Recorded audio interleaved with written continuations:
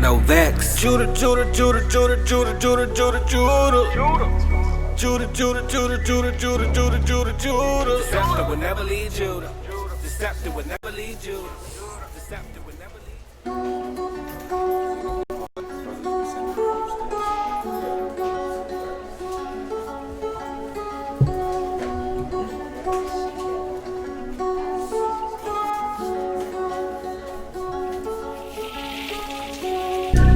6 chill, for real. Judah, Judah, Judah, Judah, Judah, Judah, Judah, Judah. Judah, Judah, Judah, Judah, Judah. Hold on. Shalom, Yasharal. Shalom. Shalom, shalom. Welcome to another class here with ISVHBK. We are located here in Houston, Texas. The school address is 8524 South Raysville Boulevard, Houston, Texas, zip code 77071. We also got a school in Norfolk, Virginia as well. The school address out there is 2610 Grammy Street, Norfolk, Virginia, zip code 23517. The class times and days out there is Tuesdays and Thursdays and Fridays from 7 to 9 p.m. Eastern Time. They'll be starting Shabbat morning class out there.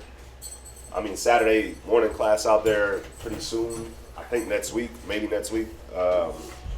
Don't hold me to that, but I know they're about to start the Saturday morning class pretty soon.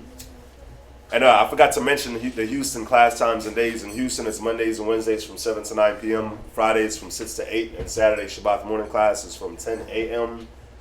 to about 2 to 3 p.m., sometimes longer. All depends on how it goes. And we ask that you like, share, and subscribe to those channels. Also, we got a school in San Antonio, Texas. The school address out there is 4444 Walsham Road, Suite 201, San Antonio, Texas. Zip code 78218. 78218. The locations for the school should be on the screen, but we ask that you like, share, and subscribe to those channels, those YouTube channels. And also, there's many different ways you can watch us. You can catch us. Mashaba does the Blog Talk Radio, and he does it Tuesday through Sunday, and it starts at 10 a.m. And on Sunday, they do a little Yasharala, something for the kids. So if you got kids, you can let them listen into the Blog Talk Radio at 10 a.m. on Sunday, where they do something nice for the kids. And there's other channels that you can catch us on as well, man. We got of course the Virginia channel, the 5 Minutes of Wisdom, the Hidden Truth Bible Show, and the Israelite Media Corp channels. You can like, share, and subscribe to those channels, and check out the different avenues of media that we do. Also, we got the feast coming up. We got a couple upcoming feasts that tried to sneak up on us. So we got the Feast of Trumpets, the Feast of the Memorial of Blowing the Trumpets. It'll be on the 16th of September. Again, it's going to be the 16th of September. And then 9 days after that, what's up? Do you know where we're having? Where? School. No, it hasn't. Yeah, the location is to be determined, where we're going to be having it. And 9 days from that, we will have the Day of Atonement, which will be on the 25th. And then after that, 5 days from that, we'll have the Feast of Tabernacles on the 30th. And we'll celebrate the Feast of Tabernacles from the 30th. And then 7 days, we'll be feasting for 7 straight days. 7 straight days. Also, we do have a way for everybody to get their garment game up. And it's Israel Wear. And we also have a fringe subscription through Israel Wear, where you can get the same shirts that you see us wearing. Every month a new shirt comes out, and for the most part, I think a lot of the brothers here are signed up to the Fringed Up. So it's $30 a month, and every month there's a new shirt design that's going to come out, and once you subscribe to it, you just get that shirt. So it's an easy way to get your fringe game up. Think about it. We're Israelites. The scriptures say to put the scripture says to, it's right here. This thing. The scripture says to put fringes on the four corners of your borders, right? So think about it. Why not have fringes on all your shirts? This is an easy way to get it. You know, you subscribe, you're gonna get 12 shirts a year. 12 shirts a year. After 2 years of that, you got 24 shirts. Easy. Easy, and that's on top of the Passover. And then that's not including the Passover shirts. That's not including the unity garments that we might do. So, you know, I would definitely get the fringed up, you know, and yes. Oh, my bad. So yes, we have the unity garment coming up, and that's for 160. That money, that 160 has to be turned in by the 6th of September, and the unity garment is going to include a headband, a camp shirt, and a camel pants. Again, it's a headband, camp shirt, and camel pants. It'll be for 160. The deadline to have the money submitted will be on the 6th of September. So get that money in, get you a nice unity garment so you can be in unity with all the bros. And also we got the Hebrew Academy that's in progress. If you're in the area, definitely recommend to attend. If you're out the area, you know, you can always just contact us and we'll share with you the Zoom link. We do the Hebrew Academy here in Houston on Tuesday for those that are on Zoom, and then it'll be on Wednesday for those that's in Virginia. And if you'd like to contact any of the priests, you got Priest Kazakia, he's in Virginia. His number is 757-300-4047. And you got Priest Quatzazap, his number is 303-557-8979. He'll be here shortly. We ask that you text only during class. And also we ask that you support our business. The business is Sweet Ambiance, so if you would like to get some nice fragrances, you know, Zion would say if it sprays, throw it away. I think I didn't say that right. But yeah, Zion will have a saying, if it sprays, throw it away. I think I butchered that. But yeah, so check us out, man, because we deal with the oils way better. And also, if you'd like to send in a donation, if you'd like to help out in any way, we got we got the links on the screen with how you can help out. If you'd like to send in anything, monetary donations are definitely welcome and needed and appreciated. So, yeah. With that, we're going to open it up for the Sabbath prayers. That's it for the announcements. So we'd like to say happy Shabbat. Shabbat Shalom. Aymadim Opanya Yerushalayim. Let's stand and face the east.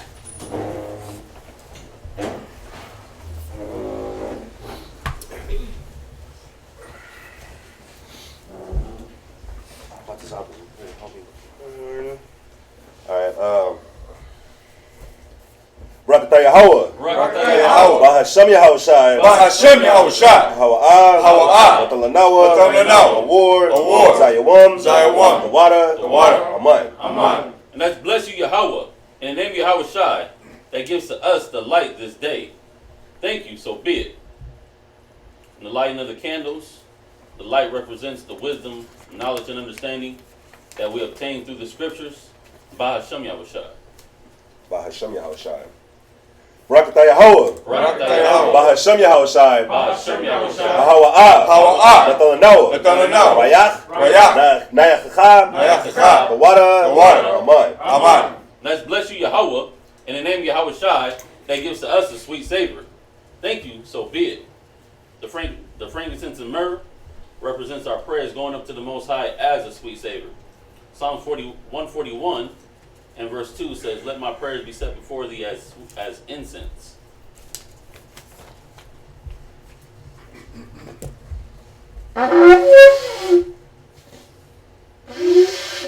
Yeah, excuse me. You got it.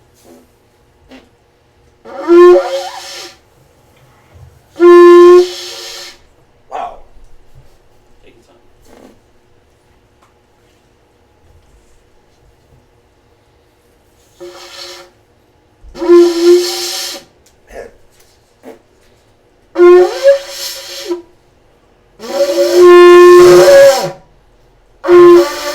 Man, Salakia, y'all. Salakia.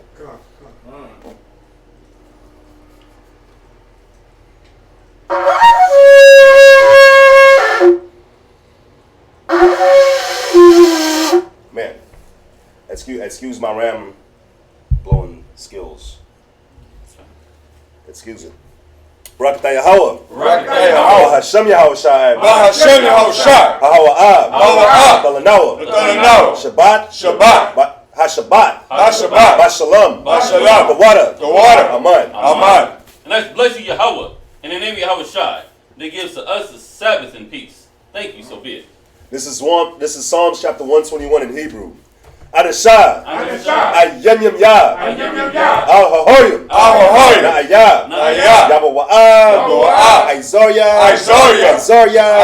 Yabawa'ah. Ma Yahweh. Sha'aishah. Shemayim. Ba'aratazah. La'ah. Yenatan. Lamawat. Regalia. Yala'ah. Nawam. Shashawamar. Yasher Allah. Yahweh. Shemaya. Yahweh. Tazalia. Al. Yem Yad. Hashamash. Yala'ah. Kaya. Bayawam. Wala'ah. Alabanah. Balayalab. Yahweh. Yashemaya. Kol. Rai. Yashemor. Pasya. Yahweh. Yashemor. Awalakia. Wababa'aya. Ma'aitan. Wa'aid. Aiwalam. Amen. Psalm chapter 121. I will lift up my eyes unto the hills. From whence cometh my help? My help cometh from the Lord, which made heaven and earth. He will not suffer thy foot to be moved. He that keepeth thee will not slumber. Behold, he that keepeth Israel shall neither slumber nor sleep. The Lord is thy keeper. The Lord is thy shade upon thy right hand. The sun shall not smite thee by day, nor the moon by night. The Lord shall preserve thee from all evil. He shall preserve thy soul. The Lord shall preserve thy going out and thy coming in, from this time forth, and even forevermore. God. By Hashem Yahawashi. Hashem Yahawashi.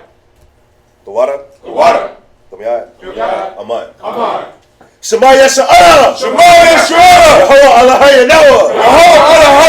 Yahweh Chai. Shema Yeshua. Yahweh Alahaya Noah. Yahweh Chai. Shema Yeshua. Yahweh Alahaya Noah. Yahweh Chai. And let's hear Israel. Yahweh our power. Yahweh is one. This is the Lord's Prayer in Hebrew. Abanawa. Shabbat Shemayim. Kodash. Hayah. Shemka. Yahweh. Lakwaka. Raba'ah. Ratazaka. Hayah. Aisha. Ratazah. Bawa. Hayah. Bashamayim. Dalanawa. Lacham. Ko. Yawam. Wasalach Noah. Chababat Noah. Kasalach Noah. Chababat Yenawa. Wala'ah. Tabayanawa. Manasaya Wood. Abo. Awashai Noah. Mayan. Rai. Kaya. Laka. Amalakwat. Wa'ala. Watapa Rat. La'ai Walanyum. Amen. Lord's Prayer, which can be found in Matthew chapter 6, verse 9. After this manner, therefore, pray ye, Our Father which art in heaven, hallowed be thy name. Thy kingdom come. Thy will be done in earth, as it is in heaven. Give us this day our daily bread, and forgive us our debts, as we forgive our debtors. And lead us not into temptation, but deliver us from evil. For thine is the kingdom, and the power, and the glory, forever. Amen. Aishara. Ratazawa. Which means the 10 Commandments. Oh. You got it. Go ahead. Salakia. La'ab. Yahayab. Lakad. Alahayim. Ahorim. Alpanyab. Thou shalt have no other gods before me. La'ah. Ta'ina. Salakia. Ta'ishab. Lakad. Pasol. Wala'ah. Ta'ibadam. Thou shalt not make unto thee any graven image, La'a. La'a. Talakwak'at. Talakwak'at. Shum. Shum. Yahweh. Yahweh. Bashawad. Basharai. Thou shalt not take the name of the Lord thy God in vain. Zakar. Zakar. Hayawam. Bayawam. Hayawam. Hayawam. Hashabat. Hashabat. Lakodashwa. Lakodashwa. Remember the Sabbath day to keep it holy. Kabad. Kabad. Abaka. Abaka. Wa'amaka. Wa'amaka. Honor thy father and thy mother. La'a. La'a. Baratazak. Taratazak. Thou shalt not murder. La'a. La'a. Dana'at. Tana'at. Thou shalt not commit adultery. La'a. La'a. Laganab. Laganab. Thou shalt not steal. La'a. La'a. Da'inab. Da'inab. Shakur. Shakur. Thou shalt not bear false witness against thy neighbor. La'a. La'a. Lachamad. Lakamad. Kol. Kol. Asherah. Asherah. Lara'ayaka. Laura Ayakad. Thou shalt not covet thy neighbor's house. Yeshavim, which means to be seated. Wow, Ron. Nicodemus, you're a brave soul. You're a brave soul. I'll put some peanut butter on it. Brave soul right there. Word of camera. What did the camera thin gift before you go home?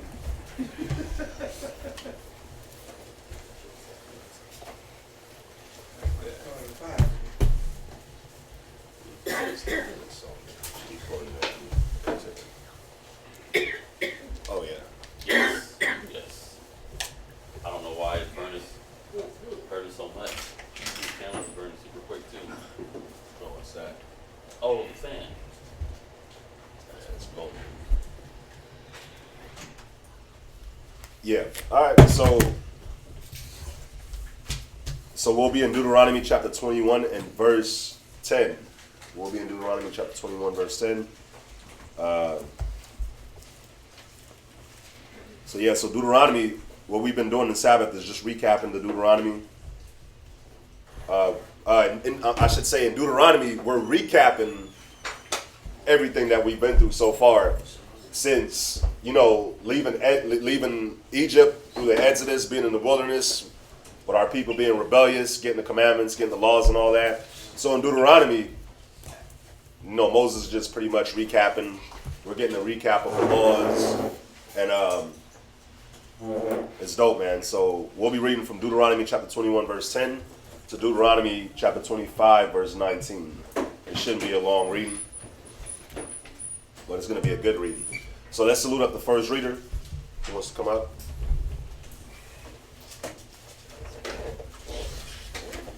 Isaiah Allah. Isaiah Allah, right? Isaiah Allah. I'm a one Isaiah. I'm a one Isaiah. That man look powerful. I'm on Isaiah. All right. I'm a one. Isaiah. Slack it. Forgive me. Hold on. No, I gotta embarrass myself. I'm gonna get you.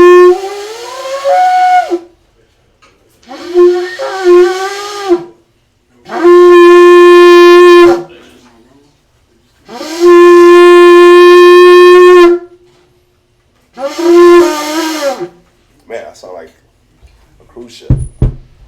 Yeah, that's horrible. I'm a one. Isaiah. Shabbat Shalom. Yahawashi. Bun. Yasharallah. I'm a one, Isaiah. Shabbat Shalom, Yahoda, Bun, Yasher Allah. But of Israel, Imadim, Barak. Yahawashi Shem Yahshai Brakatam. Yahawashi Yahawashi Barakatah. Get you one of them little baby horns. Oh dang. Got a baby blow that one. Man, Nicodemus, on the Sabbath? Super. Sabbath, man? Nah, I'm playing, bro. Trying to help guys, brother. Right. It's okay to do good on Saturday. God. Well, you out of line. Hey, there was a time when I was getting good at it. I don't know what happened. Now, I think it's the little indigestion problem you've been having lately. That's probably stopping you from being able to blast Yeah, we just like got- you had in the past. We just gotta bear that time. You know what I mean? At the end, it's gonna be joy. God. All right. So we'll be starting at Deuteronomy chapter 21, verse 10 Deuteronomy chapter 21. Yeah, 21 and verse 10. Yes, sir. Yes, sir.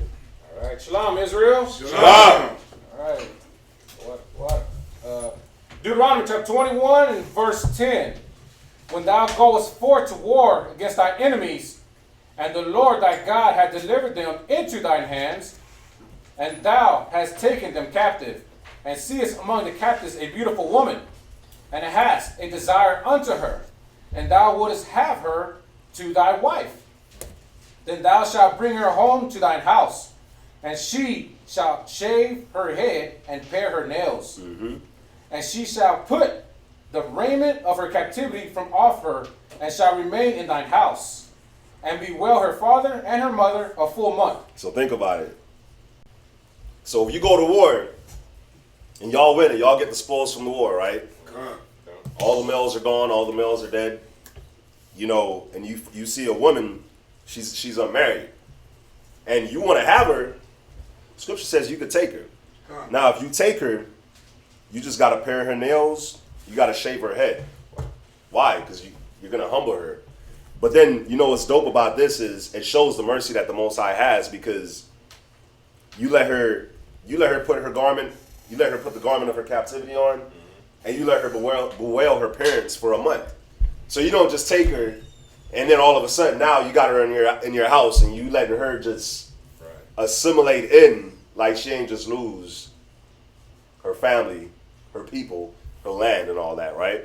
So you let her take that little month to mourn her family and all that. What's up, That's Nicholas? what I was gonna say. You gotta give her time to mourn. Yeah, you give her that time to mourn, man. You don't just Go in on. you don't just throw her in like that. Right. So it shows you, man, even with the nations, even with the strangers, we still had a way of dealing with them. We didn't just deal with them like they're animals. Like how they try to deal with us. Right. Like we're animals, shooting us in the back 7 times. Yeah, we don't deal like that. Go ahead. And after that, thou shalt go in unto her. So after that month, that's when you would actually go in onto her and consummate the marriage and actually do the deed. Go ahead. And be her husband, and she shall be thy wife. Go ahead. And it shall be, if thou have no delight in her, then thou shalt let her go whither she will. Yeah, because she's a nation. She's a nation. She might not want to bow down to you, because these nations' customs ain't to respect a husband like that. They got a different way of how they do things. We got a different way. So if she's not trying to bow, and even that month where you put her away, you know, you put her away, but you're teaching her.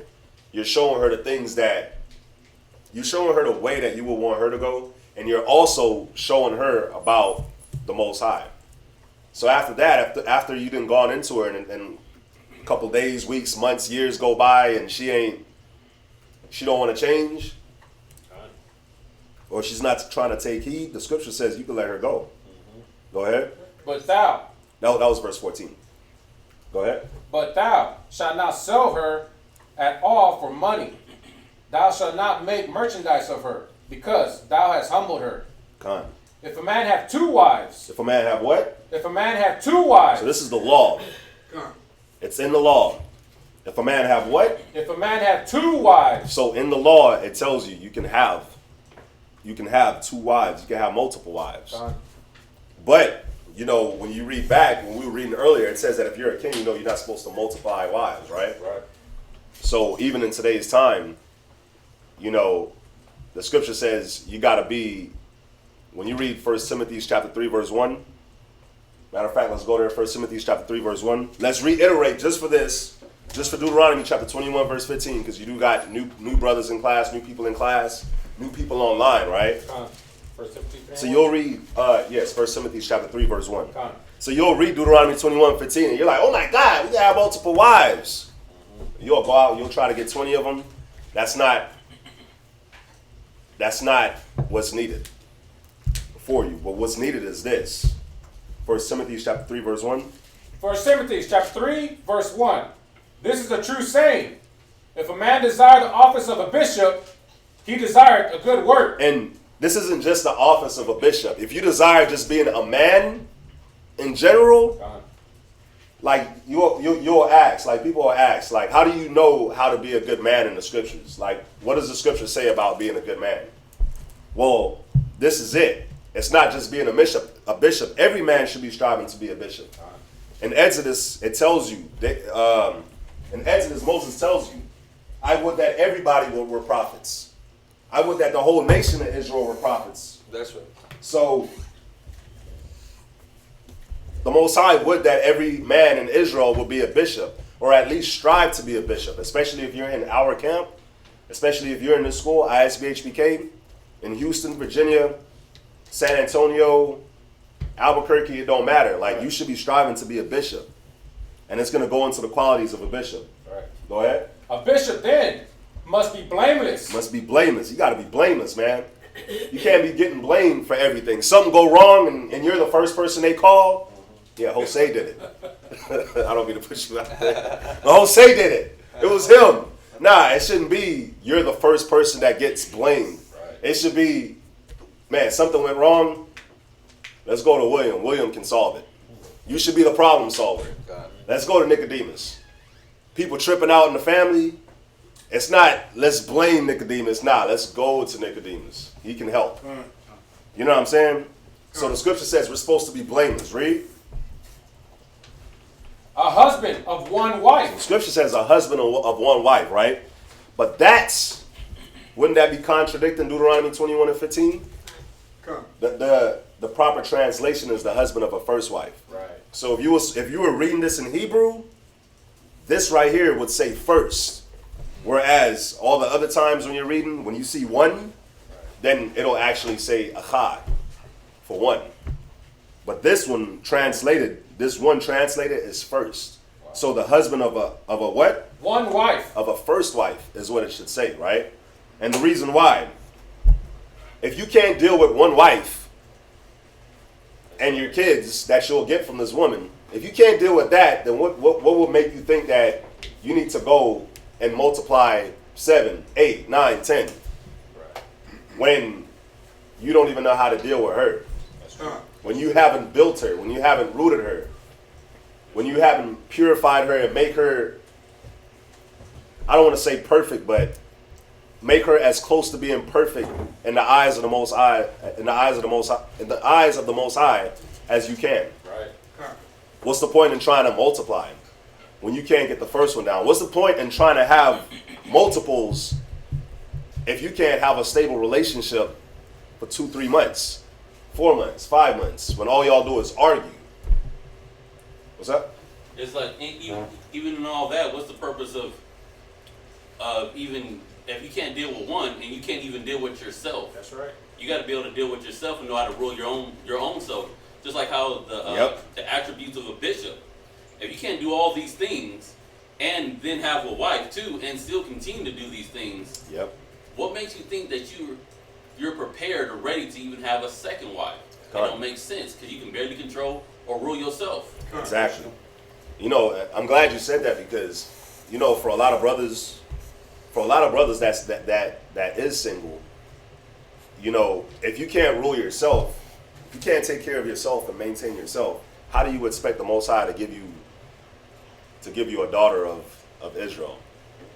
You can definitely go out into the world and get you some random chick walking down Bissonnette, or some random chick off of Tinder, or some random chick off of Instagram, but a daughter of Israel, a daughter that's righteous, that's trying to follow this, if you can't maintain yourself, how can you expect to maintain that woman? That's right. Or if you can't have a standard within yourself, how can you expect to have a standard for that woman? That's right.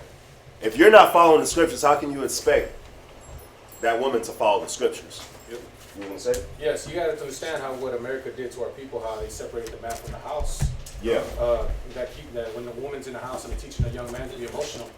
So, and the Bible teaches you not to be emotional. It goes after righteousness.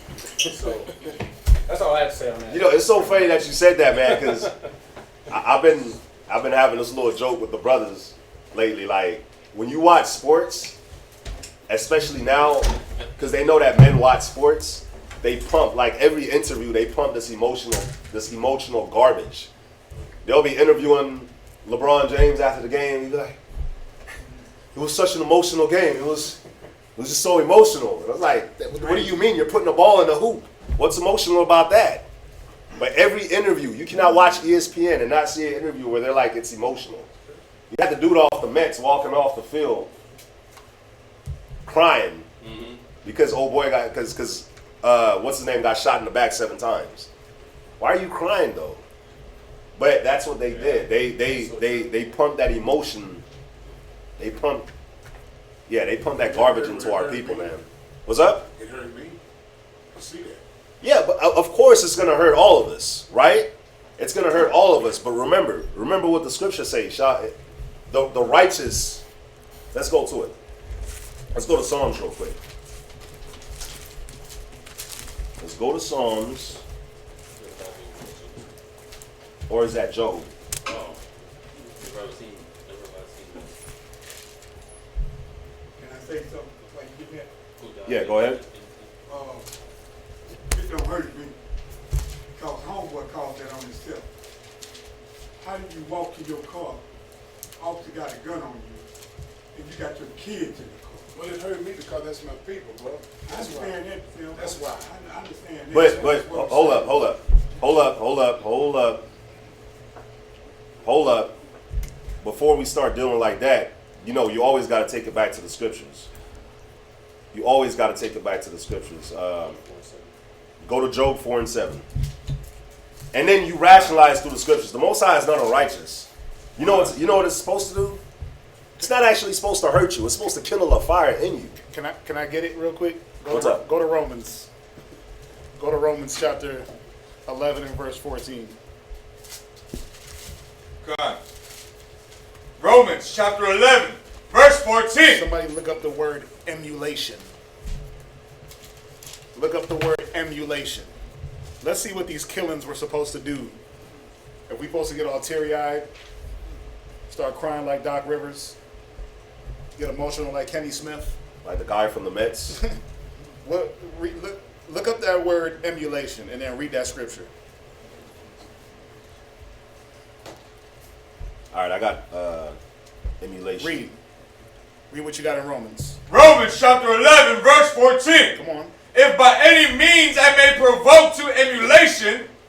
He said by any means he was going to provoke us to emulation. What is emulation? Read that.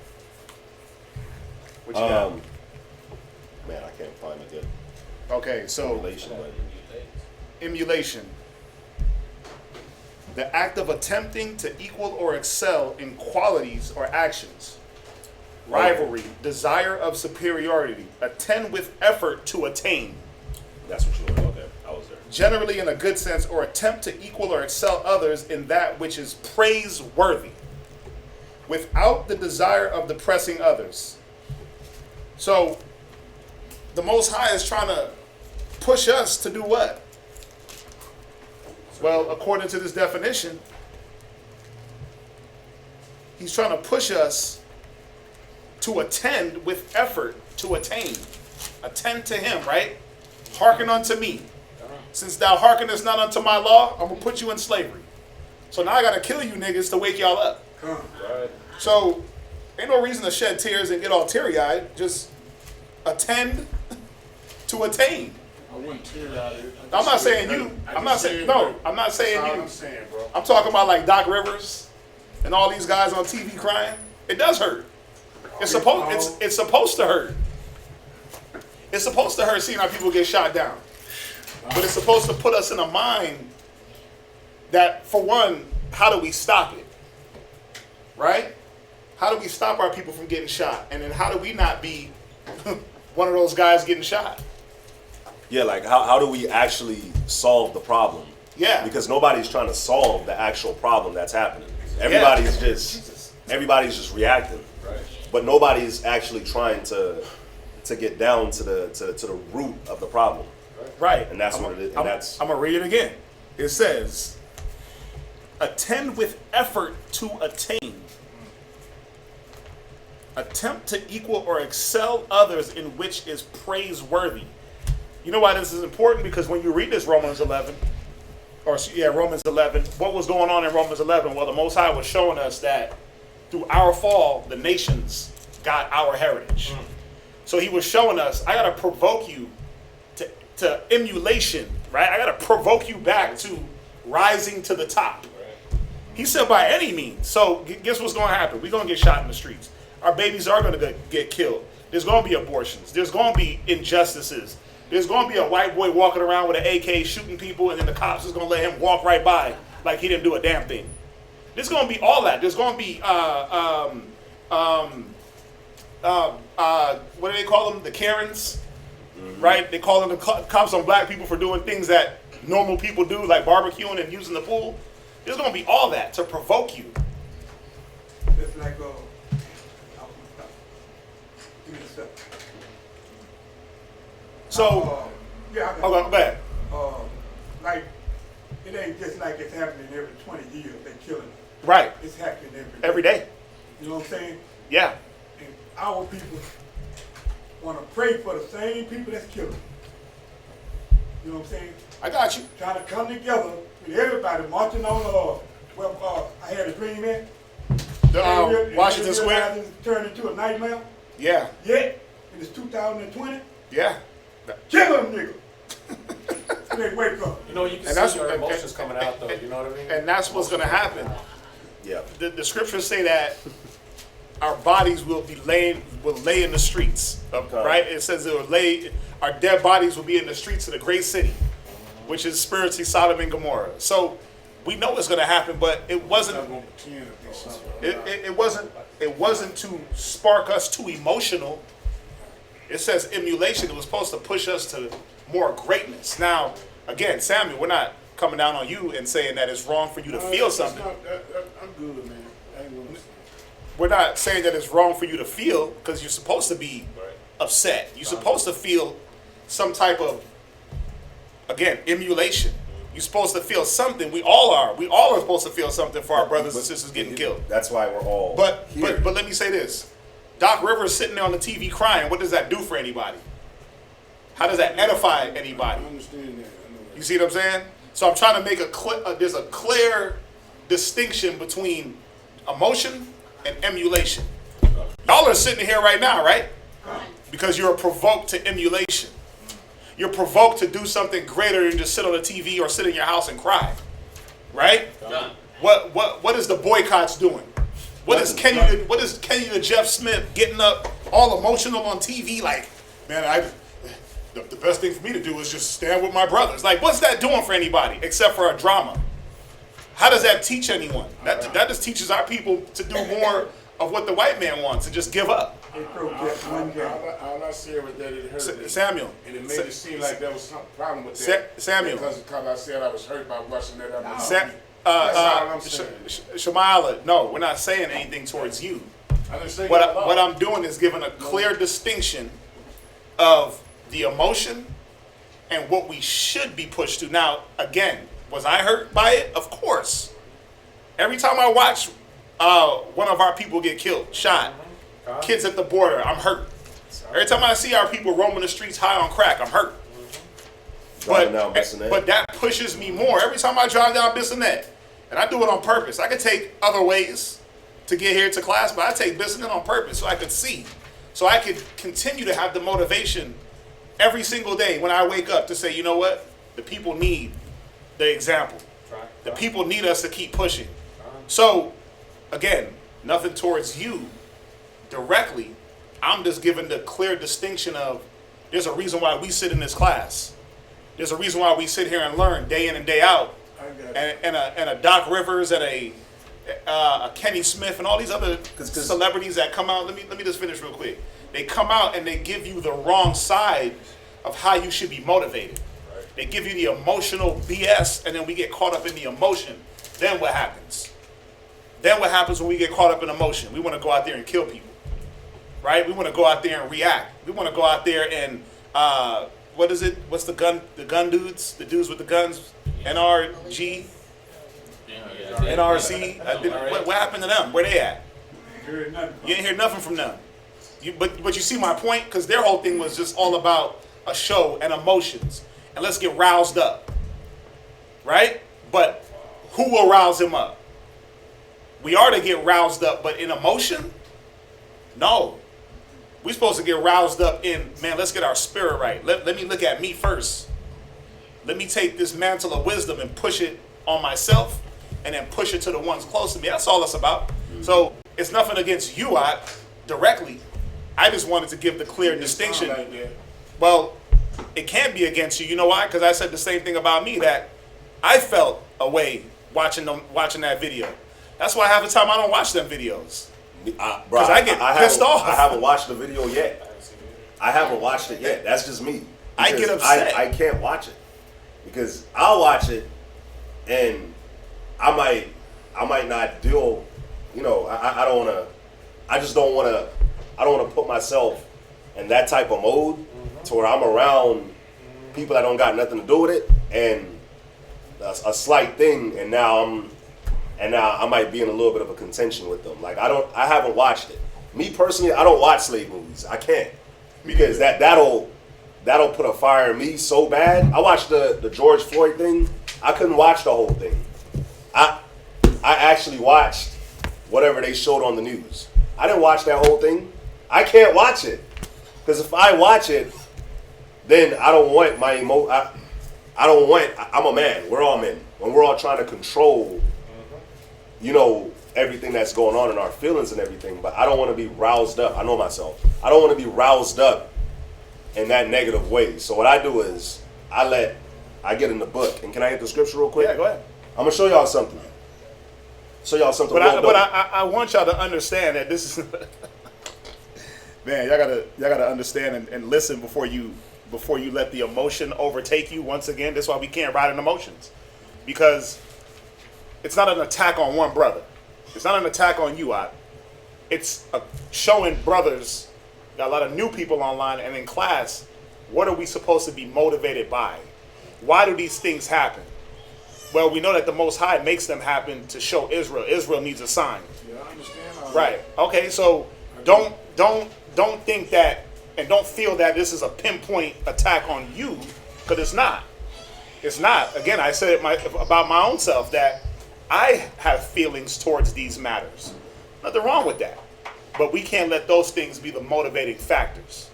I mean, is everybody clear on that? Khan, go ahead. Where were you at? Before we read the scripture, it's going to be 2 Esdras chapter 10 and verse 39, right? The people that's really hurting and the people that really feels it, guess what? They're in class right now. They're watching online. They're taking part in the Shabbats. They're the people that are woke, that know they're Israelites. Those are the people that feels it harder than anybody that you'll see on TV. You know why I say that? Because we're the ones that's actually doing something about it. And I'm going to show y'all something real quick. Read 2 Esdras 10 and 39.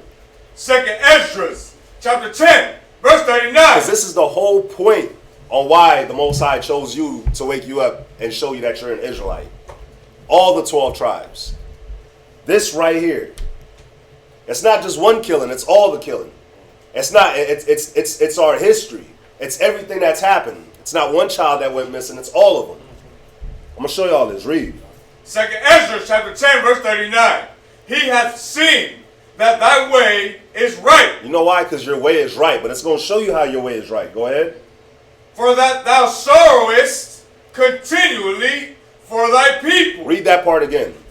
For that thou sorrowest continually for thy people. Listen, man, we sorrow continually for our people. That's why right now on a Shabbat day, on a Saturday, when everybody's off from work, we're here in class. We're not out barbecuing. We're not at the pool. We're not at the beach. We're not BSing. Right. We're right here because we sorrow continually for our people. That's right. We get in this book and we read these scriptures because we sorrow continually for our people, man. It's not just one. It's all of them. It's our whole history. Right. It's everything that's happened. Not just 16, 19, but when you learn the word and you see all the way from the pyramids up until now, I sorrow continually. I sorrow when I read about Joseph being sold to the Egyptians. I read that and I almost feel like crying. Because I'm like, damn, like, what if that happened to me? What if that happened to us? It's so many different things that's happened throughout our history. Don't get caught up with just the one thing. It's from the time that we've been born as a nation. That's right. We've been catching it and they've been against us, right? But it says, the Most High says, he's telling Esdras right here, listen, I'm showing you these things because you sorrow continually for your people. Read. And makest great lamentation for Zion. And don't we not? God. We do. That's why we go out and we speak on the corner. That's why we go out and we pass out flyers. That's why we study to take the next step to become a bishop so that we can lead our people, so that we can lead the flock. God. That's why we do all these things. That's the motivating factor. That's the motivating factor. So all these cats that's on TV that's crying, you going to walk off the TNT and cry? Guess what? You're going to be back on TNT the next day. You ain't going to do nothing. When LeBron James and all them talking about we not going to hoop, well, guess what? They're going to be hooping again. Colin Kaepernick kneeled. One call from Obama and LeBron James is back on the court. Back on the court. But what changed? That's my point. What changed? What did the kneeling change? Nothing. Because if they really wanted to make some change, they would have stood behind Deshaun Jackson when Deshaun Jackson said what he said. They would have stood behind who else? Nick Cannon. Nick Cannon. When the truth was coming out, they would have stood behind those brothers if they really want to change. But as far as I see, when I look at that, I see a show. I see a show. I see puppets. I see puppets that don't care about our people. Hold on, I'm going to read this next one and then y'all can come in. Wait, can I get one? Or are you finished? Nah, I'm still in Esdras. Jump to verse 50. Verse 50. Or now, the Most High seeth that thou art grieved unfeignedly. Con, man, we are. We're very much grieved. Again, that's why we're here. It's the fuel to the fire. Listen, man, the Most High is not unrighteous. Most High said, I kill and I make alive. I kill and I make alive. The Most High is not unrighteous to let an innocent man die. And this isn't just I'm not trying to bash on the brother or anything like that. But the scripture says that the wicked is going to be a ransom for the righteous. So guess what? Just like Christ died for the whole nation, being a righteous man, that emulated all of us, the Most High is using these brothers, man, these sisters that's out there. He's using them to light that fire in us, to motivate us, to push for more and to want better for our nation. That's why we here, man. That's why we exercise all the scriptures, not just one side of the balance, not just one scripture that makes us feel good. We exercise all of it because that's what's going to help. Read. And sufferest from thy whole heart for her. Yeah, man, we suffer from our whole heart. We suffer for our people. Read. So hath he showed thee the brightness of her glory. And guess what? That's why the Most High woke you up to being an Israelite. God. That's why he woke you up in these times. Because you suffered and you're grieved for your nation. That's why he woke you up. Read that part again. So hath he what? So hath he showed thee the brightness of her glory. So if you ever wondered, man, why? Why did the Most High wake me up? Because you actually give a damn. You actually care about your people. Your people ain't getting shot down and you talking about, let me go hug. Let me go hug. Like, I just want to hug. Or equality. You care. You ain't trying to hug no border patrol. Are you? You ain't trying to hug these people taking the kids from the parents. Are you? Bruh, that's why we're here. That's why the Most High showed the brightness of his glory onto us. That's why he revealed it to us. Read. And the comeliness of her beauty. Time. Go to Jeremiah 8:21. Oh, yeah, right. Yes, sir. Yeah, see, since I've been in the truth, Yes, sir. I learned that don't nobody die, that's the Most High sign off on.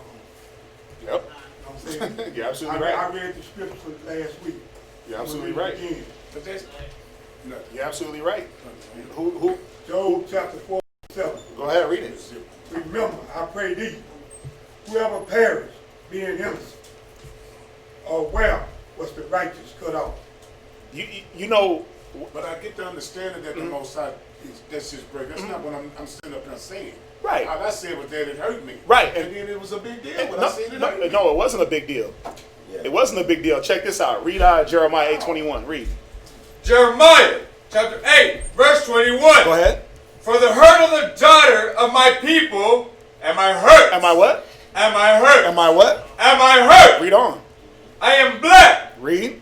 Astonishment hath taken hold on me. Read. Is there no balm in Gilead? See, so Jeremiah was hurt for his people. There was nothing wrong with feeling the hurt. But was that the motivation?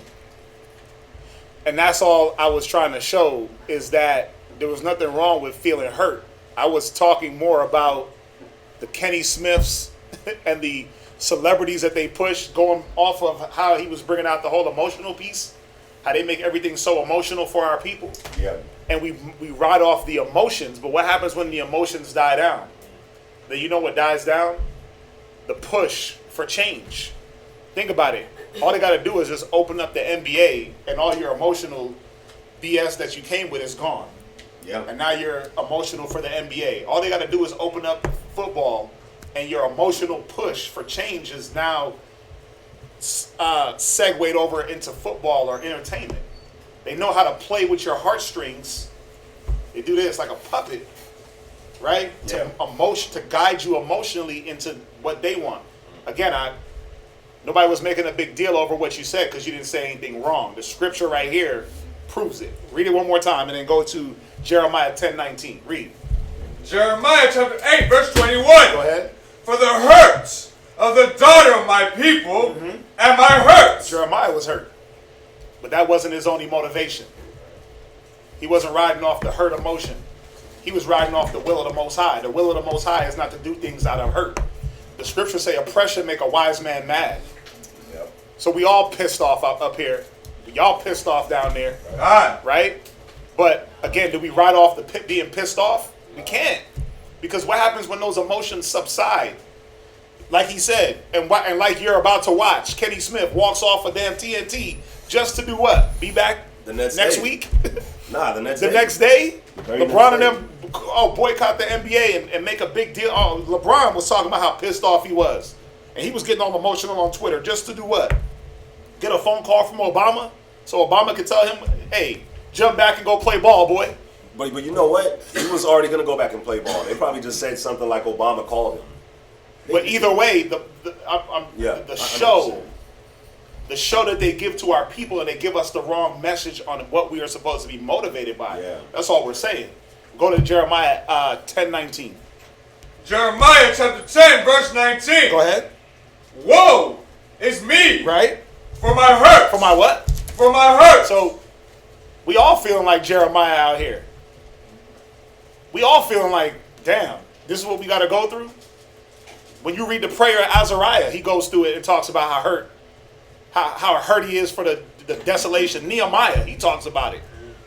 How messed up he felt for Jerusalem and the temple being destroyed. But what did he do? Did he sit there and cry about it, or did he put action? He had a shovel in one hand and a sword in the other. They was putting in double work.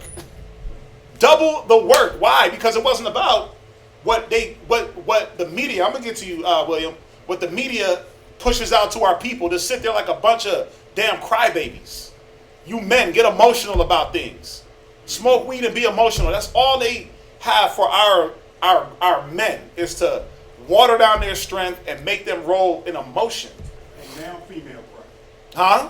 Damn female. Yeah, you ain't seeing no women on the damn TV crying. They're the ones that's the backbone of everything, right? Even his sister. Who's? The gentleman that was shot in the back. Right.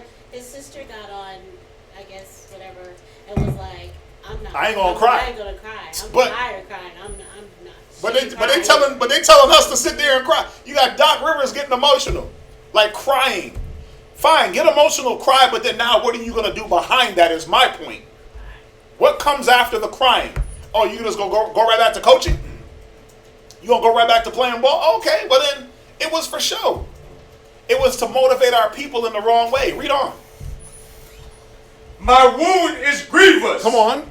But I said, truly, this is a grief. Right? And I must bear it. I must what? I must bear it. Yeah, we got to bear it. But think about it. The wound.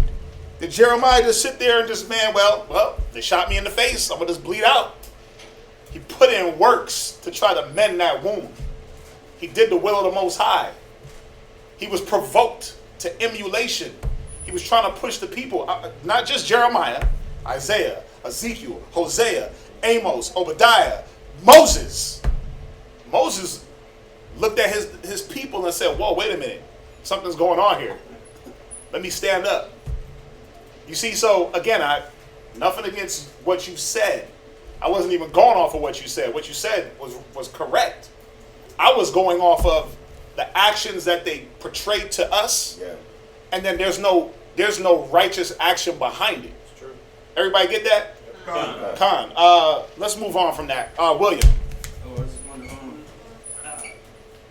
kind of not. It's kind of on topic, but when what's his name, Kyrie Irving, before the season started, he wanted to boycott. He wanted to boycott the whole season.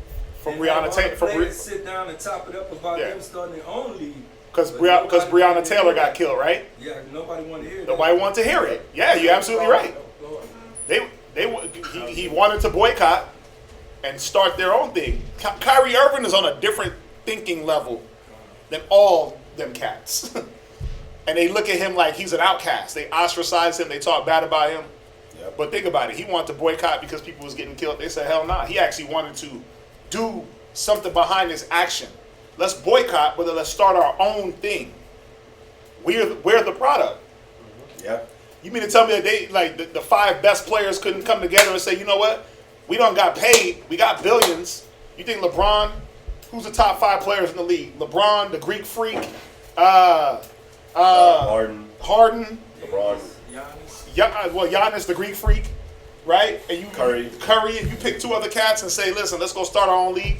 You mean to tell me them niggas couldn't take a damn pay cut and still be good? But see, who's going to put action behind their talk? You're putting action behind your talk. You're sitting here. You're learning.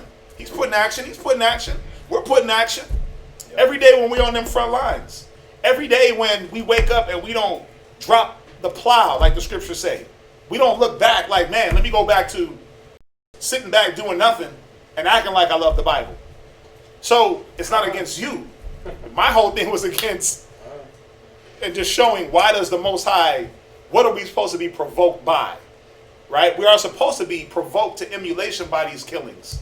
The Jews require a sign. Niggas need to see their kids get shot. I'm sorry, but they do. People need to see young black kids getting kidnapped. We have to see it. You know why? Because what is going to move us? It says that Judah is a lion that crouched down, right? Like an old lion. Who shall rouse him up? What's going to get Judah and the rest of the people to be motivated to a point where now we start putting some action behind that talk? And I don't mean just your fingers moving on the damn keyboard. Yeah. I don't mean finger exercises and you sitting there battle rapping back and forth with scriptures. I'm talking about actually getting out there, learning, and then going and teaching. You see what I'm saying? That's what it's about. And that's all I was saying. There was nothing wrong because we're all hurt. You get that? Con. Let's jump back. Deuteronomy chapter 21, verse 15. Let's jump back. Good talk. Can I say this though? Go Just ahead. on it, I'm glad that you brought it out. I'm glad that you brought it out because that was something that needed to be talked about. God. Especially on the Sabbath. God. You know what I mean? That was definitely something that needed to get out because that needs to get out during street speaking too. Deuteronomy chapter 21, verse 15. If a man have 2 wives, one beloved and another hated. So we already touched on the 2 wives things, the 2 wives thing earlier, right? But it says if you got 2 of them, one is beloved and one is hated. Go ahead. And they have borne him children. And this is you just gotta look at it in this instance. This is not saying that having 2 wives is lawful, but what it is not doing is giving you a punishment for having 2 wives. So this don't even got nothing to do with 2 wives. This is about the law of inheritance. But it had to give you this instance. Why? Because it was a known fact that in our custom, men have more than 1 wife. They had children by these different women.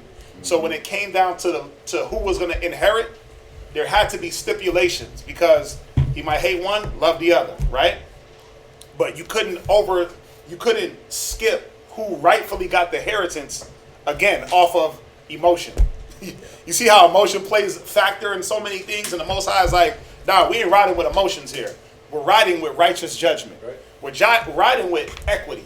We're riding with equality. You see that? So he's cutting the emotions.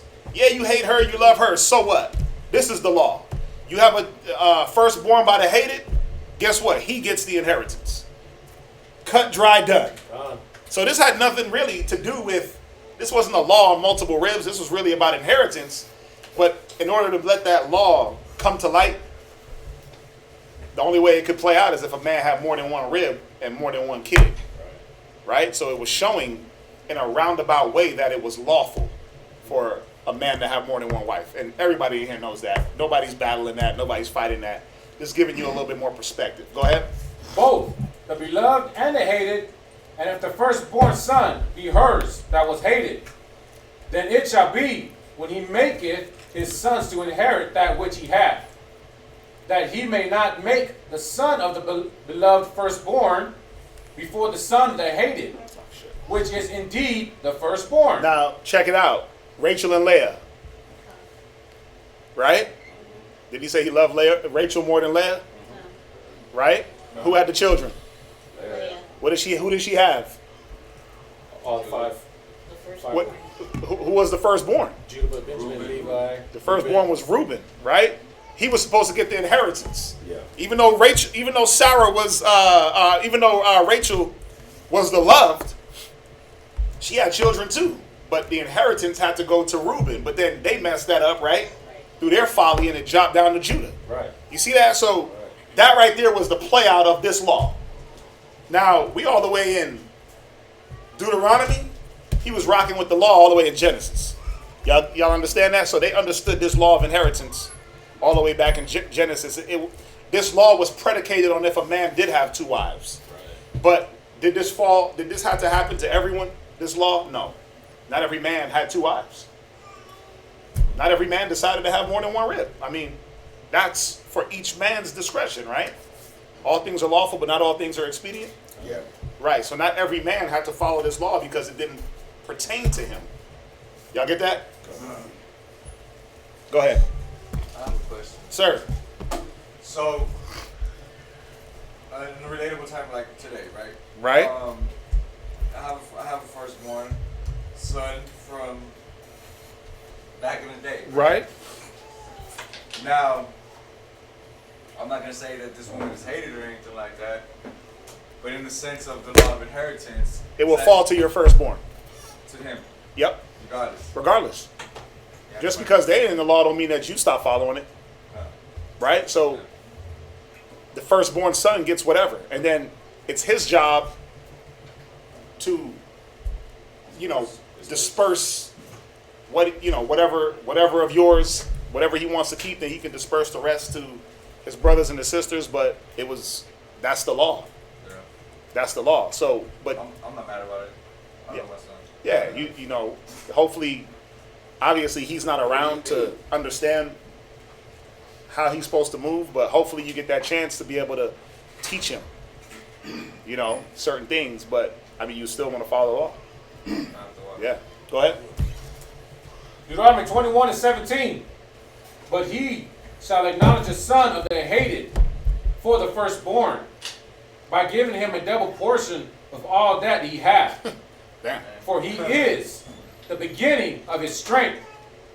The right of the firstborn is his. Or what you do, if they have like wills, you could set up a will and say, look, this is what I'm going to give to my eldest son. And you determine what goes to the rest of the children. You don't have to leave it on him. Like, I wouldn't leave it on him not being in the knowledge. I would say, okay, this is what you get, boom, double portion, and then the rest goes to. That makes sense. That way it's not left up to his judgment, because he might not be in the right mind to disperse the right way.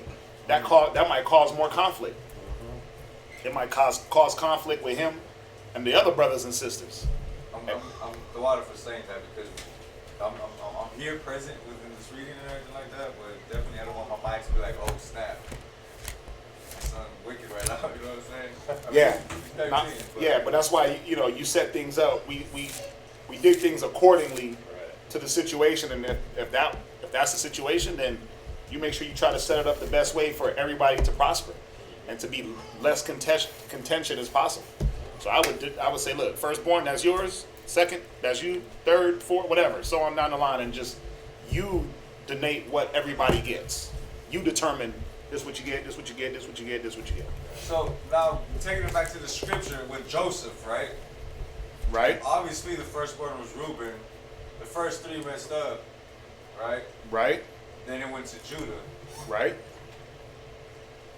The brothers, man, just capping on Joseph. I don't know. It's just crazy because either way, the firstborn would have got the firstborn portion. It's just Joseph was just, you know what I'm saying, beloved at that time because of his old age and everything like that. Well, what do you mean? Because you're. I mean, I don't know. I'm just thinking of speculating within myself. Well, remember, Joseph got his blessing, and it kind of went to his sons, right? But Judah, remember, Judah wasn't the firstborn. But why do we have to follow Judah? It says the scepter will not depart from Judah. He's now the head tribe. The inheritance fell to him because of what Reuben did. What Reuben did, and then what Levi and Simeon did, right? So Joseph is not over Judah, or Ephraim and Manasseh is not over Judah. Judah is still Judah. It's still the head tribe. So the inheritance fell to them. I like that. Yeah. So, yeah. Verse 18. If a man have a stubborn and rebellious son, which will not obey the voice of his father. Noah, you listening? Go ahead. Or the voice of his mother, and that, when they have chastened him, will not hearken unto them. Then will his father and his mother lay hold on him, and bring him out unto the elders of his city, and unto the gate of his place. And they shall say unto the elders of his city, This is our son, is stubborn and rebellious. He will not obey our voice. He is a glutton and a drunkard. And all the men of his city shall stone him with stones. Now check this out. Was this talking about like a little 5-year-old boy? Lie. Was this talking about a 10-year-old boy? Lie. Was this talking about a 15-year-old boy? Lie. It's talking about a grown man. What we would consider grown man at this time. This wasn't a 5-year-old that you took out and stoned. Or a 5-year-old, you beat his ass. A 10-year-old, you beat his ass. You beat him. A 5-year-old ain't a drunkard and a glutton. So it shows you that there was supposed to be a respect for your family. No matter what age you got to, you were supposed to respect your father. As long as you was under that roof, you respected your father and your parents as the authority. It wasn't like, oh, well, I'm 21 now, my nigga, I can do me. Not like how they teach our kids now, like, oh, you 18, you can sign your name in cursive, so now you're an independent contractor. It didn't work like that with us. You were under obedience and rules up until the time you found you a wife and you departed and started your own household. But did the rules change? Nah, because we were ruled by the law, right? So I'm bringing that out because there's a thought in a lot of our kids' head that, oh, when I get out, I'm going to do my own thing. I'm going to make my own rules. You're supposed to be ruled by the scriptures. Yeah.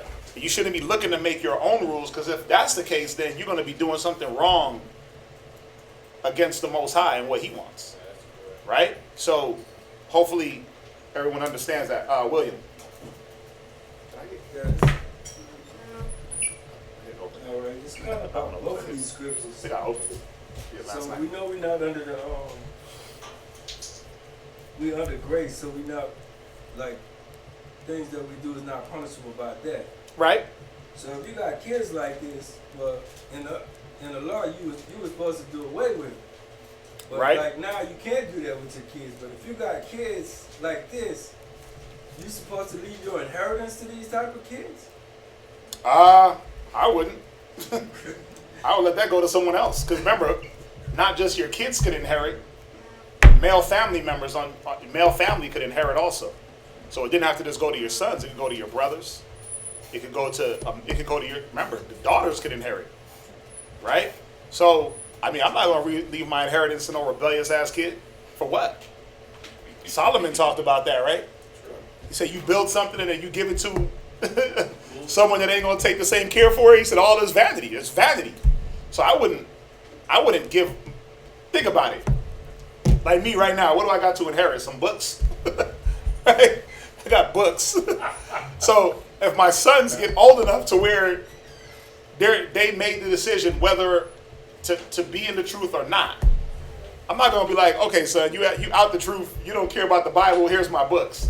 I'm going to give that to somebody that is going to actually benefit from it and use it. You know, so that might be a brother or a younger brother under me, or you see what I'm saying? Yeah, so, I mean, we ain't got nothing to really, I ain't got nothing to give. What's up? My great grandmother, she had sons and daughters, and her daughters were hers. You know what I'm saying? Like, oh, these are my babies, right? They're older. They're señoras already. And when she had passed, my great grandmother, when she had passed, all the tias, all the aunts, all the sisters went before it's like, because my great grandmother made a will, right? Everybody got an inheritance except one, on purpose. Like my great grandmother just like cut her out. You know what I'm saying? So I mean, I feel it in the sense of like in the inheritance, like okay, who am I to leave something to? For whatever reason, I don't know why. I was a little baby. I was a cute little baby. You know, some cute little Esdras. You know what I'm saying? When that happened. Nah, but I'm capping. You hurt my feelings. Yeah, in the sense of the inheritance, because obviously, if my son, my firstborn daughter, and everything like that, ain't acting right. I mean, I'm the water for you even saying that, like in our best judgment, that's where wisdom starts coming in, right? Starts their discretion in the sermon, like, okay, what are you gonna do as far as like how you gonna take care of them, especially if they're not holding it down, if they're not showing any type of spiritual growth in the law, in Yahawashi. But God, I just wanted to do that. Yeah. About Yahawashi? Right. We can get to it after. Yeah, we can get that one after. Deuteronomy chapter 21, verse 21. We did. Go ahead, yeah. Northern Kingdom Prophets. Yeah, I got a Colorado number because that's where I lived. We used to have the school out there way back. But now, yeah, we're just here in Houston. We're in Virginia, San Antonio. Got a few bros in Albuquerque. But we're not currently in Colorado. But you never know. Go ahead. You never know. Deuteronomy 21, verse 21. And all the men of his city shall stone him with stones, that he die. So shalt thou put evil away from among you. And all Israel shall hear and fear. And if a man have committed a sin worthy of death, and he be to be put to death, and thou... Why did the men have to stone him? Why did all the men?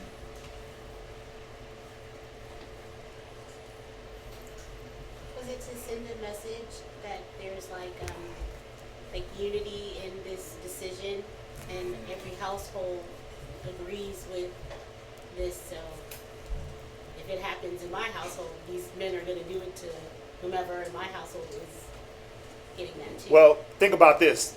Did we want to stone one another? No. I mean, to take a life, it put a certain type of mind state on you, right? So what was this doing for the men of the city?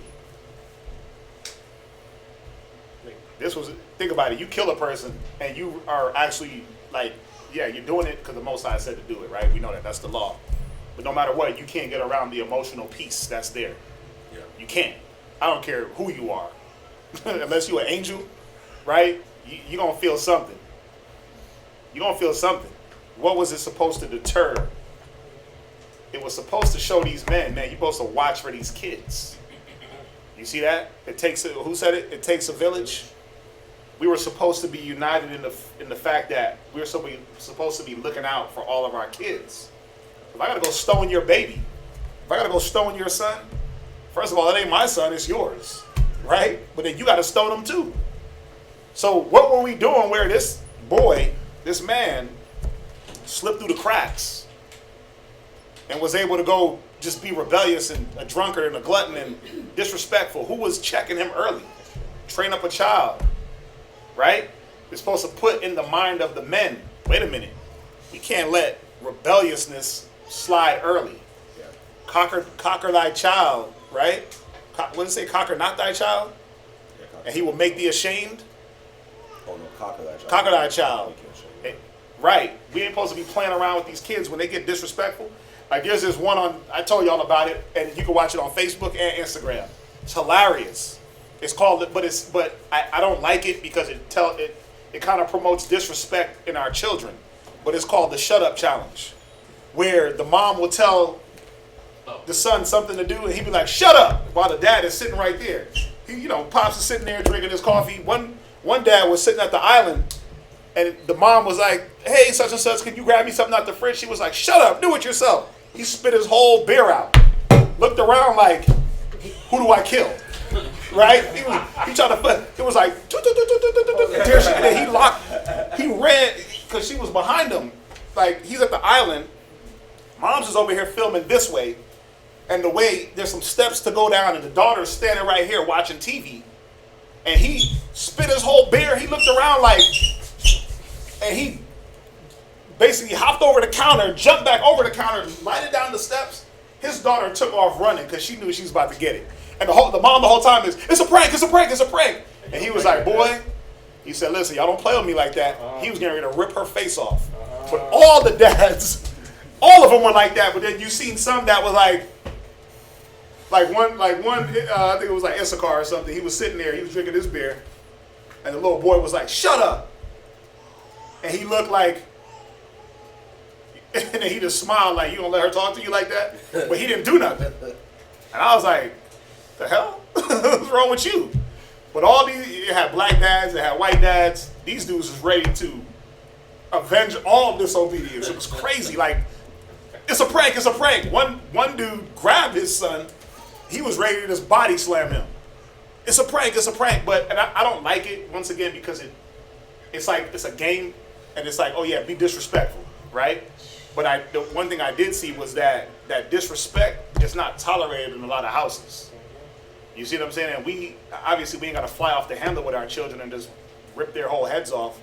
But we have to make sure that when disrespect and when rebelliousness and hard-headed and hard of hearing, we got to make sure that we are ready to discipline. No matter where you at. My mom would backhand you into a rack of clothes in a department store. Boy, shut up. Real quick. You just end up right in the clothes rack. What's up? Elbow, bam, out of nowhere. Bah! Oh, dang. Mom was little too. Yeah, I'm trying to put together like a short story about my childhood. And one of the things I was putting in it that I remember was in my grandma's neighborhood, anybody could whoop you. Like anybody in the block could whoop you. Hell yeah. And they would always tell you two things. Go home and tell so-and-so I whipped you, and why. And you better deliver that message and you better not add or take away from the story. Yep. Because no matter what, you was going to get whooped again. Yeah, that message always another whoop. No matter what, you was going to get whooped again. Like, listen, when I went to school in Jamaica, they was beating in the school. I got a beating. I got beat in the school. In Jamaica, you can get beat. I don't know if they still do it now, but they beat. I don't know if they still. I don't know. I used to get whooped in the school. But so even like neighbors and stuff, they're whooping. Listen, you doing something wrong, they whooping you. They ain't playing that. It ain't like America, and how society is gauged now. That if you touch a child or talk to them roughly, it's abuse. Call the abuse hotline. Call CPS. Divorce your parents. Nah, whippings and. You got to see, they took away whippings in school. They took away prayer in school. They took the Most High out of school. But look at schools. Now you can walk up in there and shoot people. Now you can dress how you want. Now you can act how you want. But that's why the kids, and that's why it's so important when we're in this realm. Where if brothers know that I deal with my son a certain way on certain things, like I don't want him just hitting people randomly because he does that. And if he does that, and they like, okay, stop, chill. And he's like not listening. I'm like, man, smack his ass. Smack him. Because I would smack him. That way he gets the same level across the board. And that way he knows that he can't, you know how kids try to, well, I'm going to go to mom's because she's lighter on me. I can get away with things if I go to mom. If I go to dad, he going to be like, nah. Or vice versa. If I go to mom, she going to be like, hell no. Nah. But if I go to dad, he's going to be passive and just say, yeah, do whatever you want. There got to be a standard across the board with our children where they know they can't go to one person and be able to get away with what they wouldn't get away with their parents. Now, I'm not saying abuse the children and beat them for every little instance, but if I tell my son something twice, the third time, he's going to get slapped, punched, beat, something. I shouldn't have to talk more than once, really. Shouldn't have to talk more than once. But I tell brothers, listen, I tell my rib, listen, if you got to tell him more than once, the third time, that's a beating. Right? Until he understands, okay, you should only be spoken to one time. You should only hear no one time. Or Noah, stop. One time. And he was supposed to act off of that. You see that? But if I'm doing things one way and everybody else is just letting them slide, guess what's going to overrule my way? What everybody else is doing. We all got to be on the same page. That's why the community stoned this man, right? Because y'all got to get back on the same page. What are y'all doing? Why this man could just be a damn rabid dog? Sis. I was raised that way too. The neighbors knew what I did in bed at school before I even got home, so there was no escape. Mm-hmm. But a while back, and if I'm not mistaken, here in the church, we really weren't allowed to spank anybody else's kids. Mm-hmm. And has that changed, or do we do it only with permission? Or Listen, y'all got permission to beat my son if he's out of order. Now I'm not saying abuse him, but what's up? I don't know. I just started seeing everyone beating. Everybody just beating on Noah. Like he just walked out. He looked. Pow! Shut up, boy. God. What I'm saying is, you have to see. This is where, and this is for every. This is up to every parent. I'm not saying I'm gonna go beat his daughter or beat your kids or beat his kids, right? But what I'm saying as far as my son is, you have to understand: does it warrant a beating? Right, or a slap, or a grab them up real quick. What's going on? Like sometimes you have to get a little. The scriptures say it, right? The rod. What does it say? No. Let's get it real quick.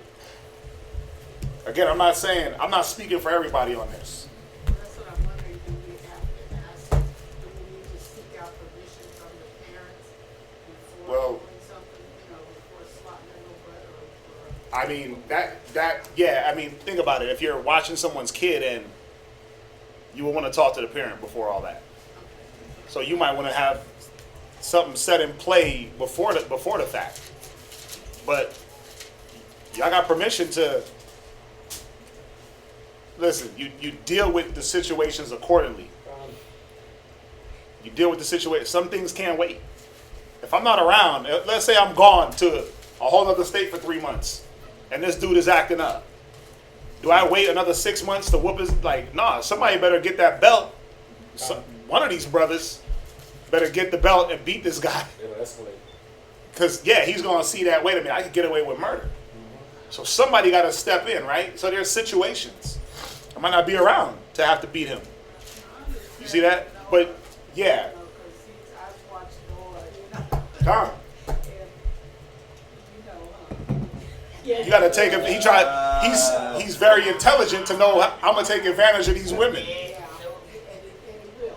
Yeah. But usually if I change my voice and say, look, Right. we're playing, Right. So And he responds to that. And he can respond to that.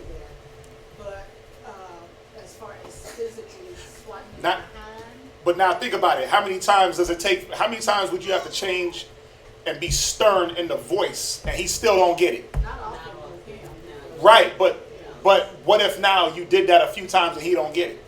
You get spanked, and I'll just have to go to prison because But you don't have. But he can get spanked, but he don't got to get abused. He can get a good old fashioned 2 slaps. Like even when I beat him, I give him 3. I give him 3 nice little.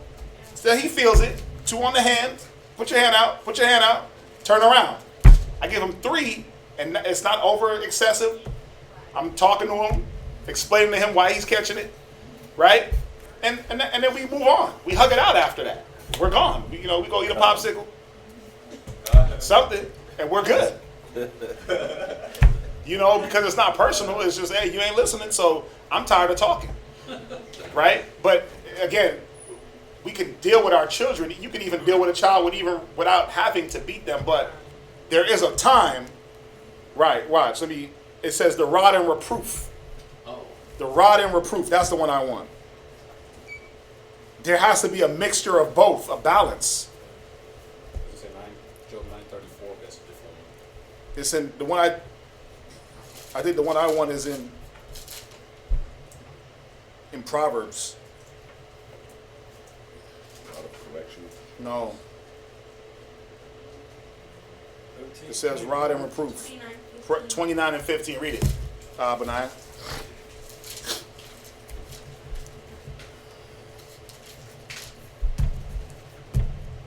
Somebody get it. Proverbs chapter 29. You raised your hand. You raised your hand. Go ahead, read. Proverbs chapter 29, verse 15. Right? The rod and reproof give wisdom. So it's both. The rod and reproof. Not just one, not just the other, but there has to be a mixture. The reproof, you talk to him. You show him. You try to have conversations about why'd you do this? Why'd you do that? He don't get beat for every single thing that he does, or else he'd just be bruised and battered. But I try to, as he gets older, he's about to be 7 in a few days.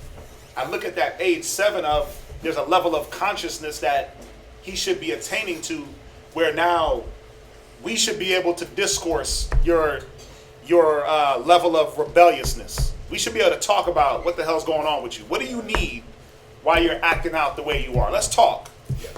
Right? I'm trying to do that a lot more. I've been doing that a lot more. Even like raising my voice and doing all that. I try to talk. That way there's certain things that have to happen as they get older. They got to be able to come to you and deal with you and talk to you. But ask him. He gets whooped. Not often, but when it gets to the point where, okay, there's no talking in this situation. For instance, he said something to his sister a couple of days ago where I was like, okay, we're going to talk about it, but you're still going to get beat. I got to figure out why you said what you said and where you learned that from. And he still caught 3 good ones, right? Still caught 3 good ones. Why? Because there has to be that mixture. That's what brings wisdom. They got to feel something. Now, again, if I'm not around for a period of time, I would hope that a brother would not let him run wild. And a brother would take him under the wing and say, okay, nah, I'm going to deal with you like a father. And what is a father supposed to do? Most High said he chastised those that he loved. If he don't chastise you, you're a bastard and not a son. So I wouldn't want him to be in that bastard mind state. You see that? But again, if we're dealing with each other's kids, like I'm not just going to go around beating his daughters, right? Or beating his daughters or beating his kids, right? I'm going to try to do as much talking and other means of discipline, right? But if it gets out of hand, I might have to go, hey, she's getting a little wild. The next time, the next time when she comes, if she's on that level, she might have to get spanked. A little slap on the hand or something. But you will want to talk to the parents first, yeah. Let's jump back. Everybody clear on that, right? We ain't abusing our children, but we do have to have a level of discipline. Remember, 1 Corinthians 1 and 10, he said that you speak all things and be in the same mind and same judgment. We have to. We have to show the kids that we're a united front. There has to be balance. Yeah. everybody can't be on the same level of discipline either, right?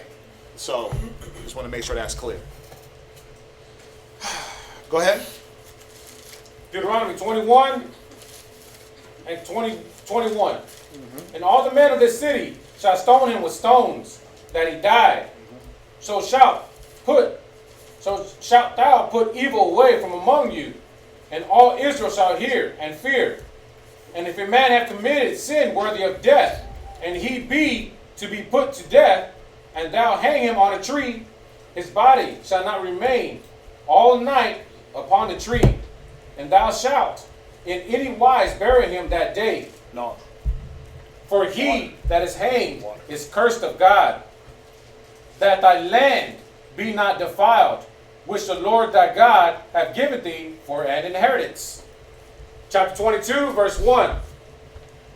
Thou shalt not see thy brother's ox or his sheep go astray, and hide thyself from them.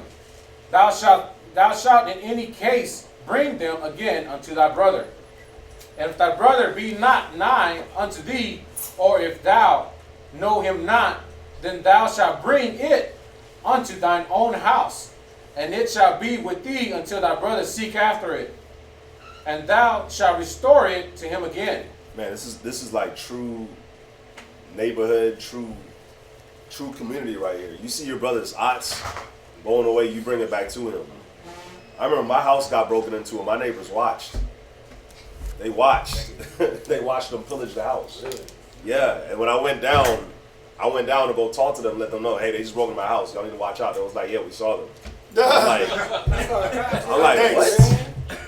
Thanks, my G. Yeah, bro. So this is true neighborhood right here, man, where you don't got to worry about nothing. Neighborhood watch. That's what we called it, right? Back in the day, they had a neighborhood. There was a lot of things that were different.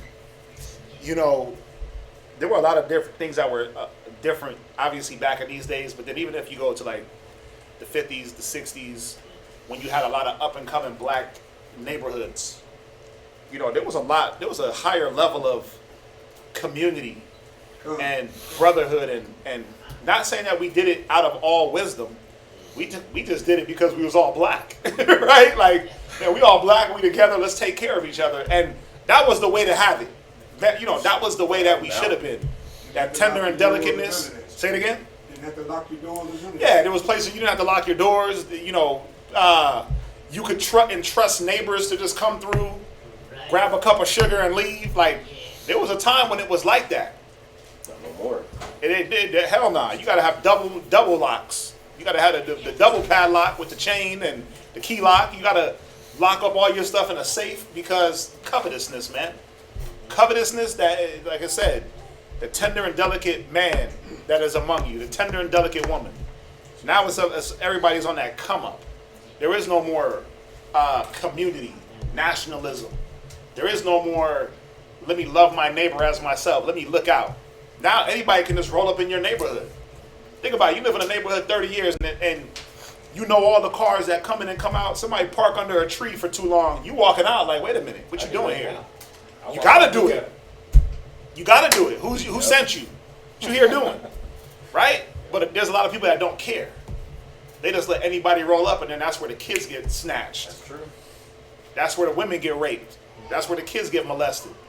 That's where the houses get robbed and broken into. So, you know, that level of community, and then you got, think about it, you got everybody mixing in neighborhoods. Everybody's living intermingled. The mind states are going to be automatically different. White people really don't want you living next to them. They don't want us in their neighborhood, so they're not going to look out for your well-being, your children.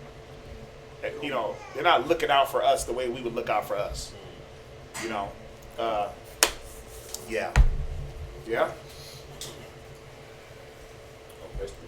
Is that it? 22 verse 3. Deuteronomy chapter 22 verse 3. In like manner shalt thou do with his ass, and so shalt thou do with his raiment, and with all lost thing of thy brothers which he hath lost, and thou hast found, shalt thou do likewise. Thou mayest not hide thyself. Yeah, you know, it's like, think about it. You lose your wallet with your ID in it. It got your address. Yep. They won't even have the courtesy to just throw the, all you gotta do is throw the ID in the mailbox and they'll send it to the address. Forget about it, I get it, you ain't gonna bring the money back or the whole wallet. Just throw the ID in the mailbox. Throw the ID, bro. They'll mail the ID to the house. Like, you gonna make me go through and get a whole new DMV wait and whole new phone? Like, come on, man. You got warrants now. You can't even get Now your you ID. can't get your, yeah, like, just throw a nigga's ID in the mailbox, please. Or, let's do what the Bible says. Bring the whole wallet back. My money and all that. I might give you a reward. That's what I steal. I might give, you know, some brothers are lucky. You know, like Kazakia, it's hilarious. Kazakia, it's like every time he loses his wallet, they call him. Somehow they get a shit. We went the last time we went to San Antonio, like a year and a half ago. We was in San Antonio, and we went out with the brothers, and it was raining, and we were trying to run to the car not to get soaked. But we get back to the brother's house. We sleep. We wake up. Oh my God, my wallet! And he got all the cards for the business and all, and he starts getting ready to jump on the phone to cancel every card. Ariah gets a phone call from a person because he had the Sweet Ambiance card in his wallet. Ariah's number's on it. So she calls Ariah. Ariah calls Kazak. They go and meet her up, and she gives the wallet with everything that was in it, the money and everything. Or I think the money was gone. You know, I found it with no money in it. You know, but here's your wallet back. I was like, wow, that's happened to him a few times. That's finally speed. Right, finally speed. Right, but that's happened to him a few times, man. The Most High is like, look, I got you. You ain't got to cancel your cards. You ain't got to get a whole new ID. So true.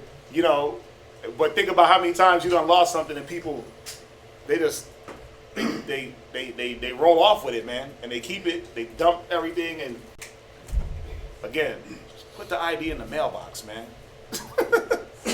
Who had their hand up?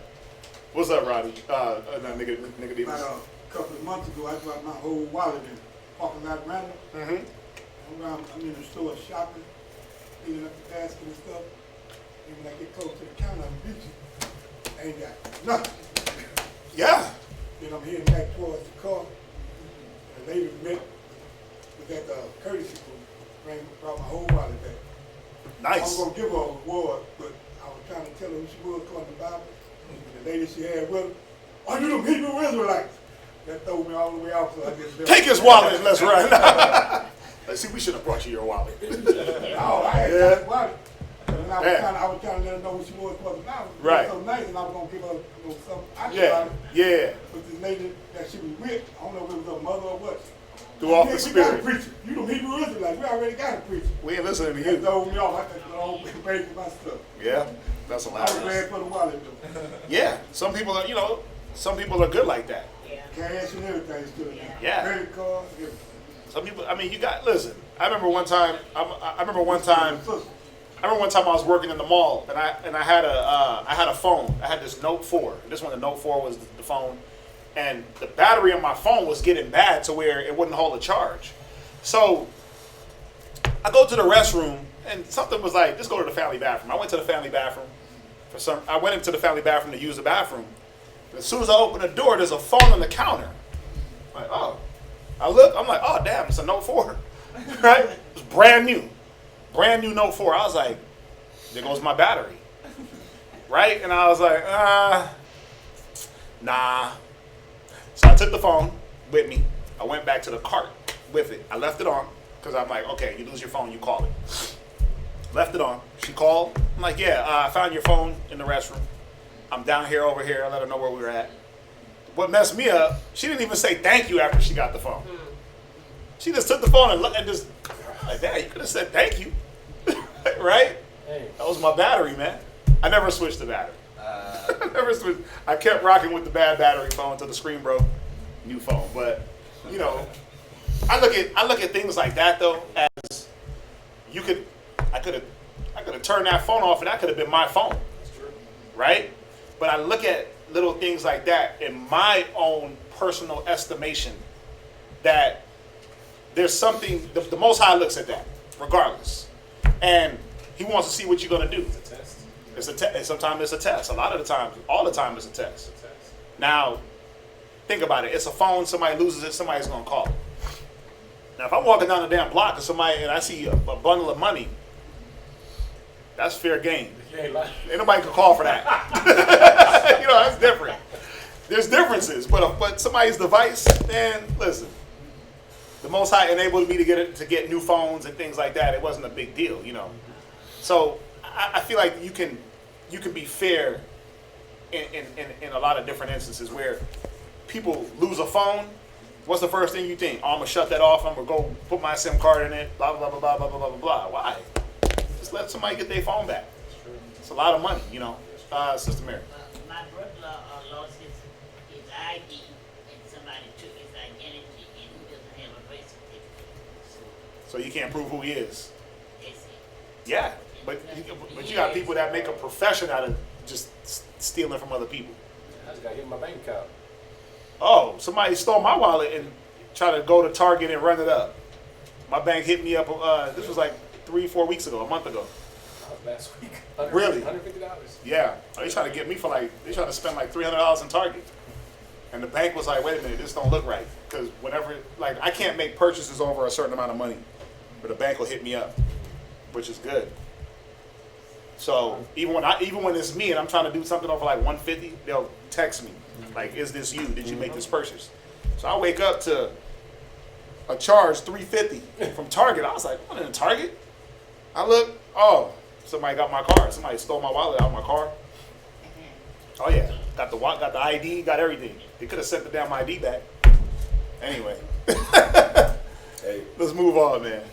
Matthew 7:12, man. Therefore, all things whatsoever you would that men should do to you, do you even so to them. Yeah, I would want somebody to return my phone.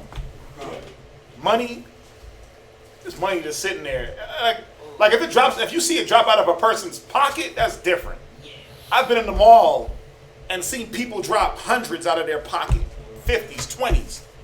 Hey, look, you dropped your money. I want somebody to do that to me. That's right. Money's hanging out their wallet. I've seen people, how many times we done, hey, excuse me, miss. And they're like, no, I don't want to talk to y'all. No. And it's like, you got a $100 bill about to fall out your pocket. But they don't hear that part because they don't want to talk to us. And they just keep going. But I said no, hey, respect that. It ain't even about, you got money you about to be broke in 2 seconds. Right. And it's like, well, you didn't want to hear it. And you just go on about your day. They dropped that money, somebody else just came up. Because not everybody's going to roll in a level of honesty. If I see somebody drop money, that's not my money. That's right. Now, if I walk up on some money that's just there, and I pick it up first, that might be my money. That's fair game. Unless somebody comes up and says, hey, I dropped it. I take the benefit of the doubt, and I'm like, okay, you said you dropped it here, right? I'm not going to argue over some money that's on the ground. I'm not going to do that. That's just not me. Now, are you wrong for finding money and keeping it? No. But if you see it drop out of somebody's pocket, are you wrong for keeping it? Con. You know that's their money. Don't put your foot on the right. And you drag it. Go ahead. The Lord gives, the Lord takes. Right? Finders, keepers, losers, weepers. We can't ride on that because what you want to be done to you, you want to be walking and you drop something, you want somebody to say, hey man, you dropped something. Right. That's right. Oh man, good looking out. That's what we would want. Deuteronomy chapter 22, verse 4. Thou shalt not see thy brother's ass or his ox fall down by the way, and hide thyself from them. Thou shalt surely help him to lift them up again. Verse 5. Yep. The woman shall not wear that which pertaineth unto a man, neither shall a man put on a woman's garment. Right, so when you read this, these are all just, the laws are just jumping around. Right? But it's giving you different type of laws on just dealing with your brother morality, dress code, laws on death. It's just going through a lot of different laws and just touching a few different key aspects. What verse are we at? Did you go past? Verse 5. What does he go to? Verse 5. Oh, go ahead. Oh, is that it? For all that do so are abomination unto the Most High thy power. That's right. Hey, y'all ever seen that dude Jeffree Star? No. Okay, don't look him up. But yeah, this verse 5 like pertains to Jeffree Star, man. Who is he? Like he's a faggot, makeup dude, tranny. Oh yeah, see, I knew somebody know him. So she's like, he's like with this 6'7" basketball player. He's foreign though. Bruh, it's terrible. Nah, it was like all over the news like the last 2 days. Jeffree Star? Jeffree Star. I'm looking him up right now. Bro, you should see. Yeah, he got a kid. He might have a couple kids. He's really good. He's good with what? He's good with doing makeup. What? Yeah. A lot of men are, bro. They are. He's good. Hairdos and all. Gay, like bro, I'm not giving no tranny no. What? It's facts though. See, look. Hey, I'm not giving him no credit. Oh, I know who this is. Yeah, I know who this is. They do some good hair. They always talk. Whoa. Stealing somebody's husband. See, yeah, this dude. Yeah, he's all over like social media. Damn, this is terrible. Yeah, all over social media. Snoozing with the celebrities. Oh yeah. People also search for Jeffree Star Cosmetics. Yeah, man, they definitely. Yeah, abomination all the way. Anyway. He's good with the makeup? That's it. Right? How's he good with makeup? He looks like. Looks like the Joker. In that picture. Maybe I remember from. I mean, you struggled earlier. I'm sorry. I was trying to help my brother out.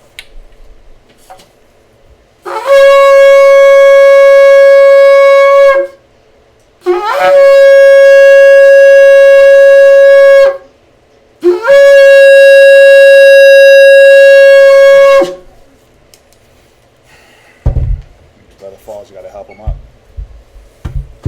Yashikar, Shabbat Shah, Yashikar, Ban Yashala. Yashikar, Shabbat Shah, Yashikar, Bun Yashala, Men of Israel, Amani, Barak. Yahawashi Hashem, Yahawashi Barakatam. Yahawashi Hashem, Yahawashi Barakatam.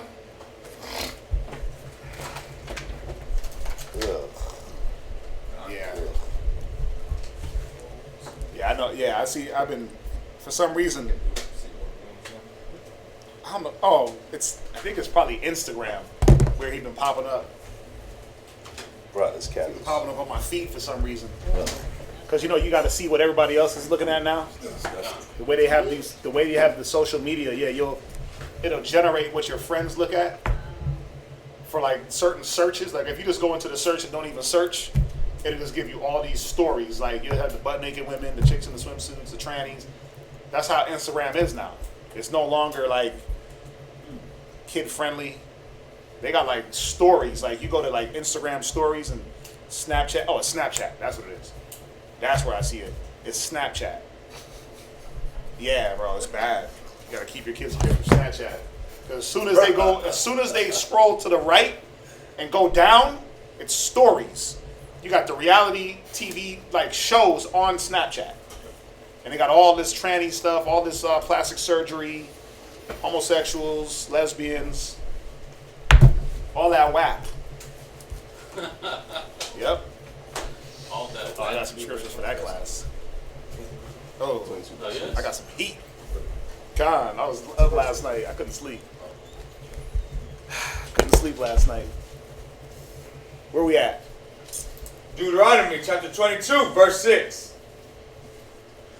If a bird's nest chance to be before thee in the way in any tree or on the ground, whether they be young ones or eggs, and the dam sitting upon the young or upon the eggs, thou shalt not take the dam with the young. The dam is the mother. Okay, go ahead. But thou shalt in any wise let the dam go, and take the young to thee, that it may be well with thee, and that thou mayest prolong thy days. You know why? Because think about it. If you take the dam, then who's going to take care of the eggs? So when the eggs hatch, if they hatch, they're just going to end up dying. But the dam you could take you can take the eggs, the dam can go and have more eggs. Yeah.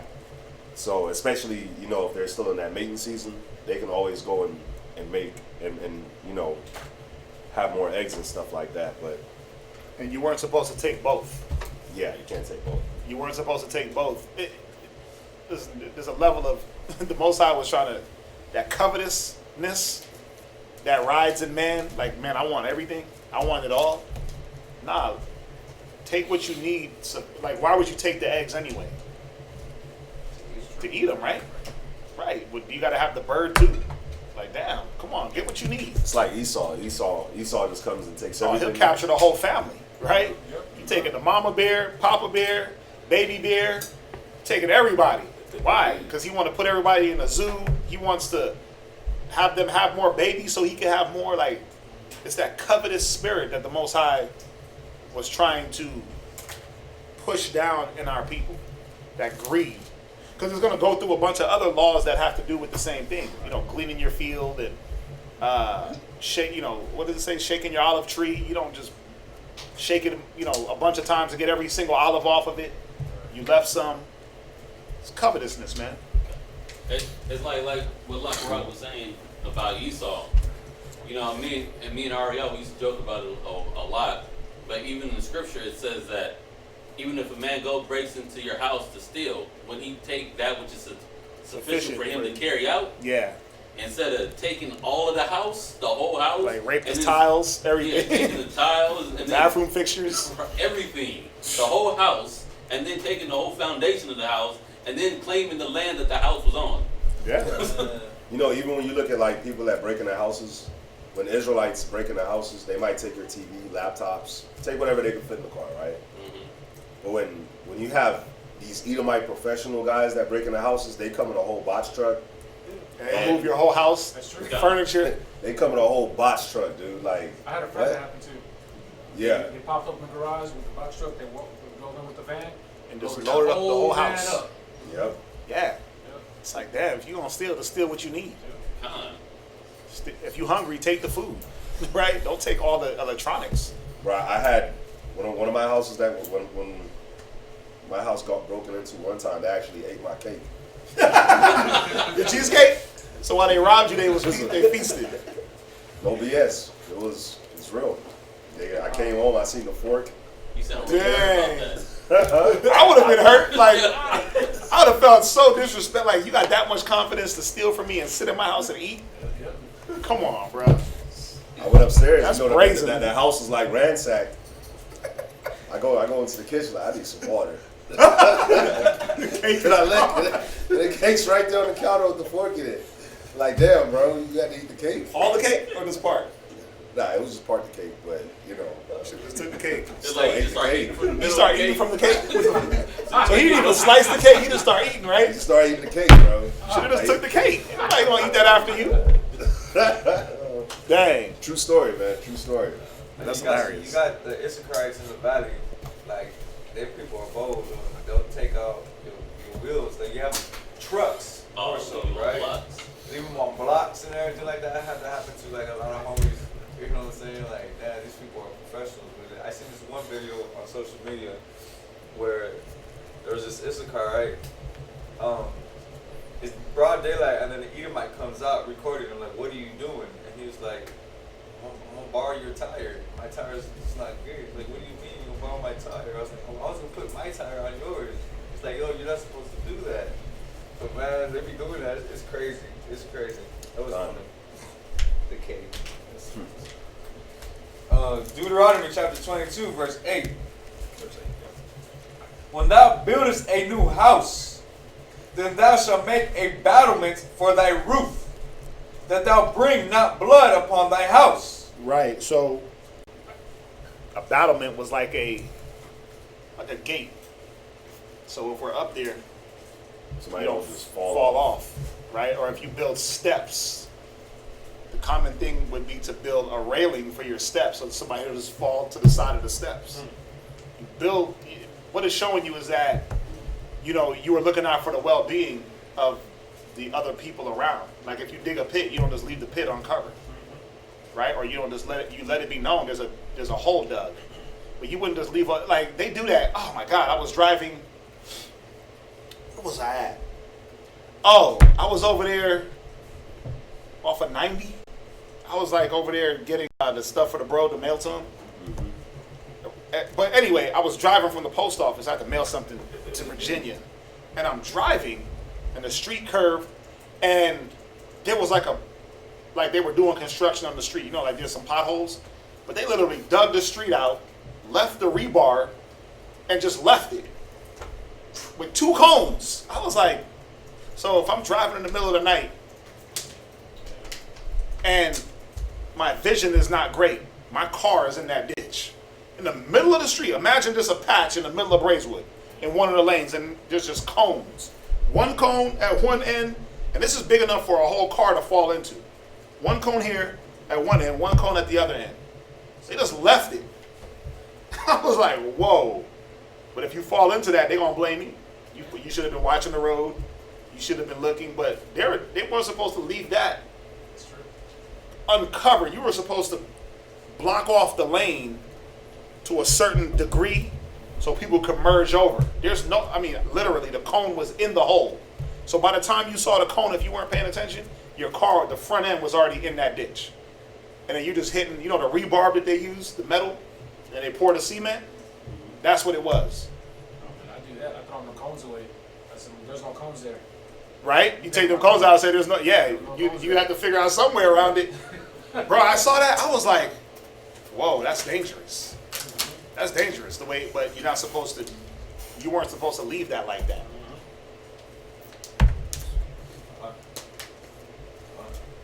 Yeah, bro, America is garbage. Verse 9. Thou shalt not sow thy vineyard with diverse seeds, lest the fruits of thy seed which thou hast sown and the fruit of thy vineyard be defiled. So does that mean too, like when we do like little gardens and everything? You can't do that? You just section them off. Oh, just that section like that? Yeah, you just section them off. Like you section off your apples, your apple tree from your orange trees. You have different sections. Like you don't just have like apples and oranges. Oh yeah. Just like, oh, this little side's gonna be orange. This one's gonna be an apple. I mean, think about it. You don't have a little garden for an apple tree, right? Because an apple tree turns into a tree. So let's scale it down. You're not gonna plant in the same pot jalapenos with bell peppers. You're not going to jalapenos, jalapenos, right?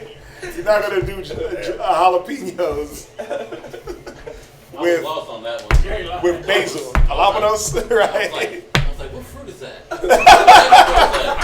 Right, that's my Spanglish, right? Well, you're not going to do jalapeno, boom, and basil all in the same pot. No. Right? You're going to different pots, or if you have a little garden, yes. Section off one part. That's for all my jalapenos and my basils in this section. This, you don't want crossbreeding. I mean, that's what Esau be doing, huh? That's what Esau does. Yeah. And one is going to take away from the other. A jalapeno might need less water than basil or peppermint. Or one might overtake the other. They grow in different climates and circumstances. So you don't plant a cactus with like a plant that needs to be watered three times a week. A cactus needs water about once a week or once every 2 weeks. You overwater the cactus, it'll die. You see that? So there was supposed to be a separation, but spiritually, what was he going into? Wasn't supposed to be mixing with them nations. Wasn't supposed to be mixing with the nations, man. Go ahead. Verse 10. How do you keep things pure? Think about Abraham, right?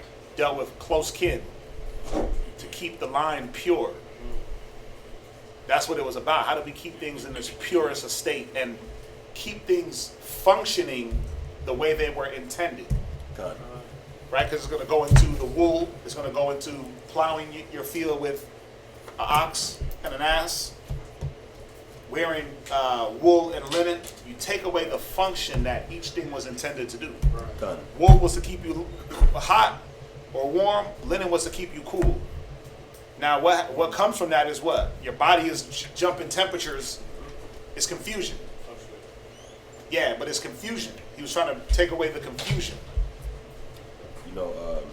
Also in this verse 9 when it talks about vineyard, remember Christ gave that parable about the master of the vineyard and the vineyard, and that parable was relating to us. When you read that parable, you see that the vineyard was us. Remember, the master left his vineyards to the workers, and the master's son came and they killed the master's son out of vineyard. So remember, that vineyard is us. God. You can jump back. Where you go to? Verse 10. Thou shalt not plow with an ox and an ass together. Thou shalt not wear a garment of diverse sorts. And think about it. Why would you plow with an ox and a horse? An ox is way stronger than a horse. The ox and the ass. Yeah. Yeah. And they work at two different paces. God. They work at two different paces, but yeah, the ox is way stronger. Who's going to be doing all the work? And think about it. One is meant more to plow, while the horse is meant more to just carry. The ass, yeah. The ass carries, the ox. Yeah, they just got two different functions. Yep. That's what it's saying. You can't take this animal out of its function, out of its natural use. The ass, he was made to carry those burdens. The ox was made to tread the corn and plow. You see that? So you're taking things out of the function, out of its natural use. That's where the confusion comes in. Right. Go right back to Romans 1:26. Right? Go there real quick. Watch. Oh, I got something filthy for y'all in a second. What about him? I love him. Like, what about him? Like, what you trying to bring out, huh? Nah. I love him. Right? Just ain't for work. Huh? They just ain't for work. Well, they are, but not together. You don't put the ox and the ass on the same plow and make them work together. I'm talking about the ox. What you mean? They ain't just made for working. Oh, no, they made for eating. Oh, yeah. They made for eating. Oh, yeah. Read Romans 1, the natural use. 1:26? Read it. Romans chapter 1, verse 26. For this cause the Most High gave them up unto vile affections. Go to, For even their women did change the natural use into that which is against nature. Right, so when you take things against its nature, that's confusion. It's abomination. The woman take it out of her natural use. You take animals out of the natural use. That's where you get your confusion. That's where you get abomination and defilement. Right. Go ahead. And likewise, also the men, leaving the natural use of the woman, burn in their lust one toward another. Right. You see that? That's where this comes from, man. Taking things out of its natural course, what the Most High intended. Right? Jump back. So y'all understand that, right? Gotta understand that New Testament. You would not understand it without that Old Testament. And you would not understand that Old Testament without that New Testament. It's beautiful. It's beautiful, man. Go ahead. Deuteronomy chapter 22, verse 11. Right. Salaki, verse 12. Verse 11, I'll start verse 11. Thou shalt not wear a garment of diverse sorts, as of woolen and linen together. Verse 12. Thou shalt make thee fringes upon the four quarters of thy vesture, wherewith thou coverest thyself. If any man take a wife. Your vesture. So when you look that up, it says your garment, whatever you cover yourself with. I mean, you got schools out there that say you're not supposed to put fringes on your shirt. I mean, you cover with it, right? You cover with it. It's a vesture. That's what you're supposed to put fringes on. Whatever you wear.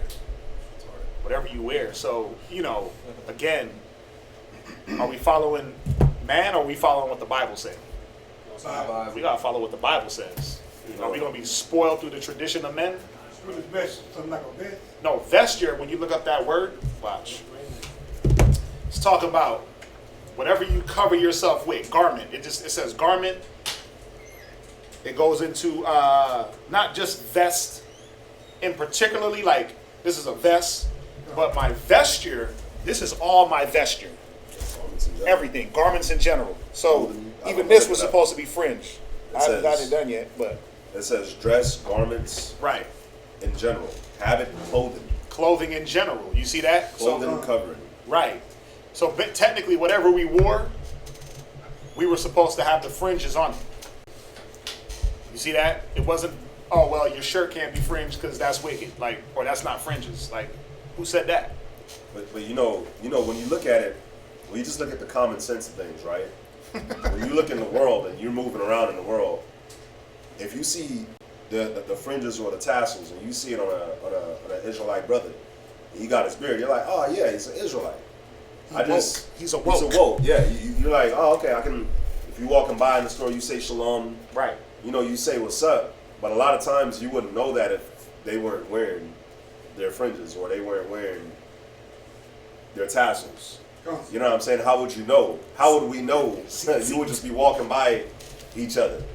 So, you know, that's... You said what? I said everything's from the scriptures when you pay attention. Even the companies, that's why you wear the same thing as a company, because you know who you're working for. Yeah, UPS rocks with UPS, FedEx, Pepsi, Coco. Right, because you're able to now be distinctive in who is this person with. That's the thing. So, yeah, the scriptures say to put fringes on the four corners of all your vesture. It's hard to do the four corners of your pants because they don't got four corners. Right? We still do it. Yeah. But what has four corners? This automatically has four corners. Look. 1, it got a split. 2, 3, 4. And they got a split in the back. Yeah, and all our shirts. Or you can just make the split. Boom. When you make the four corners. You see that? A lot of shirts already come with that already intact. Yep. You see that? So I bring that up because you got school. You got a school out there. They're like, no, we don't put fringes on our shirts. That's not lawful. I'm like, where? Well, again, are we following the Most High? Or are we following man? What you got? I had seen a video of a school. They were like, all right, we got to do this one time. We got this new brother in here and had a French shirt, right? And there was a garbage can on the bottom, right, where he was sitting at, and then he had some scissors in his hand. And he was like, you already know we don't do this. He came to the truth. Go ahead, do what you gotta do. And he just starts cutting it up. Cutting the French shirt? Yeah, cutting on the French shirt. Yeah, well, they do that because they're trying to set themselves differently from everyone else, but you take yourself out of the parameters of what the Bible says. Yeah. First and foremost, you take yourself out of what the scriptures say. So you can be different all you want, but are you being different lawfully? Right? Go ahead. Verse 13. If any man take a wife and go in unto her and hate her, and give occasions of speech against her, and bring up an evil name upon her, and say, I took this woman, and when I came to her, I found her not a maid. Then shall the father of the damsel and her mother take and bring forth the tokens of the damsel's virginity unto the elders of the city. What verse were you at? Verse 15. Of what chapter? Verse 22. What chapter? Verse 20. Chapter 22. I'm sorry. Oh, okay. I'm sorry. Go ahead. Deuteronomy chapter 22, verse 15. Then shall the father of the damsel and her mother take and bring forth the tokens of the damsel's virginity unto the elders of the city in the gate. And the damsel's father shall say unto the elders, I gave my daughter unto this man to wife, and he hateth her. Now pause right here, real quick. What if Joseph, let's talk about Joseph and Mary real quick. What if Joseph, when it said he privily thought to put her away, what if he would have put her away and then she got with another man under the pretense that she was a virgin? Adultery. No. Listen, he put her. Listen, it's not. It wouldn't be that. He put her away. He divorced her. And she got with another man under the pretense that she was a virgin still. This would be what happens to her. Y'all understand? She would have got with that next man thinking that she was a virgin, and they wouldn't have found the tokens of virginity. She would have been put to death. Stoned her. This is what he was trying to avoid when it came to dealing with. This is what, when it said he was a just man, this is what came into his mind, the law. Wait a minute, if I put this woman away, because he could have divorced her. When you read Deuteronomy 24, he could have divorced her for any reason. Any level of uncleanness that he saw, he could have been like, Shalom, you out of here. Right? But in him doing that, and then would she have went around like, oh yeah, I slept with Joseph, or I slept with somebody, they would have kept that under wraps. She would have got with another man. They wouldn't have found the tokens. She would have been stoned for playing the harlot in her father's house. You see how that works? How the law comes into play? That's why it says Yahawashi was created and made under the law. The whole law came into play in his whole conception and his whole birth and all that. Y'all see this? Go ahead, read on. Verse 17. Right. And lo, he hath given occasions of speech against her, saying, Right. I found not thy daughter a maid. Right, like, man, you gave me Mary, but she ain't a maid no more. She ain't a virgin. Right? She's been defiled. Read. And yet these are the tokens of my daughter's virginity. And there's no tokens for her, but in this case it's showing that there are tokens. What was the tokens? Blood. The blood on the sheets, right? Go ahead. And they shall spread the cloth before the elders of the city. Uh-huh. And the elders of that city shall take that man and chastise him. Right. And they shall immerse him in 100 shekels of silver, and give them unto the father of the damsel. Because you had the same way you got niggas today. They was bearded, they was fringed, and they was running around trying to just defile people's daughters. Right? There was a lot more virgins around at this time. And you had men that, to get out of marriage, they wanted the pleasure, but they didn't want the responsibility. Oh man, she ain't a virgin. Well, let's go get them sheets, man. Let's prove it. Let's prove it. Let's get the proof. Prove all things, right? Hold fast to that which is good. They had to come with the proof. You couldn't just try to get up out of a marriage because he wanted to accuse her wrongfully. You see that? So why do we have to have a law? Why do we have to have this moral law on men not trying to just run around and sleep with all the virgins and be loose from marriage because you had men that were in that mind? I'm gonna just get with them and leave. I'm gonna get with them and leave. I'm gonna get with them and leave. I don't want the responsibility. Same thing that happens today. It's just now a lot of our women ain't virgins, right? Just through circumstance and through lack of knowledge. My people are destroyed through a lack of knowledge. You know, we don't understand what marriage is, the implications, the level of the degree of what we're getting into when we lay with a person.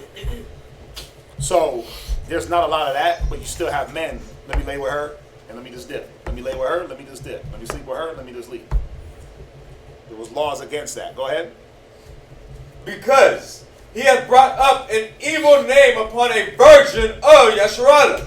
And this was to prevent you from lying on someone. Go ahead. And she shall be his wife. He may not put her away all his days. But if this thing be true, and the tokens of virginity be not found for the damsel, verse 21, then they shall bring out the damsel to the door of her father's house. Right. And the men of her city shall stone her with stones that she die. Because she hath wrought folly in Yasharallah to play the whore in her father's house. Right. You wasn't supposed to be. Remember we read it in Ecclesiasticus where it talks about her being found with child in her father's house, being defiled, being hated. These things weren't supposed to happen. If she was betrothed, she was supposed to stay betrothed to one man. Even in that betrothal period, she was still in her father's house. See, there was a custom that we had to follow, and I love it because you were able to prevent people from dying. You were able to prevent mishaps in relationships. A lot of the things that we go through today in relationships, if we just went back to the custom, man, you wouldn't have so many relationship issues. What's that? Well, question on verse 19. Right. It says that if the man lay with her and he didn't want to be with her anymore, he had to give the shekels, 100 shekels of silver to give to the father and right. to be married. But I wouldn't want my daughter marrying a man like that. Well, it don't matter. They're already married. So there's nothing you can do. What the Most High put together, let no man break asunder. Even if he's a dog like that? Because it shows that he's a dog. Con, you got to take responsibility. Come on, man. You got nothing to do with that. You got nothing to do with that. Yeah. But you don't have to. Listen, when you go to Deuteronomy, did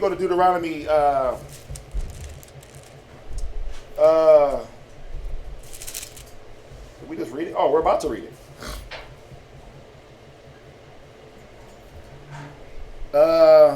Where's it at? No. It's Exodus, right? Hold on. 22. What is it? Exodus? Where it says if you should not. Let me find it real quick. 2:15. Is that the one?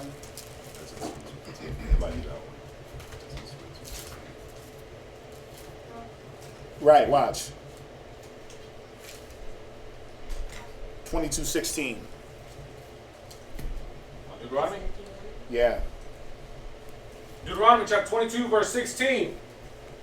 And the damsel's father. No, 22:16. If a man entice a maid. No, Exodus 22:16. Salakia.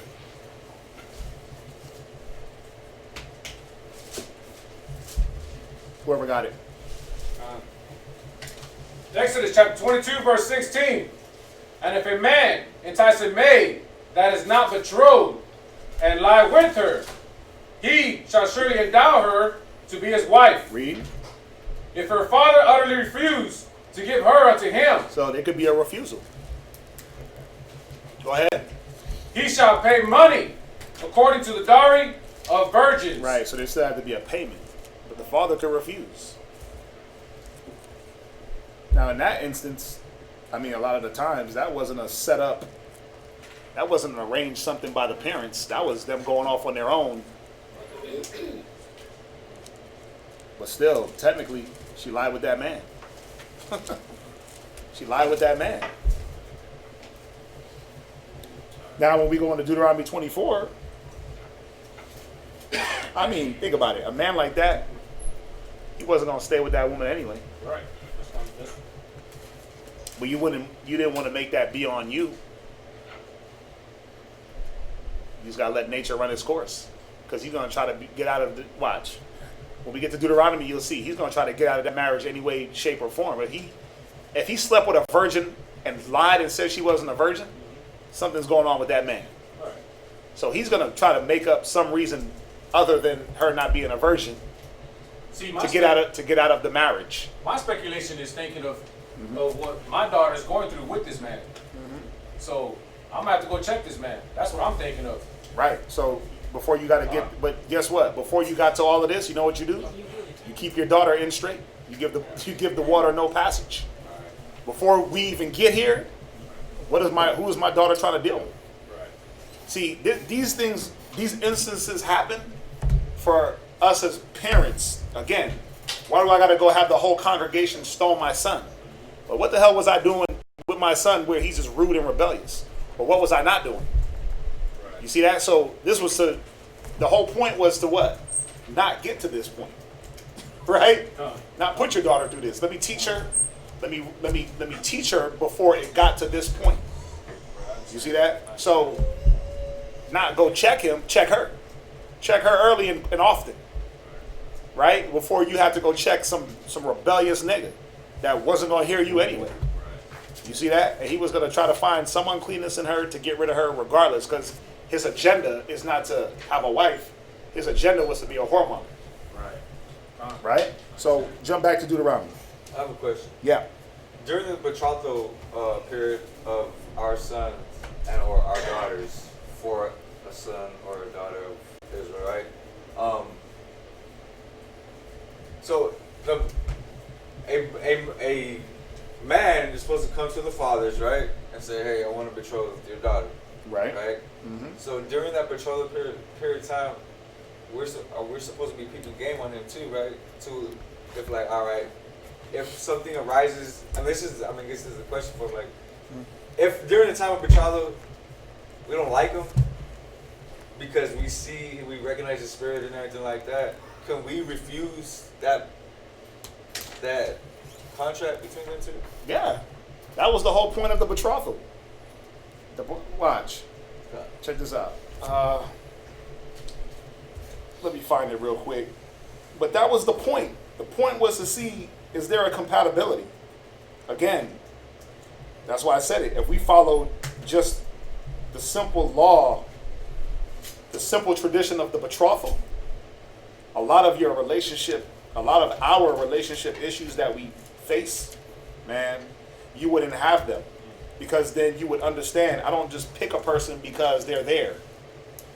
Pick a person based off of spiritual things, not off of a need. Nothing should be done out of necessity. Oh, I need a man. I need a woman. Nah, you're going to mess up. You're going to mess up that way, right? Betroth. I'm looking this up in the McClintock and Strom Biblical Cyclopedia, right? And I went through this before. But when you look up betroth, give me a sec. Gotta scroll. BT, right?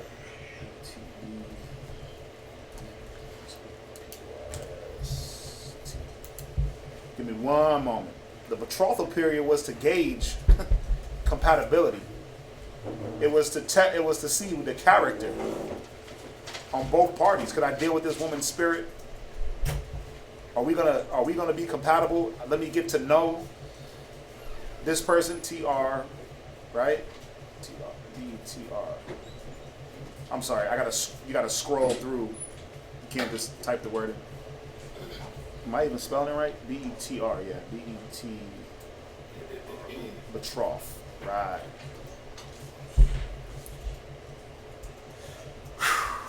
Here it goes. So betroth.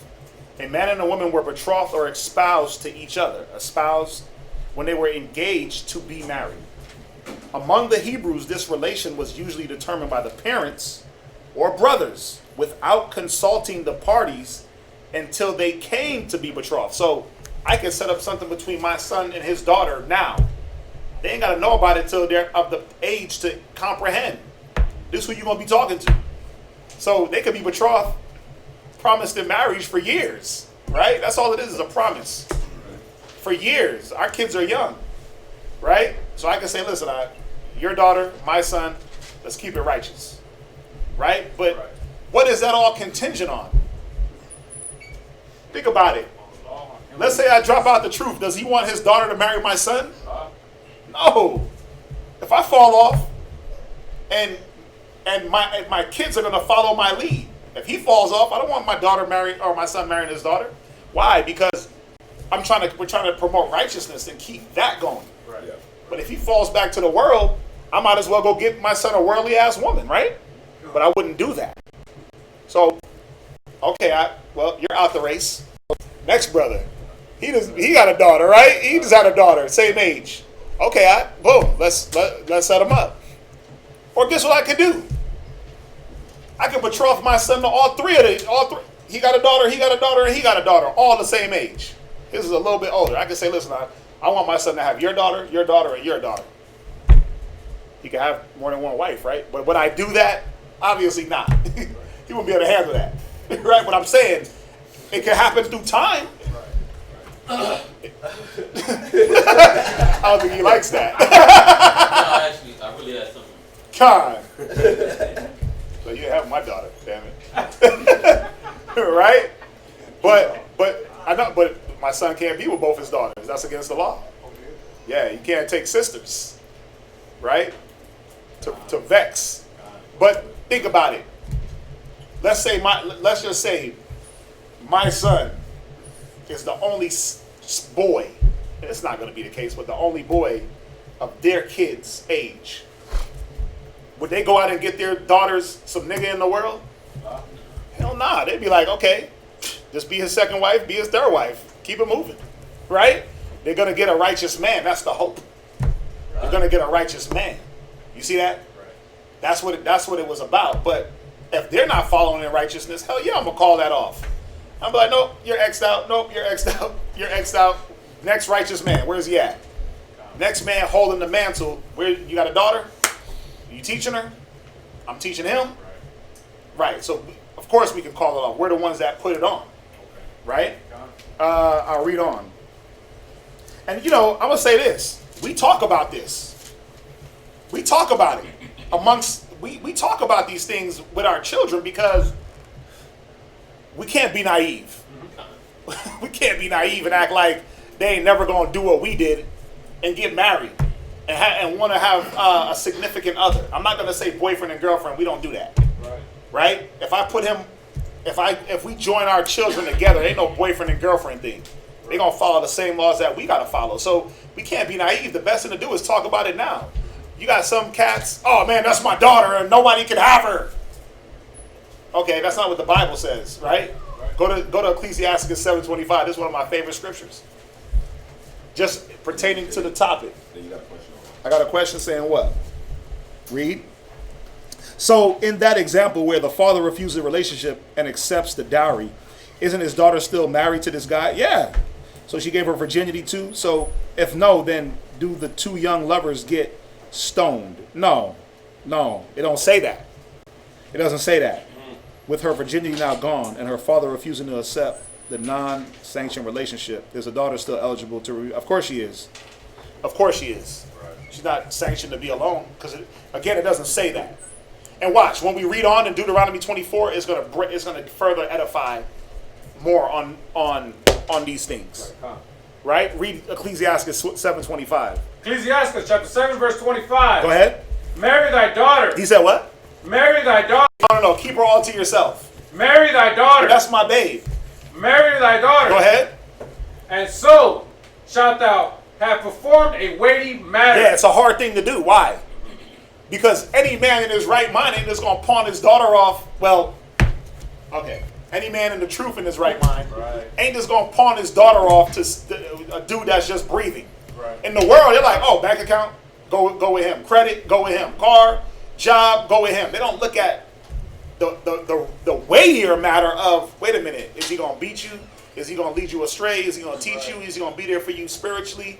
He'll be there financially, but is he gonna be absent? In body or in mind, but present in body? You see that? Oh well, I'm gonna just pay you off with gifts, right? You got all the Fendi bags, but your spirit is destroyed because that man is not there to do his real job. You see that? Go ahead. But give her. But what? But give her. Come on. To a man of understanding. Right. You give her to a man of understanding. So if I betroth my daughter to a man that he had understanding and then he stopped having understanding, that wedding is off. That wedding is off. I'm not going to give her to a man that pretended to have understanding. The betrothal period was to determine, is this a dumb nigga or a man of righteousness? Is she a rebellious harlot or is she going to be a righteous woman? Again, the betrothal wasn't, it was leading up to the marriage. Remember, there was a consummation of marriage or the sealing the deal, right? The sexual part. Before, if you don't do that, you're not married. If you don't do that, you're not married. But the betrothal still held weight, where no man could come talk to your daughter while she was betrothed. No man outside of the. You see that? So there was weight to the betrothal, where it's still, you couldn't break that betrothal by some other man coming in. She couldn't go deal with some other man. She couldn't go sleep with some other man. She couldn't talk to another man, because the betrothal did hold weight, but not as much weight as when now they laid down that they were married. You see that? So yeah, that betrothal could be broke if you see that man ain't holding up his end of the bargain. If you see, wait a minute, okay, you was good for the first couple of months, but now what's going on with you? You're lacking now understanding. You move in a different way. You out the spirit, right? And would you just call it off right then and there? Probably not. You would talk to him, have him sit down with his parent. You know, you would do the due diligence of figuring out what's the problem, what's the issue. But even when we tell brothers in this day and age, listen, betroth a woman as long as you can. Betroth her, you know why? That way, when different instances and situations arise, you'll be able to see how does this woman, how does she operate under pressure? How does she operate through her emotions? You get to see all. You want to try to see all the different things that are going to come in a relationship in that betrothal period. So there's no surprises. But what happens? 5 minutes later, y'all are married, and then all the things start to come out. You're like, whoa, that's not what I signed up for. Right. It's already too late. You already made that huge commitment. You see? But then there's also something that you could be loose depending on, whoa, what's going on? Hey, for the hardness of your hearts, right? We'll go through it. But just to answer that question, he said, give your daughter to a man of understanding. Right? So if I betroth my son and his daughter, the whole point is that he teaches his daughter how to be a good woman. I teach my son how to be a man of the Most High. And all of that encompasses how to be a husband, how to be a brother, how to be a leader, right? He's teaching his daughter how to be a wife, how to be a sister, how to be a mother, right? That way now when they do come together, they have at least some foundational things in common. Like the word, the Most High, the love, the fear, the respect.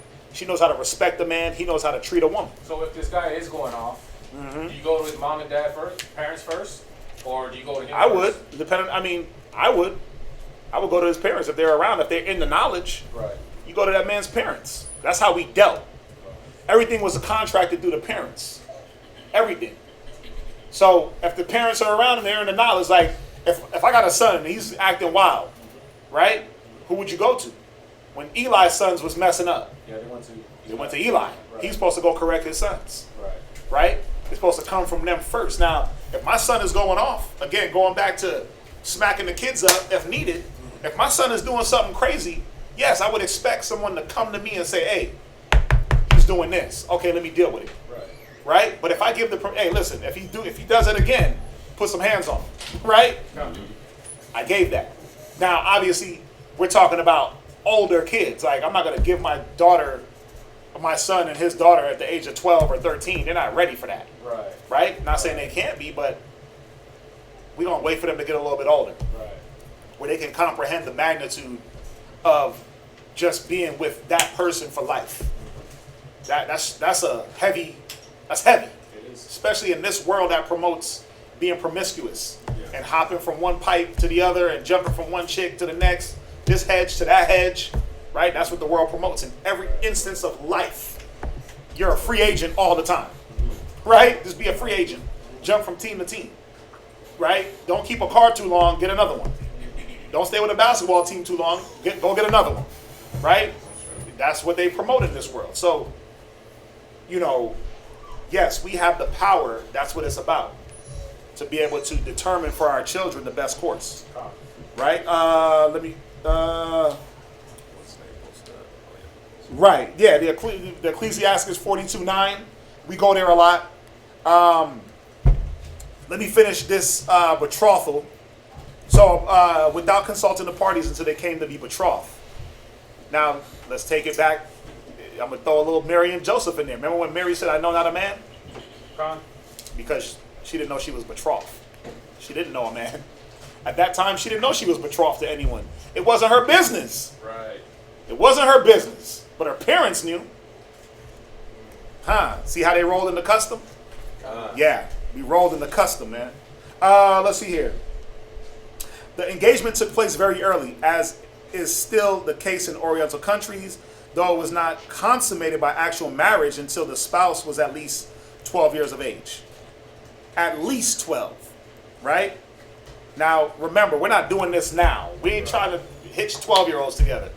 At 12, you still trying to not wet the bed. Okay? Let's be real. At 12, you're worried about what they told 12-year-olds to be worried about in this day and age, which is toys, video games.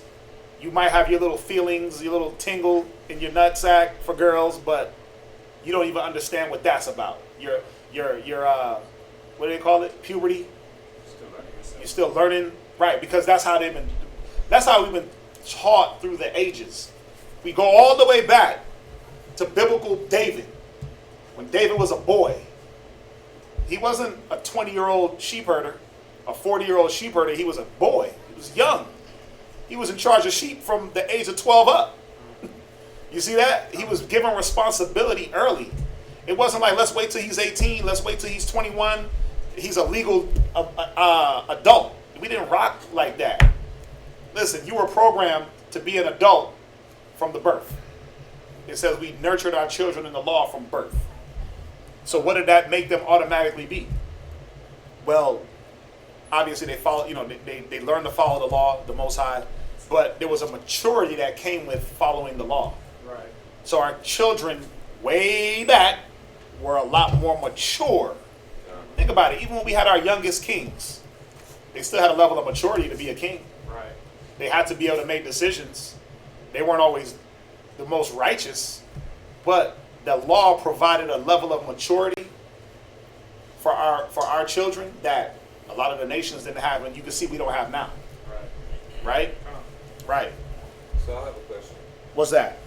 So I have a 13-year-old son and a 12-year-old daughter. Right. Who are not under my house. They're not under my hedge. Not under my protection. They're not under my guidance or anything like that. And I've mentioned before in class that my 12-year-old daughter, right? Boyfriend? My first baby girl, dang. She has a boyfriend. Right. And how do I infiltrate this righteously? They both have social media. My daughter and this boy. His name is Hector. So all the brothers here know his name. You know what I mean? His name's Hector. Right? You want us to go out and hunt for Hector? Well, I know what your question is. I know what you're getting at. I mean, bro, that's a rough situation because you gotta climb up this mountain. There's a lot of things that's already been established in her mind, right? Not saying that you can't defeat this mountain, but it's an uphill battle because a few things. You're not there to constantly reaffirm what you're going to show her that, hey, you don't need a boyfriend right now, you're 12. You're not going to be there to constantly affirm that. You know what's going to be constantly affirmed? You're 12, do what you want. You're a girl, everybody else has boyfriends, go have a boyfriend. That's what's going to be affirmed in her head. So that's tough, but it got to start out with just having the conversations. I know where you're coming from. I got a daughter that's not in the truth. I got a daughter that's in the truth. So my reach only can go so far to the one that's out. You see what I'm saying? It can only go so far. I can only say so much where she's going to be like, okay, nigga, I'm not answering the phone no more. I'm not hearing you. You see what I'm saying? It only goes so far with the ones that want to hear. They don't want to hear, they don't want to hear. Now you do your job and show and teach. But again, who's going to back up the ideas that you're coming with? It's going to be tough, right? Because there's going to be another thought process that's given to her. That's going to be more. It's going to be constantly that thought process. So it's an uphill battle, but that just shows that can you climb that mountain? Yeah, you just have to be more. You got to be more that presence. You got to be the presence. You got to be there. You got to have the conversations. You got to take the time. You know, I mean, it can be fixed. That's what we were talking about yesterday. You know, in endurance and everything like that. Just cleaving is the application into the Most High and the law and everything like that. Yeah. Now, I mean, I bring this up because, unfortunately, in Yasharala, in the Issacharite community and everything like that, and it's been told to me just recently when people found out that I was having a daughter, you know, because I didn't make it public that I was having another child. One of the reasons for that was because I want to enjoy that for myself, right? You ain't nobody around my way or, you know, hype on my baby, you know what I'm saying? And they had told me, they're like, okay, look, now you're having another baby, forget about mine, right? Forget about these two right here. And I'm not gonna do that. That's unrighteous to me. That would be wicked. And like, my firstborn is my firstborn. My son's my son. You know, And you don't have to do that. All you got to do now, your kid's old enough, you establish the relationship. Don't let somebody else. They got phones. We talked about it. They got phones, right? You got their number. You reach out. You don't have to go through anybody else to get to your kids. You just do what you got to do. People gonna say what they're gonna say, but at a certain point, them kids is gonna want their father. That's true. So you have to be there, ready to suffice that need. But you don't have to wait for them to want you. You just present yourself, deal with them, reach out, talk to them. That's it. That's all you got to do. That's all you got to do. You got to be their friend first. You got to be their friend because you lost a lot of time. You see that? So you got to be friends with them. You can't make up for lost time, but you have to present yourself now in a different way towards them. You know, you can't come on the phone like, oh, I heard you got a boyfriend. Get rid of that nigga. Who are you? So now you got to do the whole friend thing. And then now when you hear certain things, oh, you got a boyfriend? Yeah, well, yeah, I got a boyfriend. Okay. Well, you know, why do you need a boyfriend? You ask questions. Why do you need a boyfriend? Right? Why are you thinking about boys right now? There's a way to attack the situation where you're not coming off as like something that you haven't been for the past couple of years. But you're still a father, right? But what are they going to look at? What's being taught to them that there's your arm and reach only goes so far, and even like their discipline and things like that. So you got to be mindful. Wait a minute, I can't come off as a disciplinary, even though that's what I'm going to be. But let me come off as a friend first. You know, in this conversation that I was having, you know, one thing that was said, because I'm trying to reestablish, you know, cordialness within the adults that are over my children right now. And one thing they had told me was like, also, what you believe in, don't teach my children, right? And my response to that was, my intention is to be a father to my children, which entails I'm going to teach them what I'm going to teach them regardless, whether it's by example and so on and so forth. Now, this is definitely a weighty matter for myself because I have my firstborn son and my first daughter. So there's like, all right, son, I want you to get this inheritance, and daughter, like, don't be a whore, you know what I'm saying? Well, you can still teach them that and not have to bring out the Bible. Oh yeah, you don't want me to teach them? Okay, cool. I'll just be their friend. And then you would establish that relationship. Next thing you know, they'll be sitting in feast days. But you got to establish things the right way. So, yeah, don't jump the gun. But let me finish this up real quick. We could go more into that after. Let me finish this up. Let me see here. The betrothing was performed a 12-month, that's a year, or more before the marriage. So it was at least a year of betrothal. Either in writing or by piece of paper, either in writing or by a piece of silver given to the espoused before witnesses. So we had things in writing. You can't give a bill of divorcement, right? Unless you have the betroth. We did things in writing. It's nothing wrong with having writing. Now, there's a difference. I went through this. There's a difference between having a marriage license and having a betrothal in writing. It's different, right? Yeah. I don't need someone to give me permission to get married. That's what a marriage license is.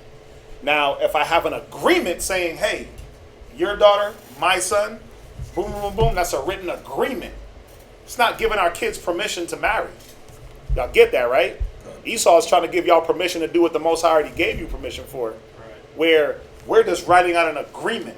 Remember in Tobit, when he said he got the instruments of writing, that wasn't a marriage license. That was an agreement between two agreeing parties that we are going to do this. That's all it was. Y'all get that? There is a difference. So there was nothing wrong with having things in writing. But a marriage license, unnecessary. Well, we got scribes. That's why we have scribes. They wrote everything down. Right? The things that are written aforetime are written for your learning. Things were written down. It says by a piece of silver, and even if you didn't write it down, here goes the piece of silver. Here goes the dowry. Right? To hold my place. Right? Here's my promise. Who was it that sent his servant? Abraham sent his servant, right? Why? Because he couldn't go deal with Rebekah's uncles and brothers. He was too old. Remember the story? Yeah. He would have went, but it said he was too old. Because the dealings were between the men, the father, the brothers, the uncles. What did he send his servant with? Did he send him with jewelry? Right? Here's the promise for my son. You see that? It's the same thing, man. It's just tradition. It's just tradition. Now, you may not have jewelry to go give a man for his daughter. You may not have that. Does that mean that disqualifies you? No. It don't. Let's see here. Piece of silver given to the espouser for a witness as a pledge of their mutual engagement. Sometimes a regular contract was made in which the bridegroom always bound himself to give a certain sum as a portion to his bride. From the time of espousal, however, the woman was considered as the lawful wife of the man to whom she was betrothed, in the sense of she can't go out and be talking to, some dude pull up around the gas station. You got a man? No, we just talking. Hell no, you ain't just talking. That's your husband. Right? That's your husband. She couldn't call off the betrothal. Her parents or that man could. Where we at? The engagement could not be ended by the man without a bill of divorce, nor could she be unfaithful without being considered an adulteress. You see that? Thus Mary, after she was betrothed to Joseph, now check this out. Thus Mary, after she was betrothed to Joseph, if somebody came in and lay with her, wouldn't she been an adulteress? End of story. But think about it, mic drop. She would have been an adulteress. It never ever said that about her. So betrothal held a degree of magnitude where she couldn't go lay with nobody, she couldn't go talk to no other man. You see that? I had another definition of betroth. I gotta find it. But it goes in and it talks about during that time, it was for the man to see, could he deal with this woman's spirit? Are we spiritually compatible? Sis. Maybe this is a stupid question. There's no stupid questions. But who does she answer to? If she's still in her father's house? Uh-huh. And she's betrothed? She answers to her father. She still answers to her father, not to her... Well, she's still in her father's house. That marriage is not 100% consummated. But there's still order. She deals with her father, she deals with that man. But she's still in her father's house. So she's still under, technically, his rule. She's under his rule until that marriage has been consummated. So I need, let's say we had a situation. Let's say we had a situation where our kids are older. Right? I got a boy. He got the girl. Right? They're betrothed. Let's just say my son wanted to go get his hair done by his daughter, but they're betrothed. She'd have to ask him. She'd have to ask him first. She's still in his house.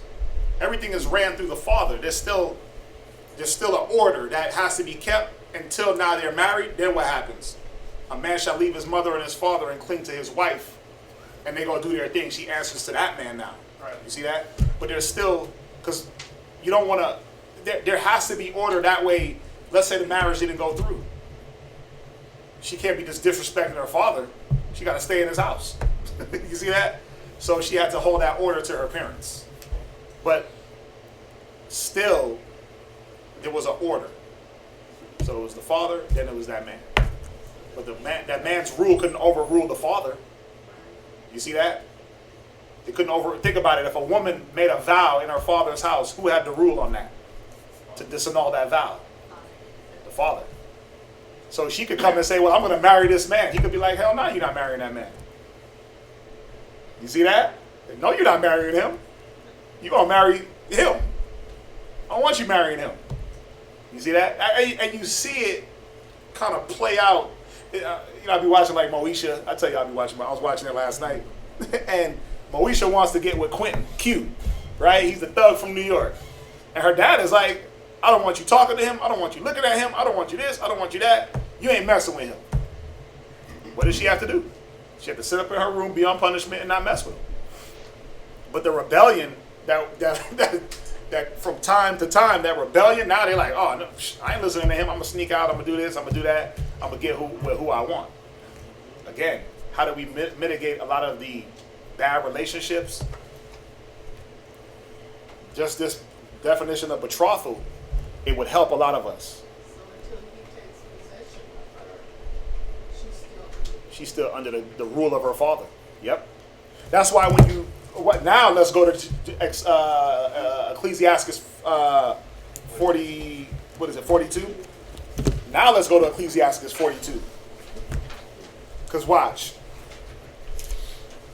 42:9? Yeah, read that. Ecclesiastes chapter 42, verse 9. Right. The father waketh for the daughter. Right. When no man know it. Right. And the care for her taketh away sleep. You see the care for her? Like, she's under his care. So he's waking up. She's betrothed, right? She might be betrothed to a man. But he's waking up like, wait a minute. Let me make sure that she's not stepping out. Let me make sure the possession, the water has no passage. He's making sure all these things, her care is still her father's responsibility until she leaves that house, no matter who she's betrothed to. Go ahead. When she is young, right? Lest she pass away, the flower of her age. Come on. And being married, right? Lest she should be hated. Right. This is all under his house. He's like, wait a minute, I don't want none of this to happen. You ain't gonna be, you ain't bringing no boys up in my house, right? If you ain't getting pregnant under my roof, right? A lot of you fathers that have daughters that you like, hell no, that ain't happening. That's like the worst thing, to know that your daughter got some dude up in the house. You gotta get the double barrel, right? You got 2 daughters. But how do we prevent all the worry, and how do we there's always going to be some worry no matter what, but we got to just teach our children, man. That's it. But you're always going to worry about them, because you can teach them all you want and they can make a choice to do whatever the hell they want after a certain age. Right? Go ahead. In her virginity, right? Lest she should be defiled. Read. And gotten with child in her father's house. Yeah, it was a defilement for her to be gotten with child in her father's house. Because that wasn't his rule. That's not what he wanted. She was supposed to follow his rule.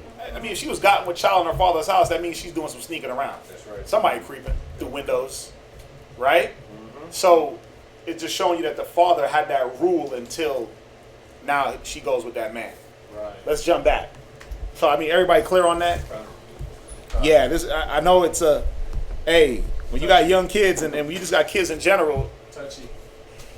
It is, but it shouldn't be, because the law gives us the parameters on how to maneuver. And you know, I remember 5 years ago, I got a I got a message on Facebook Messenger, and it was this young brother in the truth. He was probably about 16 at that time, and he hit me up. He was like, I want to talk to your daughter. Now at that time, my daughter was like 11. And I was like, lie. She's too young. She's not ready for relationships, but she's not ready for no truth relationship. And this was my older daughter. And I was like, lie. But he came to me and asked, can I court your daughter? And I was like, nah, she's too young for that. And she wasn't mentally, the mental capacity for that just wasn't there. You know, now I had to come to the realization that, wait a minute, what do I want? I would rather a young man in the truth than some weed smoking nigga out in the world. I had to really put my mind like, wait a minute, well, it's gonna happen. Yeah. It's going to happen regardless. How do I want it to happen? Right. How do I want it to happen? Because think about it. Who's affected by everything? She's going to have kids, the grandbabies. And are we going to keep perpetuating wickedness, or are we going to find a way to cut that wickedness off? Perform the weighty matter. Marry your daughter, but give her to a man of understanding. You see that? It's rough. But we got to do it. Either we do it, or they're going to do it and make bad decisions. Right. And she already made her decision. She got a weed-smoking nigga. So I give it a few years, and then she'll be like every other statistic. Like right when I was getting married, I had just heard about the truth. Like, I was kind of listening to it, but I didn't know like really about the law and none of that stuff. Right. So when I went to New Orleans for my wedding, like this was the first time I had like my 2 older children. They came down, and my daughter, she was already with this guy, and they had a child together. I knew we had just started like getting, back. The interracial, right? Yeah, we had just been estranged for so long.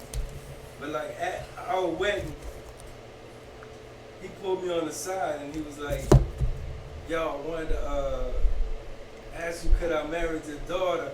I would never, think about, doing something like this without asking you first." And just from him saying that, I didn't like it. Damn.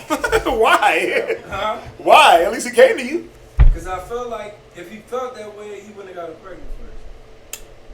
Yeah, well. If he really genuinely felt that way, he wouldn't have got her pregnant. I see what you're saying. Yeah, but you gotta you gotta remember now. You gotta take all the factors into account. Were you in her life at that time? Like, was she living with you?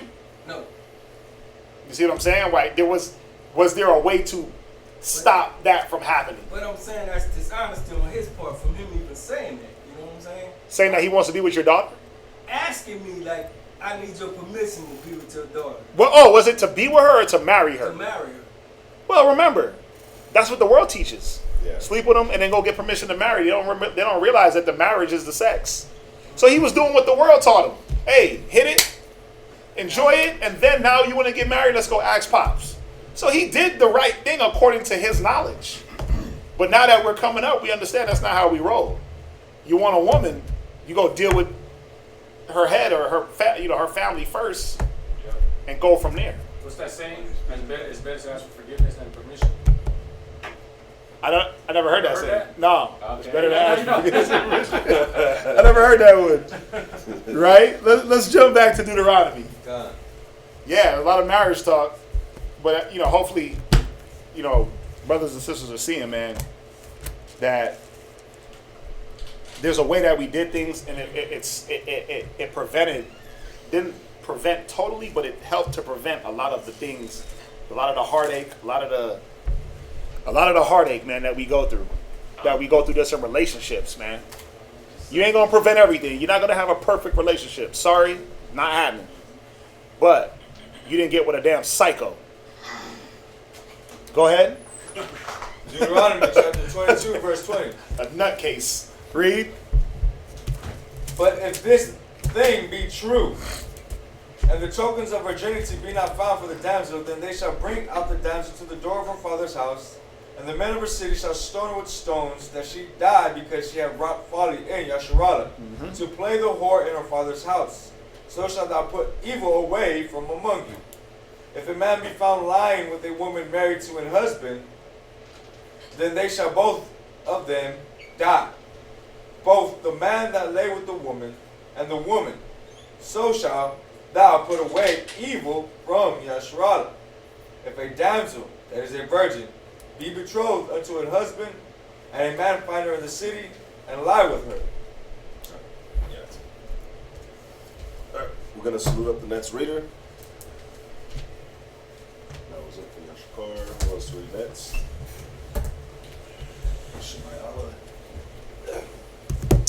Man, I'm trying to find that one, man. It tells you, like, what was the purpose of the betrothal. I find out where I put that document. I had it all written down. It's all good.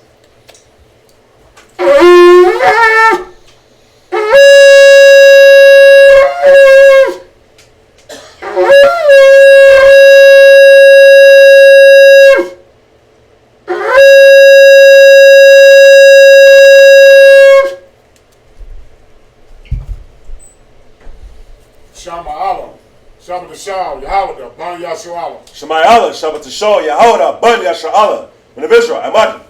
Barak. Yahawashi Shabbat Yahawashi Shabbat.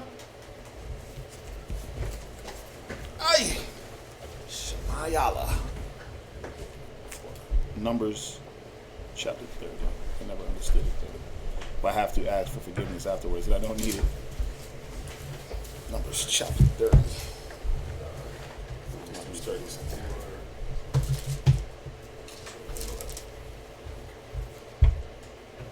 All right, the vow. Right.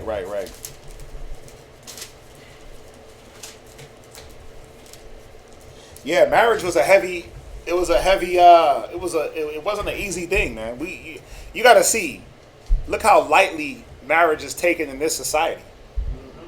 It's like, oh, I mean, you got who was it whose kids just died? David, no, not David Letterman. He had 2 kids that died, man. Old white man that has like the TV show, man. Not David Letterman. Jesus, man, what's the dude's name? Not Donahue. Jeez, man, Larry King.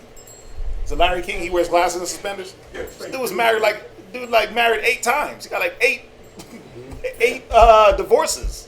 Think about that. Who does that? The society teaches us that marriage it's not a thing to be honored and cherished, right? Yeah. We 50%. There's a 50%, probably higher now. I know a few years ago it was a 50% divorce rate, right? Why do people marry? Well, I'm gonna get this money. I'm gonna marry for this. I'm gonna marry for that. That's why you got to get prenuptials and things like that. You shouldn't have to get a prenuptial in a marriage, but why are people getting married? It's not out of the reasons that the Most High gave for a man to get married or woman to get married. It's off of carnal reasons. So you just got to see, man, what does society say about marriage? What does the Most High say about marriage? Right. Go ahead. Where we at? Deuteronomy chapter 22, verse 24. And ye shall bring them both out unto the gate of that city. Ye shall stone them, stones, they die. Read. Damsel, because she cried not, being in the city. And the man, because he had humbled his neighbor's wife. So thou shalt put away evil from among you. Verse 25. But if a man find a dropped damsel in the field, and the man force her, wow, that's rape, right? This is rape. Yep. This is rape. You get that word force. That's the rape. Go ahead. And lie with her, then the man only that lay with her shall die. But unto the damsel thou shalt do nothing. There is in the damsel no sin worthy of death. Right. So when you look at the case of who was it, Tamar and Anan, right? He raped her. That was his sister. He raped her. She said that this folly should not be in Israel. First of all, you wasn't supposed to sleep with your kin. You wasn't supposed to sleep with your father's daughter. That's one. And then he forcibly lay with her. You see that? Go ahead. For as when a man rises against his neighbor, to slay him, even so is this man. Now when you look at the case of Diana, was she raped? La. They just didn't like the fact that he was a Hamite. But he didn't rape her. He lay with her. She stayed with him. Right? It tells you that in the scriptures. It doesn't say anything about he forced her or he took her, he lay with her. The brothers, they just didn't like the fact that he wasn't an Israelite. That's why they went and did what he did. It didn't say anything about rape or anything like that. I always took it as that, though. No, it wasn't. Yeah, she didn't. She just never went through the whole betrothal period, right, and all that. Like she just. Because think about it. He said he even told his father, "Go get that woman for me." Right. How did that happen? They didn't kidnap her. They didn't do anything like that. How did she get to where he was? Yeah, he didn't rape her. He lay with her, and it said that the brother said that she was defiled, right? Why? Because he was a nation. They didn't want no nations, and that was the law. We weren't supposed to lay with the nations. You see that? There's a difference. You gotta understand the differences in the stories. Tamar, it's Tamar, right? I'm saying the right name, right? I think that Tamar's the one in Genesis of Judah, the son of Judah. Right. 7, 13. Yeah. I don't want to say the wrong name. I be getting the names. What's her name? It's 7, 13. Let me not say the wrong name here. But it was Anan, right? Yeah, it's Tamar. Right, Tamar, right. David's daughter. Yeah. She was raped. There was two things that happened. She was raped, and her brother uncovered her nakedness. So two follies, right? Diana, it was that they were nations, and the brothers didn't like that. You see that? Huh? Killed him? Y'all, they went through and killed all the men of that city. But think about it. Why was their father? Why was he so pissed off? Wouldn't he have been like, yeah, they raped my daughter. You did the right thing. Right. But he said he held his composure. Because in the law, if a man raped a woman, they were supposed to be put to death. Right? But why did Jacob say, you caused my name to stink? They didn't do the right thing. You see that? They didn't do it. Guarantee if they would have talked to their father, he would have been like, no, leave that be, or let's do it a different way. But they went and killed these men. First of all, they lied to them. Go get circumcised and we'll adopt you in. Right? Now, what man that rapes a woman is going to go get circumcised to be with that woman? Got to look at the situation. When Tamar got raped, what did her brother do? What did he do right away? Said he hated her and he basically kicked her out. Get the hell up out of here, right? You see the difference? But that's why it equates rape to murder. It's like when a man rises against his brother, it's that same type of spirit, that murderous spirit. In the case of Diana, he loved her. He really loved her. He told his dad, go get her to be my wife. He didn't rape her. He had a love for her. He just did not go through the whole custom that we went through. Yeah. And again, the brothers did not like the fact that he was a Hamite. That's all that was. You got to read the story. You got to look up the words like forced. 10 times, man. You know what? You bring it to a different light. So you got to read it 10 more times. but that's the thing.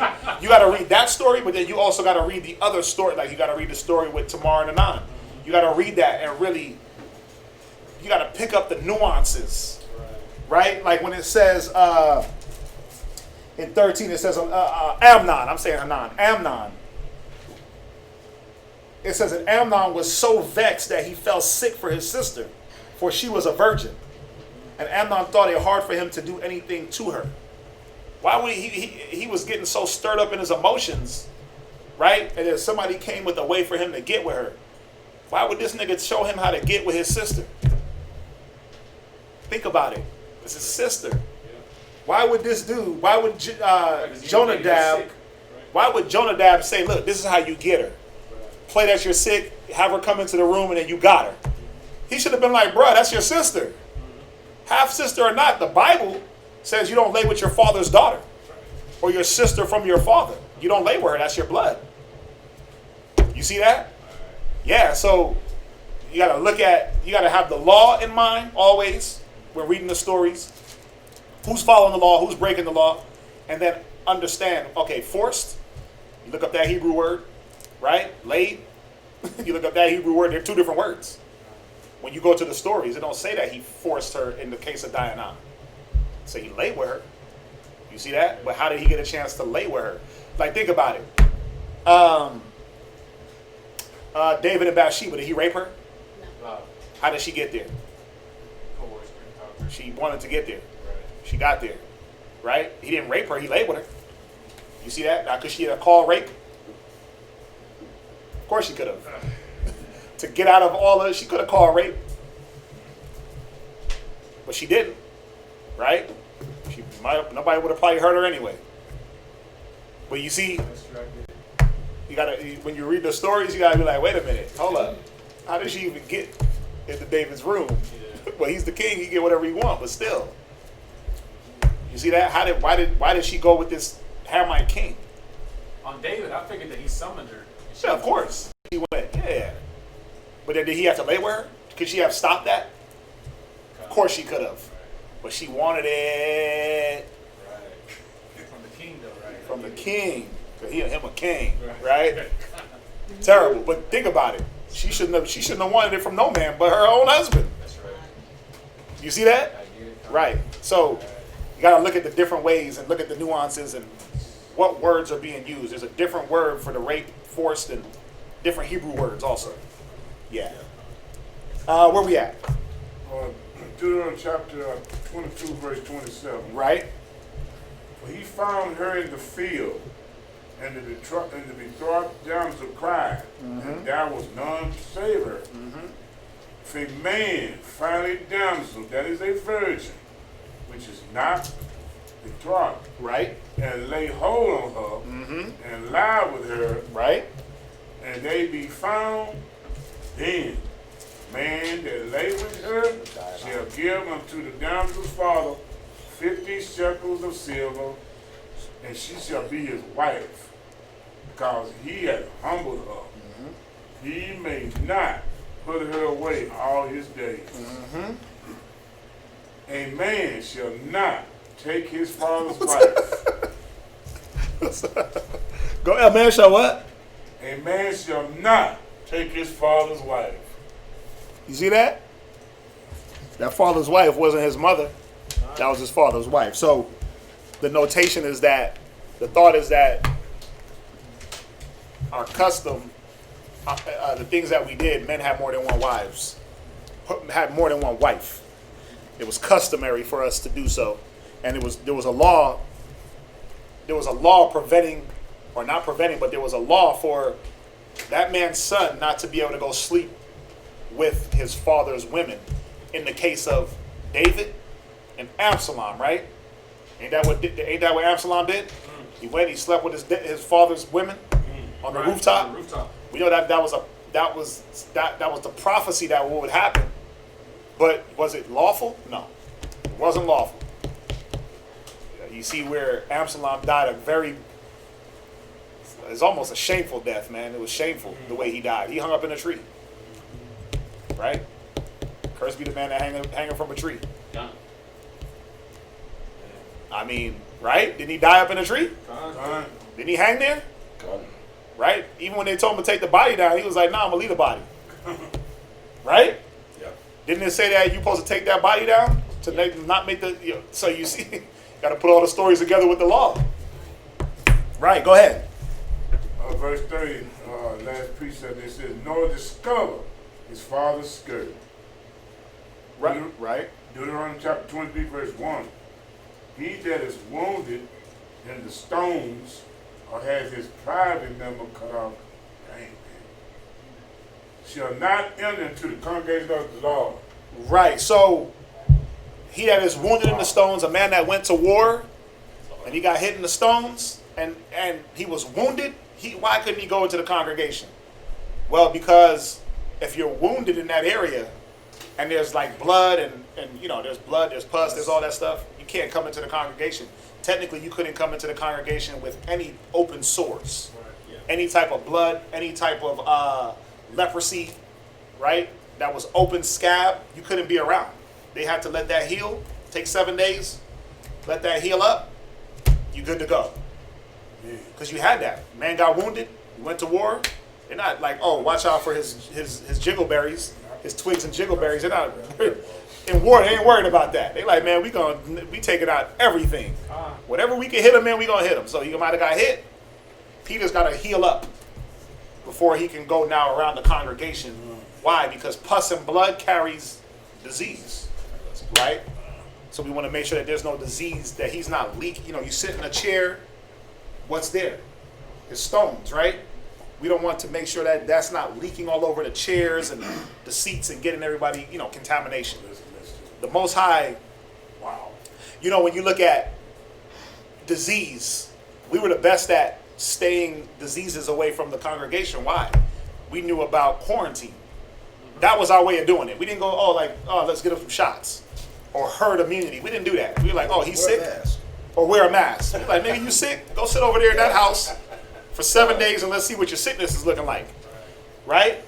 That's why it says take heed in the case of leprosy, because leprosy, there was different leprosies and different ways to handle different sorts of leprosy. Right. Yeah. If it raised up with a bump, if a hair grew from it, if this, if that, if it scabbed over.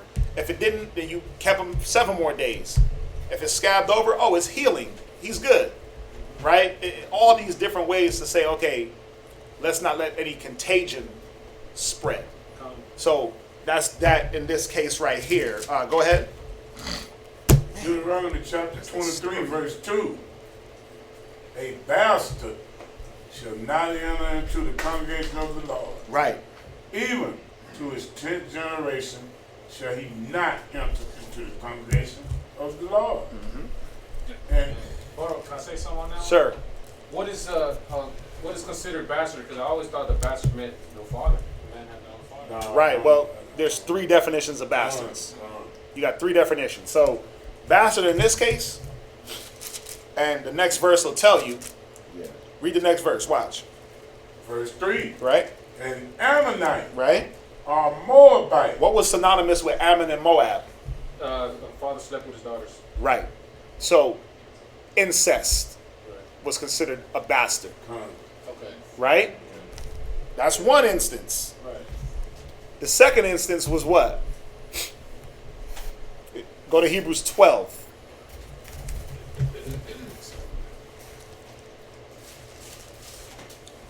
Go to Hebrews 12. 6. Book of Hebrews, chapter 12, verse 6. Right. For whom the Lord loveth, he chasteneth. Right. And scourgeth every son whom he receiveth. Go ahead. If ye endure chastening, right, the Most High dealeth with you as with sons. Go ahead. For what son is he whom the Father chasteneth not? So a man that's chastised by the Most High is be. Think about it. It's considered a son. Right? Okay. Think about it. Aren't you going to discipline your son? You love him. You want his well-being. Here's the discipline, right? A kid you don't care about. Oh man, do whatever the hell you want. Watch. It's going to tell you. Read on. Verse 8.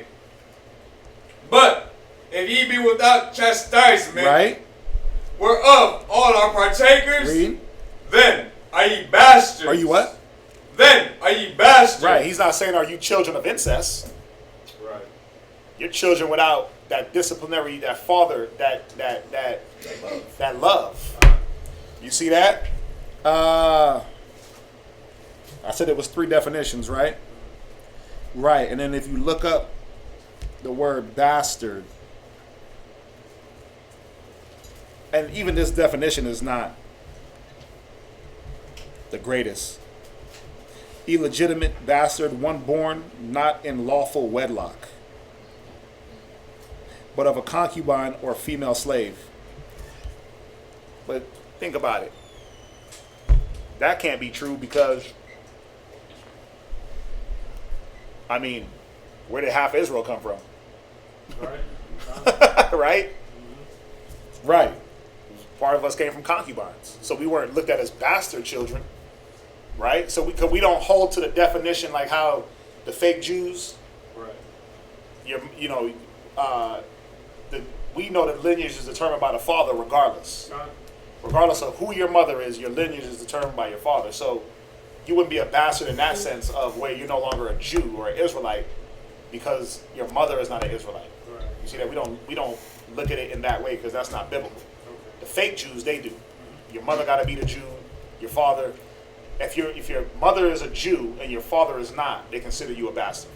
Or they come with that mamzar crap, right? Mamzars. Right.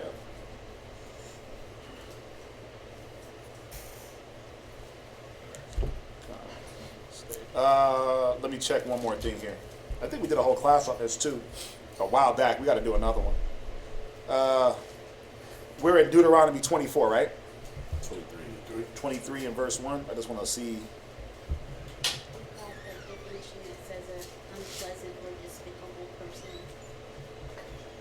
Damn, where you get that from?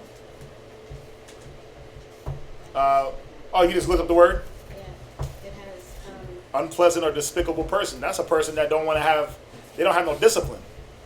Right? So that goes right back to like the Hebrews. Right, here it goes. When you look up bastard, the Hebrew mamzar, bastard, child of incest, an illegitimate child. See, and this is wrong. It says born of a Jewish father and a heathen mother, or vice versa. If you're born of a Jewish father, that's your nationality regardless. Right? To alienate. You see that? To alienate. So, if I'm alienated from my father, I'm considered a bastard. He ain't dealing with me. A mongrel that is born of a Jewish father, a heathen mother, bastard. Yeah. So, two definitions that we can actually go through the scriptures and say, well, this is what the scriptures say. Yeah. Moab and Ammon, they were considered bastards because of ancestral between their father and their mothers. Right? And then also, watch, read on, because this scripture, when you read verse 2, 3, 4, is giving you two things about Moab and Ammon. They were bastards, and because the way they dealt with us when we tried to pass by them. Go ahead. Deuteronomy chapter 23, verse 1-3. Well, huh? Give me 1 second. It says, so no Moabites, another reason not to mix. Brethren, in the case of Ruth the Moabitess, does she follow under the 10th generation? Stipulation. In the case of Ruth the Moabitess, does she follow under the 10th generation? Was she, I'd have to go through the details of that story. Obviously she was a Moabitess, right? Was she, let's see, enter into the congregation? I mean, she was brought in through marriage, right? Right, Ruth. I'd have to get back to you on that one. I'd have to get back to you on that one. Good question. But obviously she was brought in through marriage, right? And who was she brought around? Was she not brought around the people? Was she not brought around the congregation? So it didn't give any implication that there was something that was done unlawfully in that case. And she wanted to follow the Most High. Right, and she wanted to follow the Most High. You know, you got to look at it. Think about it like this. Let's go back to what we read earlier. If you went to war and you took a woman of the nations, did she have to wait 10 generations? No, you pared her nails, you cut her hair, 30 days? Before you went in onto her, right? And then that was that. She didn't have to wait 10 generations. You see that? And the Moabites were the other nations, the Ammonites. We went to war with them. We could take those women as concubines, wives, whatever you want to say, but they didn't have to wait 10 generations to get into the congregation. You dealt with her as a wife. So the same case with Ruth. Now, when you look at Moab as a whole, and Ammon as a whole, he's talking about as a whole, right? Because of the way they dealt with us. Remember, he deals with us as nations. So when you go further, like we're in Deuteronomy, right? When you go further into the chapter, he says, don't abhor an Edomite. Right? It says, don't abhor an Edomite. Don't hate the Egyptians. Was it talking about one Edomite or all? Right. Was it talking about one Egyptian or all? Right. It's all in the same chapter. You see that? So he's talking about how the nation of Moab dealt with us. I was just going to say, this is the scripture they come to when they're trying to say that Ruth wasn't a Moabite. Why? Because she came into the congregation? Yeah, but when you go back to, where do we start? If a man scroll up, right, when you go to Deuteronomy 21 and 11, if thou seest among the captives a beautiful woman, and hast a desire unto her, when thou goest forth to war against thine enemies, and the Lord God hath delivered them into thine hand. Who was our enemies? All the nations. Right. A beautiful woman. Moabite, Ammonite, any Amite, right? Hamite, anything, right? Damn. And thou wouldest have her to thy wife, then thou shalt bring her home to thine house. She shall shave her head, pare her nails, and she shall be put on the raiment of her captivity from off her. She shall remain in the house, and bewail her father and her mother a full month. So she stayed in the house away from the congregation a full month. After that thou shalt go in unto her, be her husband, she shall be thy wife. And it shall be, if thou have no delight. So, I mean, did he keep her in the house the rest of her whole life and didn't bring her around till 10 generations later? It don't say that he did. Say he just kept her in the house for the 30 days. So, I mean, let me do this. Let me go a little bit more into it, and I can come back. I'll come back with some more on that one. I know they try to use it. Like, see, Ruth, she was brought in by the congregation. It says 10 generations. But where was Ruth at? Where was her mentality at? On her mother-in-law. Well, her mentality was to follow the Most High. So she wasn't acting like the other Moabites that hated Israel and was coming against. Now, Jacob have I loved, Esau have I hated, right? Mm-hmm. So is he talking about every Israelite? Jacob? Right? He's talking about Jacob, right? The man, Esau the man. He hated him, right? Why did he come back and say, I have mercy upon who I have mercy? Because he can choose not to hate an Edomite if he wants to. And he can choose to hate an Israelite if he wants to. See how the Most High works? I mean, let's be real. A brother hit me with a question the other day. He asked me, and this is a very good question. In slavery, our women were getting raped by Edomite men.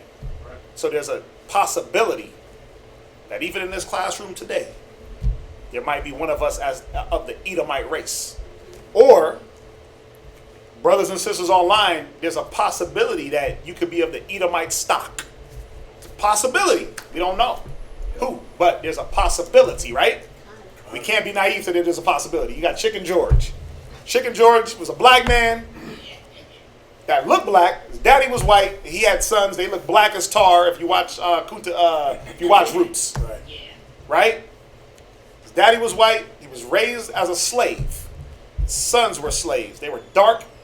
They went on to have children. Blah blah blah blah blah. So there's a possibility. You sit in class. You learn. You teach the way of the Lord. You try to attain to righteousness.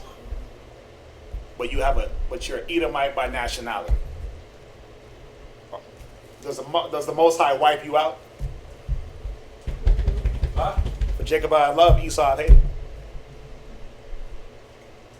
But I will have mercy upon who I have mercy. You see that? The Most High can choose to have mercy on that spirit. Why? He's not unrighteous to forget your labor and love and the works you do towards his name. I mean, let's think about it. What's that? The way I got woke up, I don't think no Edomite can get woke up that way. Okay. Listen, I'm not saying that anybody It came on me. Right? I don't think no Edomite can get woke up that way. Well, who's to say?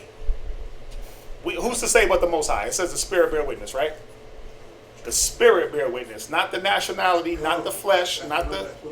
Right, so... No Bible. I just heard people speak. Come on. So it had to be my spirit. Right. It had to be your spirit. So that's what I'm saying, where we can't determine...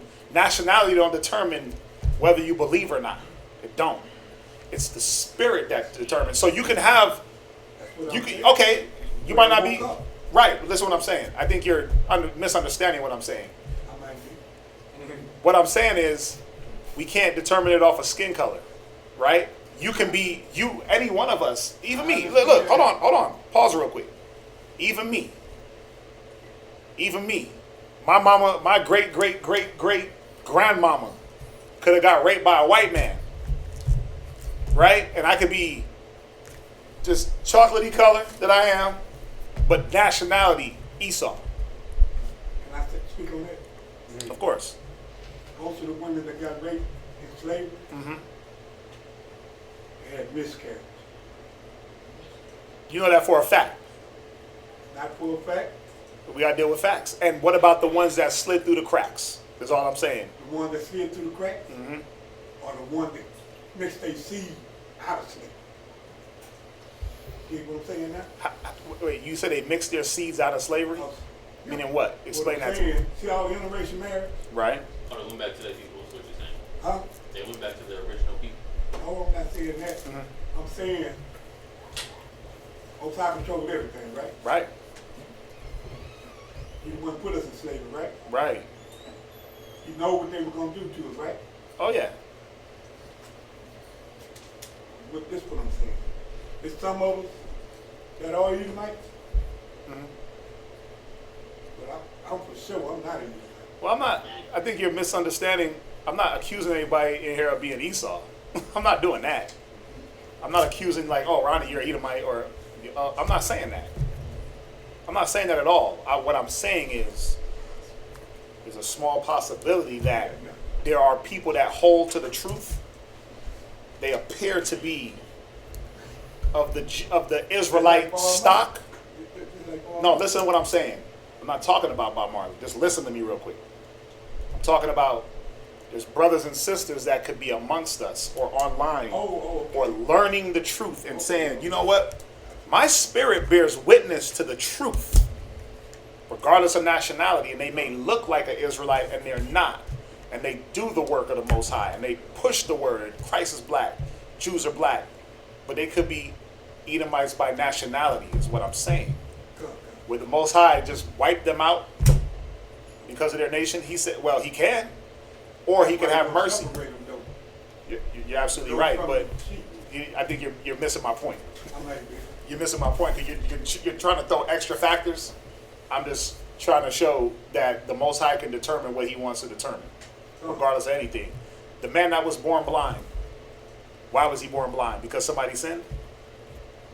He was born blind to show what? The Most High's power. You see, so things are done not because did he sin or his parents sin? No, some things are done to show the Most High's power. That I can make an Edomite bear witness to this, and you Negroes can't. You see, so that's all I'm saying. I wasn't accusing anyone in here of being Esau, or accusing anybody of their. I'm not doing that at all. But what I'm saying is, you may have one Edomite out of a million that might bear witness to this word and want to do the work that he does it. And what happens? The Most High is going to discontinue, or just wipe him all the way out when the people are judged. Well, he can, or he might just have mercy. That's all I was saying with that. You see that? So even going back to the instance of, Ruth and the nation, we know Ruth, the scripture says she was a Moabite. That's what I stick with.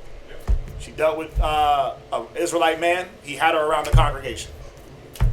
In this instance right here, this was women of any nation. She just had to stay in her house 30 days, right? Go through her mourning period. And then she was free to assimilate as a wife and do what wife duties are and be around and do what they got to do. If you found some uncleanness in her, oh, she ain't dealing with the people right. Oh, she ain't acting right towards, well, gotta go. Samakai.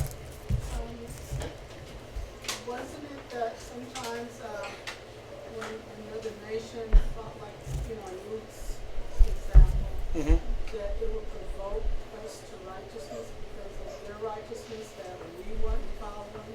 Yeah. A lot of the times the Most High was using these nations, man, to show us, wait a minute, if they can get it. Think about the parable that Yahawashi dropped with the man that was taking a journey. And he was taking a journey, he got hurt.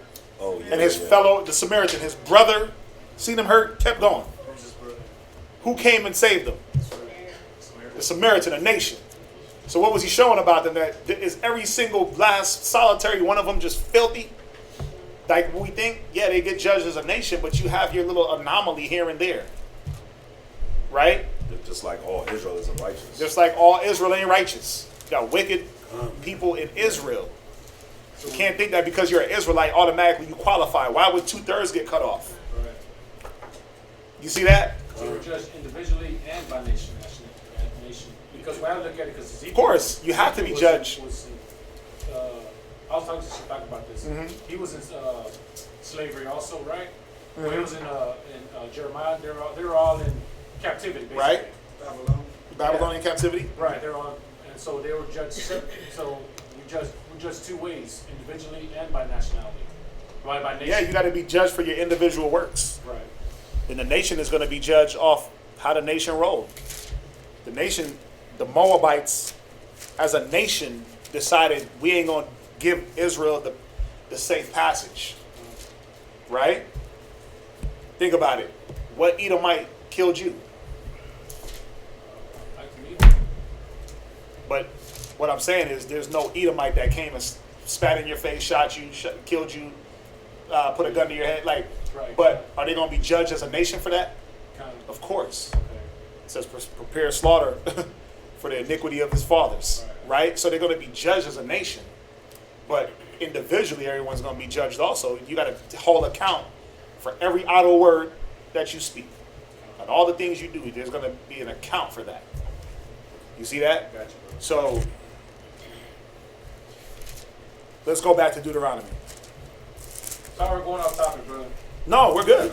It's the same topic. We're good. So does that mean we got green light to go and get these other nations? No, we don't. What war are you in? What war were you in where you got to go literally take a captive?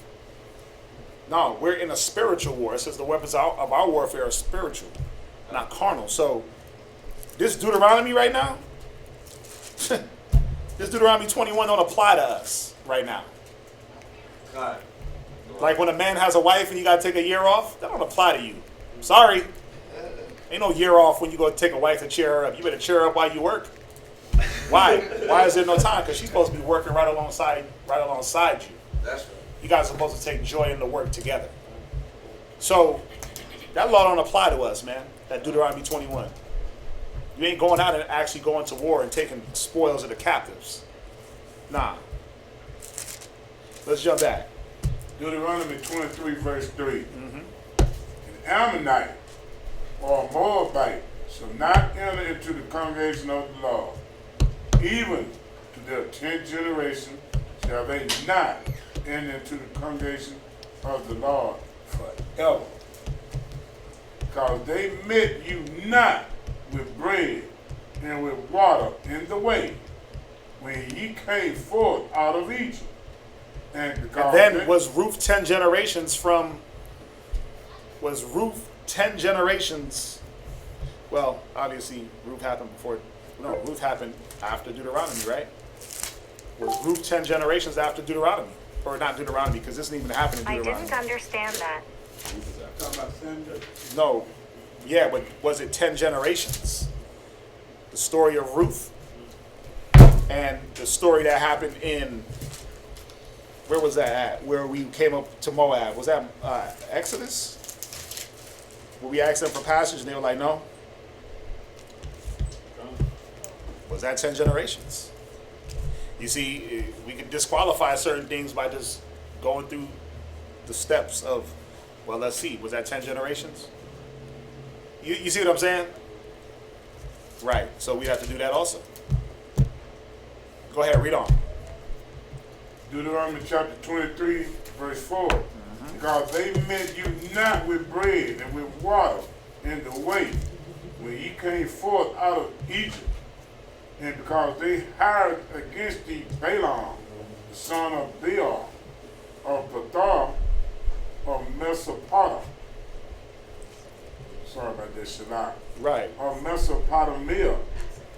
Mesopotamia. Mesopotamia. You're right. So remember, Balaam and the donkey?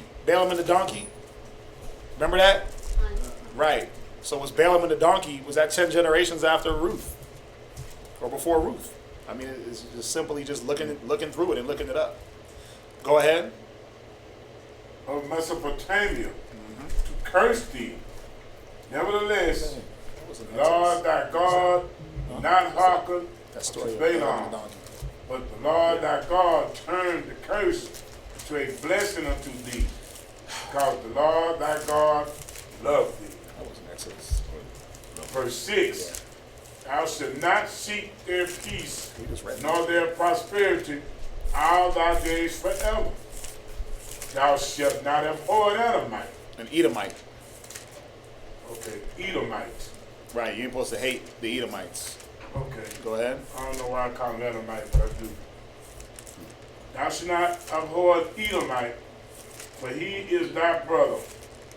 Thou shalt not abhor an Egyptian, because thou wast a stranger in his land.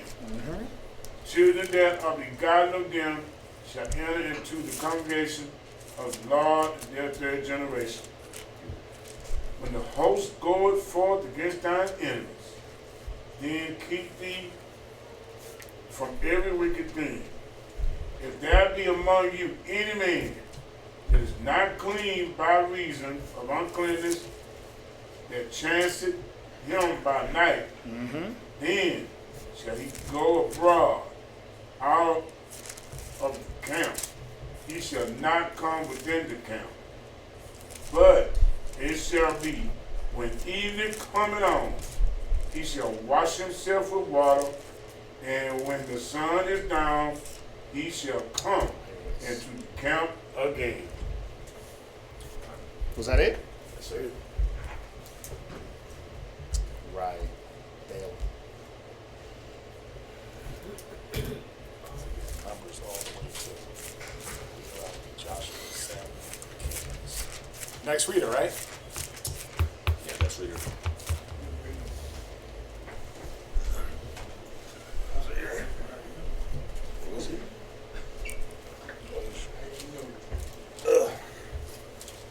What's coming up? Oh, wait. Yeah, wait.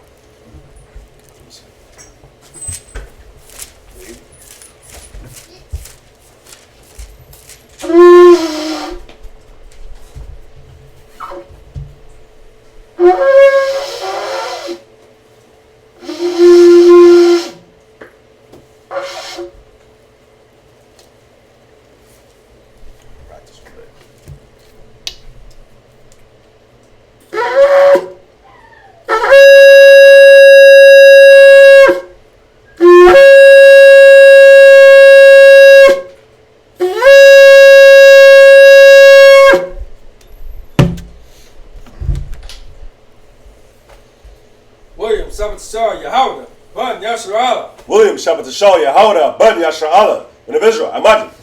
Barak. Yahawashi Shemel Brakatham. Yahawashi Shemel Brakatham.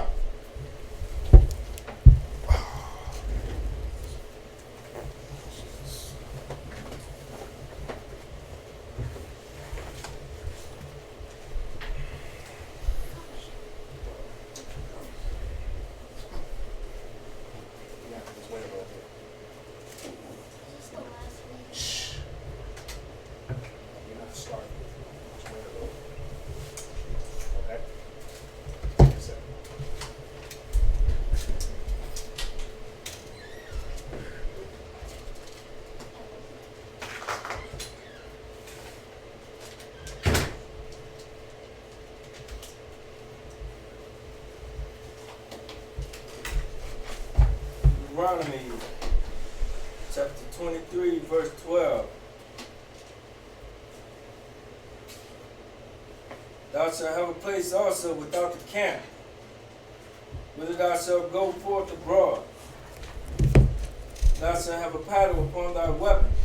And it shall be when thou wilt ease thyself abroad, thou shalt dig therewith, and shalt turn back and cover that which cometh from thee. For the Most High thy power walketh in the midst of thy camp, right, to deliver thee, and to give up thine enemies before thee. Therefore shalt thy camp be holy. Right. Why? Now, I was thinking on this morning. Now, think about this. The Most High don't want. Is the Most High himself, like, is he walking through the camp? Right? But he said, watch, read on.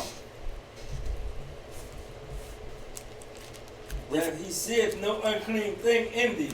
Right. So it was unclean. The defecation that came from our bodies, he considered that unclean, right? It was a defilement, right?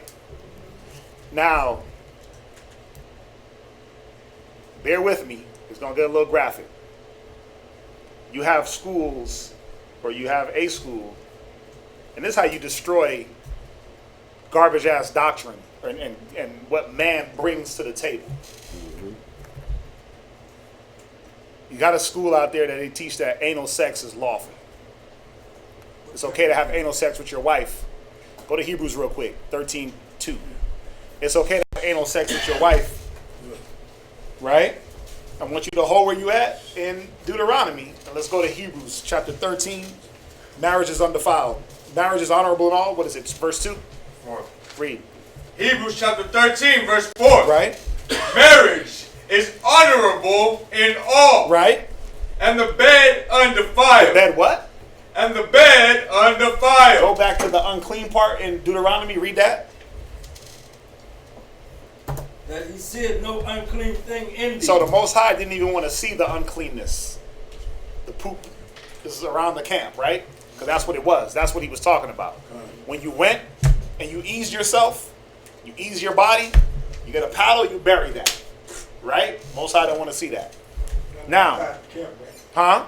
You did it outside the camp. Right. But you buried it, you covered it up. Right? Now, I don't know how I say this without being... when anal sex is performed, we know that that's an exit, right? Mm-hmm. And we know what comes out of the anal is defecation, right? Mm-hmm. But when you perform anal sex, that's what happens. There's defecation there. That's defilement. So how could the bed not be defiled? Yep. I'm trying to be as... That's true. I'm trying to keep it as clean as possible. But think about it. So true though. How could the bed be undefiled if there's poop everywhere? So how can anal sex be lawful? Right? That's one way of looking at it. And then the law says it. Don't be a sodomite. Yep. You see that? You see why it's important to... You got to meditate on the scriptures, man. You got to meditate, and you have to know more than one part of the Bible, because a man will come and say, "Oh yeah, you can have anal sex with your rib as long as whatever you want, brother, as long as it's not defiled." But that is defiled. If the Most High don't even want poop on the floor of the camp, why would He want it on you? Come on, man. That's what happens, right? When you go in there, some of that gets off on you. That's just physics, and yeah, it should gross us out, right? But think about it. He don't even want to smell that. He don't want to see that on the floor. Cover that up and bury it. But it's okay to get that on you? No way. Come on, man. We got to think. But see, you got to go through it like that and think about it like that. Why does not and that's how you destroy the nonsense that men come with. Because men is going to come with whatever is to please his flesh, man. Whatever the men want, that's like Saul. That's that Saul mind. Well, I did it because the men were too powerful. They were going to overtake me. What's that? But even... I know. Even before I got a scripture like this... Yeah. Common sense I didn't even need no scripture to tell me that. But common sense ain't common. See, common sense ain't common, and what's in your spirit ain't in everybody else's spirit. And, you know, you got to look at it. Why do things like this become an issue? Like, why are we even talking about it?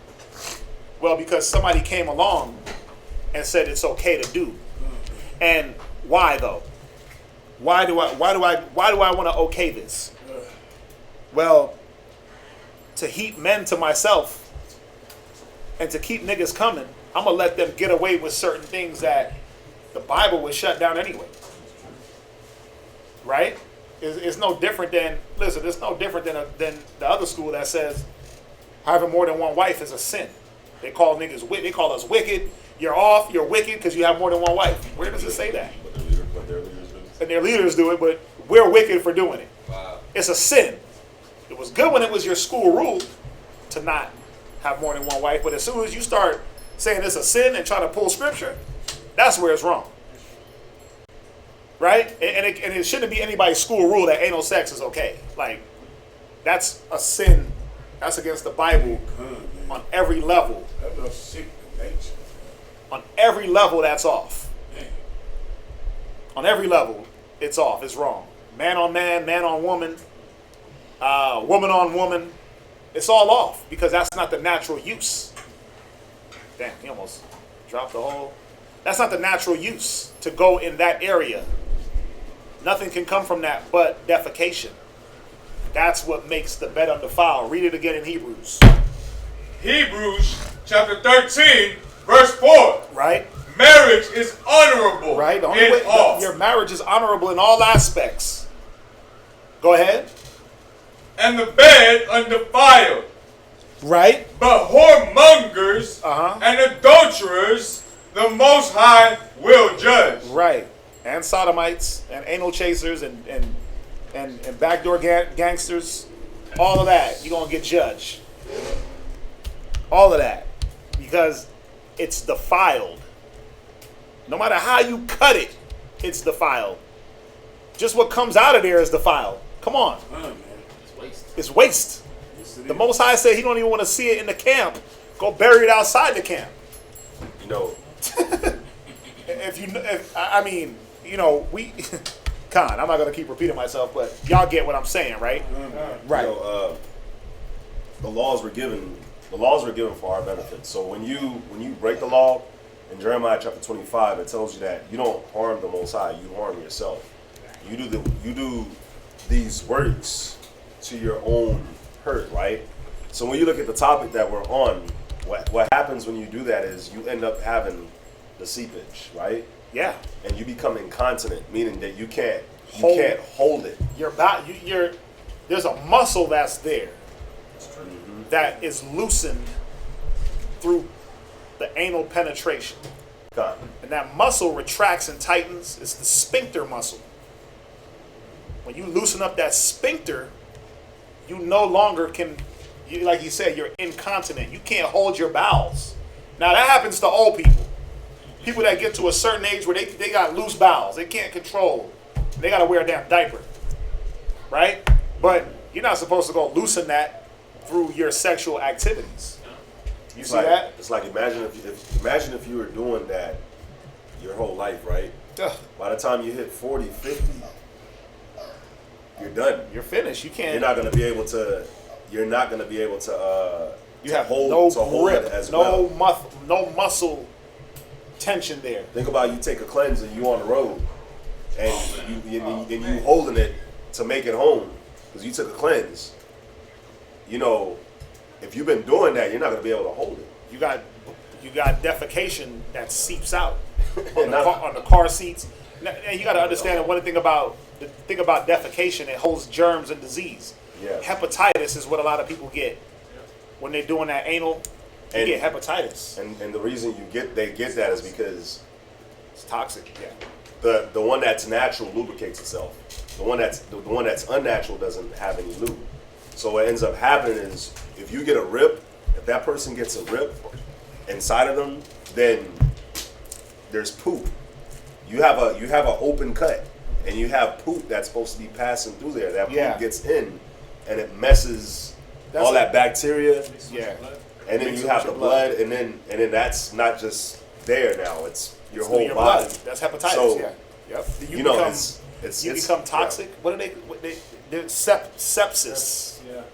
Right. You're right. Sepsis. Right. Because your blood is now, bro. Your organs can shut down.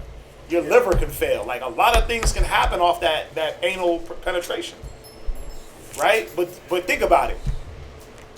Think about it. There was one time when you can watch pornography, and that wasn't even a thing, right? But now that is the thing. They go for that before they go for anything. Why? Because they want you to be a sodomite. Yep. They want you to be sick. They want you to be defiled.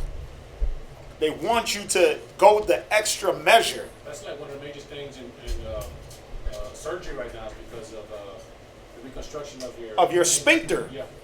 of that anal. Right, because why? You got all these women doing porn. Well, they build like a new one for you. They go and do. Or they probably just go in there, tighten up the muscle. Yeah, something. Or they probably take a piece of a tendon. Nah, What? they got devices that actually go in and make their new skin. Really? Oh, they're not taking like tendons and making that the muscle? Damn. They're making a whole sphincter. What's that? Exactly. They what? Wait. They're like beads. The device that they put in there? Not the Kegel beads, right? No, that's different. Okay, that's different. Right. No, they're like the device that they use is like beads. They're bead. Okay, it's circular. They use it for the stomach also because you got a sphincter up there around your stomach. So they Right. Okay. They can do it for both. Yeah, I mean they got a solution for everything. Go get it wore out and then go get it fixed. Oh yeah, like those designer vaginas. Yeah, they'll remake you a virgin again. You'll get the hymen surgery and they'll sew it up. I don't know, like they surgically put the hymen back intact, so you appear as a virgin. A lot of the Middle Eastern women getting that. They come out to America, get bust down, Tatiana. They got to go back and answer for their crimes. If there's no tokens, if there ain't no tokens, they're getting beheaded. You know that, right? They don't play that in Saudi Arabia. And then them women come over here and they start sleeping around. When it's time for them to get married, and they get with that man, and there's no tokens there. Oh, she's gonna be put to death. They still do that. Yeah. Check this out real quick. Go ahead. So I know we're talking about a topic we're trying to keep it as less graphic as possible, but we got to talk about it because you have people saying it's okay, and it's not okay. All right. So it says that 37% of women have done it. That's what one of the studies that they took with 4,000 adults, right? 37% of them said they did it, and out of those 37, they were more likely to have that seepage or that incontinence once a week. Once a week, your bowels just leak all over you got white pants on, it's a wrap. Yeah, so, and then another thing that I was reading on that, smell. A person had asked, they were like, every now and then, I have that leakage, and they wouldn't even know they had the leakage because the damage is already done, so you don't feel it. Yeah, you don't feel it. So you'll just be sitting here and it just come out and you don't even know. Yeah, you thinking that you're holding it, but eat a lot of fiber. That's all I know. God, just like you're saying, like you don't know. I had a sodomite employee when I was working at Starbucks, and someone else had reported to me that he was changing the tampon in the bathroom. The man, right? The man. Because why? Seepage. A man ain't supposed to be wearing no tampon. I wish they would have said a diaper. Damn, but think about it. All them sodomites running around acting like it's cool to be a sodomite and you got to wear a tampon as a man? I mean, that's what you want to live your life as? But now they got a surgery, they can go get that tightened up, right? So they can keep going in, doing what they want, and then they go get that tightened up. Every 100th? Yeah, like every 10th penetration, I'm going to go get... I had to make a joke. I had to, right?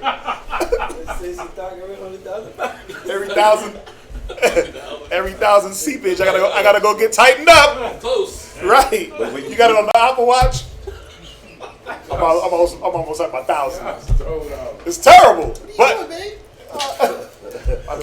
about to go get tightened up. Right? But going back to the point, it's defiled. No matter how you chop it, it's defiled. And there's no way that the bed is not defiled in that act. There's no way. There's no way around that. There's no way around that, just off of what that part of the body does. All right, so we done talking about this? Could we move on? No, I was going to say one more thing. So, remember, Bahawam had did a cable show on this a long time ago. Oh, right? the tunnel, no.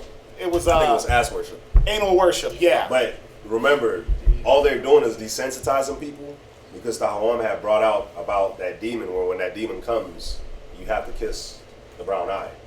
Yeah. So all they're doing is just they're desensitizing you, and that's why it went from that to groceries, and now like the whole like y'all were saying, like back in y'all's days, like it was like nobody did that. But now in my days, that's what everybody does, and it's the bar has dropped so low that now they do the whole groceries thing. So imagine the next generation after that. But you got that demon where Baal Peor, when that demon comes, you got it. That's how you greeted the demon. Oh my gosh. I saw that in the movie. I think it was Tips. He was the guy, like, he's like, oh man, you know what, yeah, everybody do it. Con, bro. You know, just adding on what you said. Yeah. And so my pops told me when I was younger, like pointing this out how it was starting to come on a rise. He was like, okay, if you do that to your woman, and that's something that's normal, how does that feel different than doing it to a man? It's still the same hole. But that's why the transition is so easy for a lot of men, because now I'm tired of women. Right. Let me slide over to this hairy back gorilla, right? And then let me slide from him to a dog, to animals. You got to understand, they're trying to make the ushering in of all the filthiness a lot more easier. The bewitching of naughtiness, the obscure things that are honest, and the wondering of concupiscence. They desensitize you just through man-on-woman relations. Well, tired of her. Let me go get Biff. Oh, well, that ain't enough. Yep. Let me go get, What is it? Biff? Biff is a guy. Oh. Yeah, Biff. Back to the Future. You don't watch movies, man. She was gay. Her new name was Buff. Buff. Let me go get Buff. Or I'm tired of Buffy, so let me go get. But the point that I wanted to bring out was, if the Most High don't even want to see it in the camp, why would you want to enter into those tunnels? You're defiling yourself and your body, and the diseases that come along with that, the injuries that come along with that. You got to see, man. You got gay men that'll put animals in their rectum to get pleasure. Let the gerbil scratch around in there. My aunt used to work in the hospital in White Plains.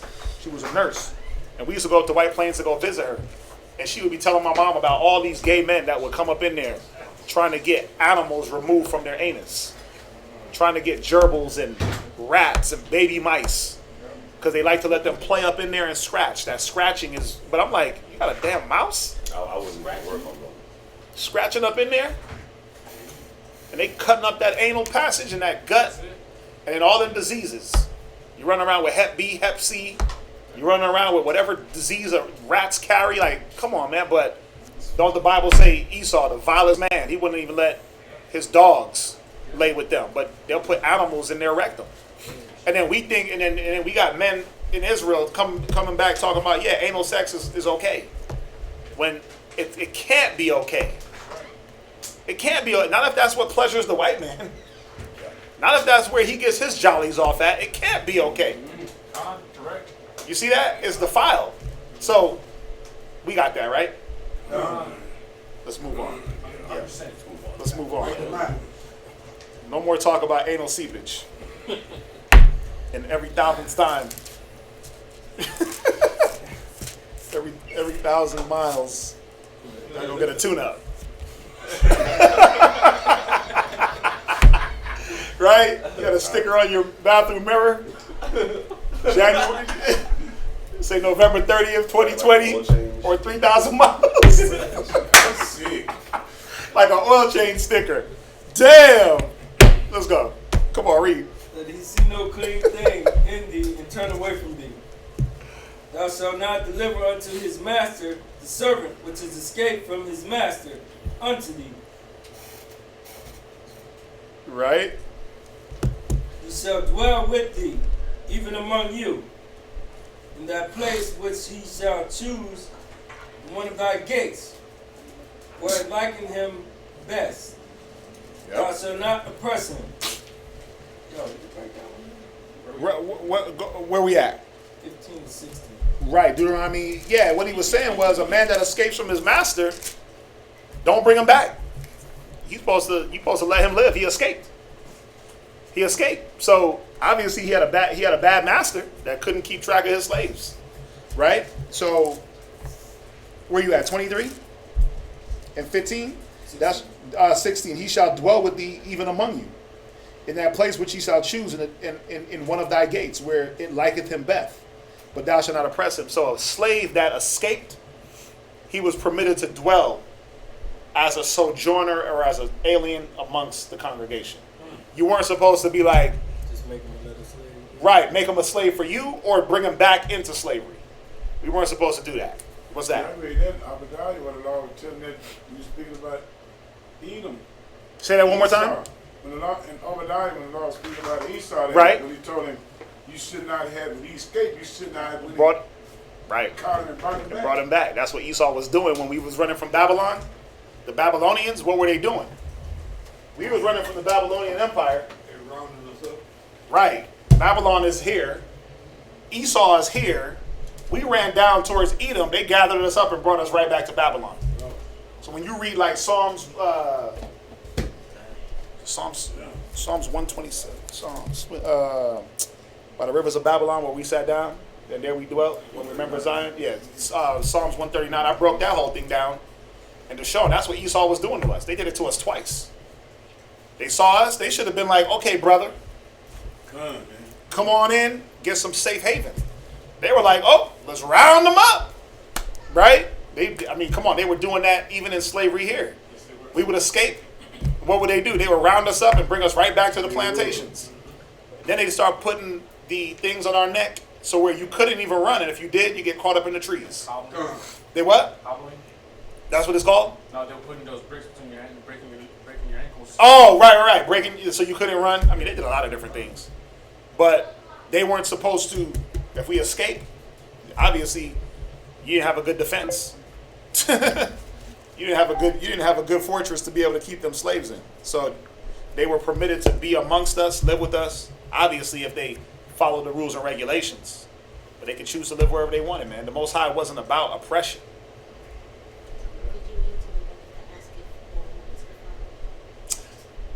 So, when you go into the definition, let me jump back real quick. What was the question? Oral is defiled as well, right? Let's go to the definition of sodomy, and we'll leave it at that.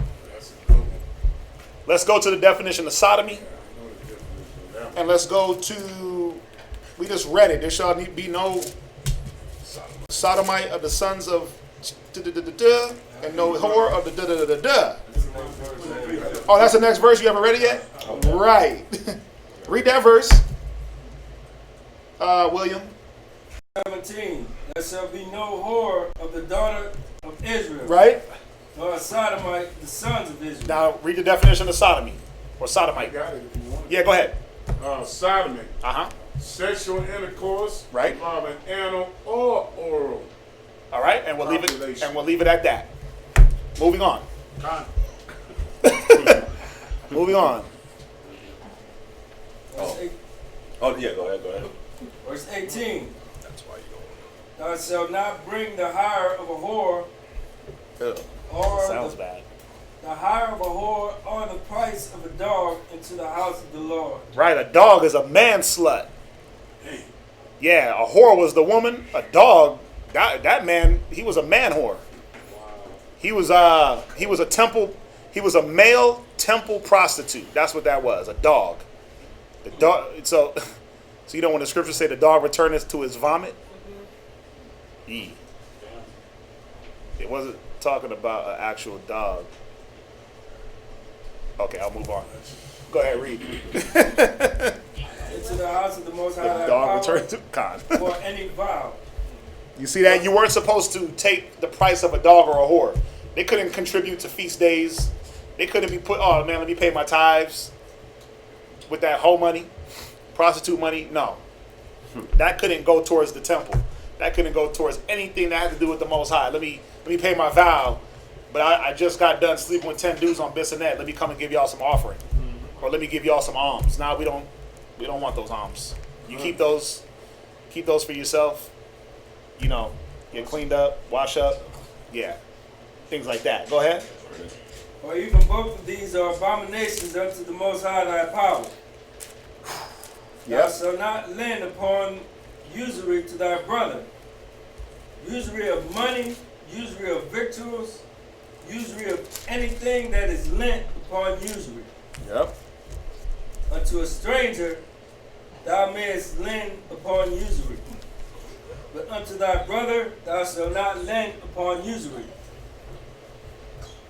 That the Most High thy God may bless thee in all that thou settest thine hand to in the land whither thou goest to possess it. When thou shalt vow a vow unto the Most High thy power, thou shalt not slack to pay it. For the Most High thy power will surely require it of thee, and it will be a sin in thee. But if thou shalt forbear to vow, it shall be no sin in thee. That which is going out of thy lips thou shalt keep and perform. Right.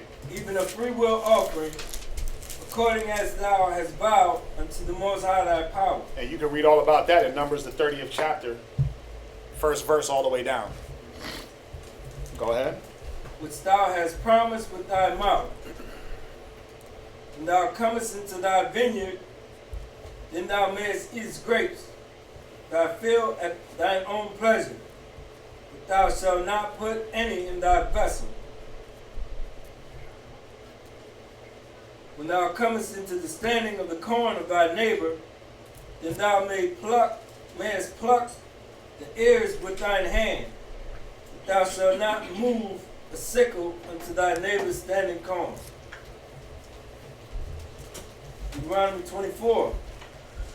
When a man hath taken a wife and married her, and it comes to pass that she find no favor in his eyes. Now you see how it's going to jump right back to this marriage? Check this out, read. Because he had found some uncleanness in her. Right now, pause. Is the uncleanness here adultery? No. Right, it doesn't say that it is, right? It just says he found some uncleanness. Right. Go ahead. I'm making that clear because I want y'all to understand what it's saying. Go ahead. Then let him write her a bill of divorcement. Right. And give it in her hand and send her out of his house. The uncleanness could be that she was just rebellious. I don't want no rebellious woman.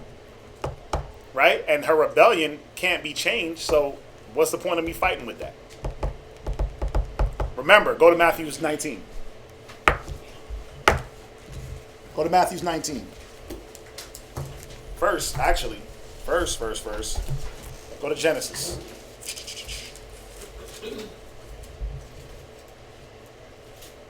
What does it say with the Most High joined that no man? Oh, it's Matthew 19 and... Is that it? Yeah. It's in Matthews? Mm-hmm. Oh. 19. Genesis chapter 2 and verse 24 real quick. Genesis chapter 2, verse 24. Therefore shall a man leave his father and his mother, right, and shall cleave unto his wife, right, and they shall be one flesh. Right. You see that? Now jump to Matthew 19. So we're understanding that if he finds some uncleanness in her, let him do what? Write a bill of divorcement, right? But we know that what the Most High said, what the Most High put together, let no man break asunder.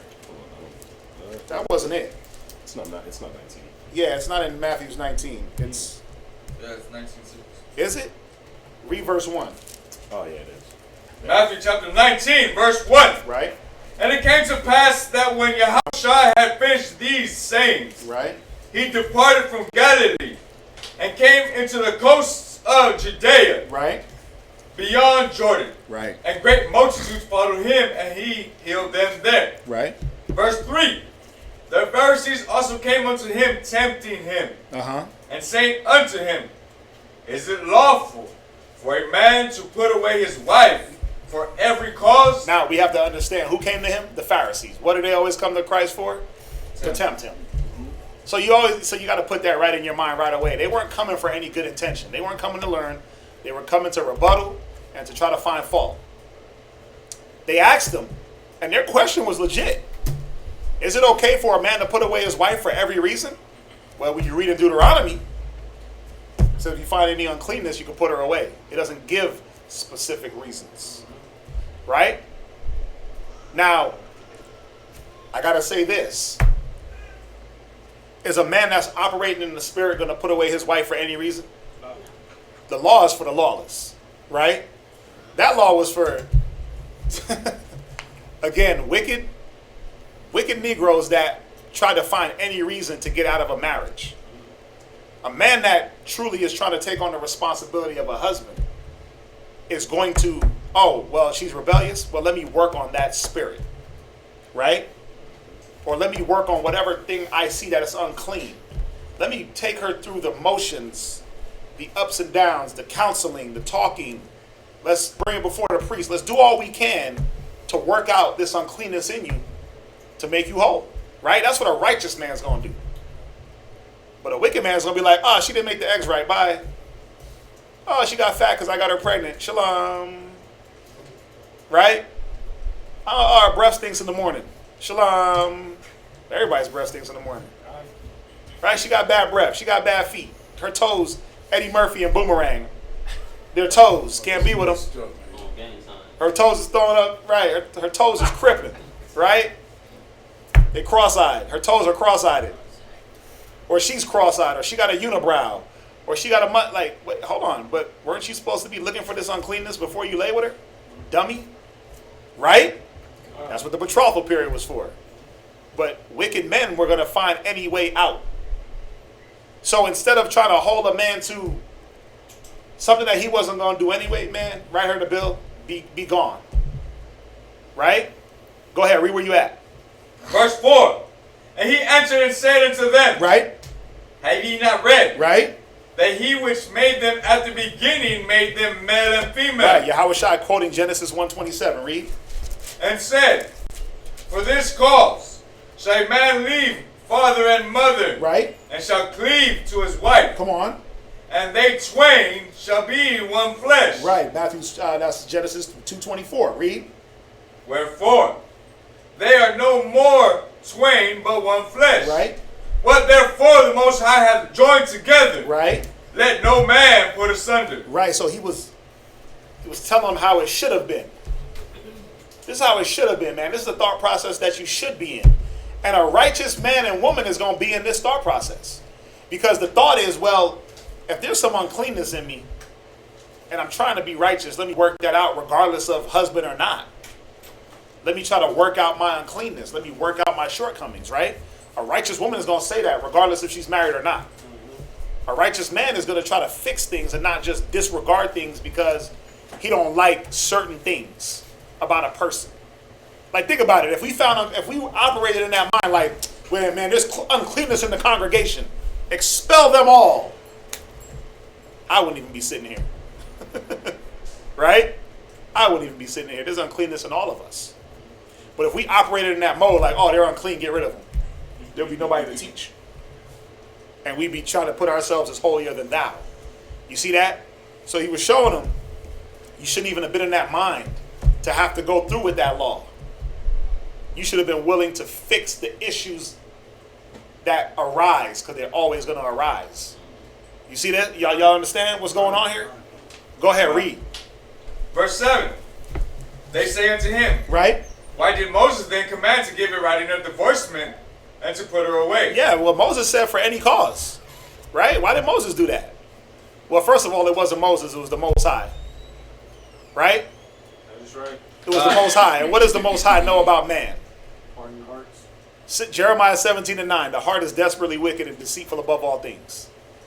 That man follows their heart.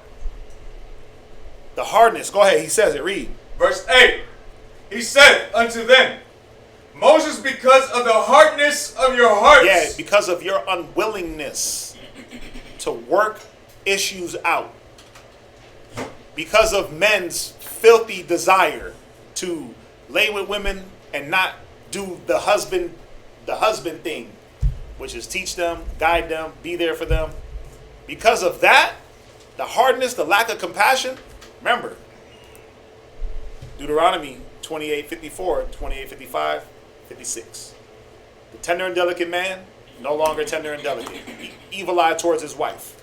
A tender and delicate woman, no longer tender and delicate. Evil eye towards her children and towards her husband. Right?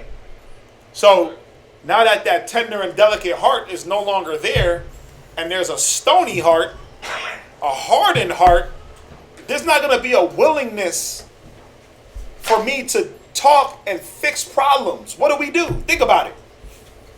In the world, what do? You reckon they get into an argument? Nigga, I ain't messing with you. Go file for divorce. Irreconcilable differences. And then we got to mediate. Think about it. You mediating property and assets, right? But nobody wants to even sit down to do that. You got to get somebody to mediate it for you. Go before the judge. Because the willingness to communicate and fix things it's not in us. You rather just cut a person off, take what you take, and then move on to the next person to do what? Do the same thing over and over because you never learned nothing in the first instance. You see that? If you can't talk things out in the first instance, you ain't going to do it in the second, and you're just going to keep committing the same folly over and over. You're going to be Larry King, divorce day times. Read on. Moses, because the hardness of your heart suffered you to put away your wives. Right? But from the beginning it was not so. From the beginning it wasn't so. Why? Because the roles in the beginning were a lot different. Adam, Eve, Adam was the head, Eve was the help, like unto himself. So in her own right, she was like a head. She still wasn't above Adam. They were equal. They were equal in the beginning. She lost that equality and now had to be subject to her husband. But what does that bring? Strife, contention, rebellion. I don't want to be subject to that nigga. I don't want to bow down to him. Why I got to listen to him? But women's rights, but equal power, but equal pay, but this and that and the third, right? Women rising, right? All that came up. So now there's going to be a conflict. There's always going to be a conflict between men and women. There's always going to be the choice. Do I follow or do I not? Do I teach or do I not? There's choice on both ends. But when both ends, when both minds are conflicting, when both parties are conflicting, that brings the contention, that brings the strife, that brings the unwillingness to work things out. I don't care what relationship you're in. Think about it. It could be brother and brother. If we got different opinions and different thoughts and different values and views, we're not going to come to an agreement, right? We're not going to be able to sit down and talk things out because someone's mind is going to be contrary to somebody else's mind. The hardness of your hearts, the unwillingness to have compassion, the unwillingness to look at the bigger picture, right? Some people are just unreasonable. Some people are just unreasonable when it comes to relationships. They're unbalanced, unskilled, unyielding.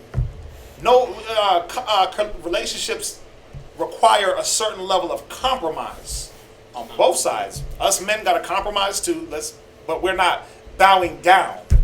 There's a difference between compromising and bowing down to your woman, where you come up with strategies to help the relationship grow. And you may have to take on certain things as a man to alleviate certain things from your wife. You might have to do a dish or two, vacuum a floor or two. She can't do it all. Right? Okay. So compromise is needed in a relationship. Okay. Every decision can't be just your decision every single time, every single way. Sometimes you have to look at her decision making and say, you know what, I'm gonna give you the chance. Go ahead, let's run with it. Let's see what you do.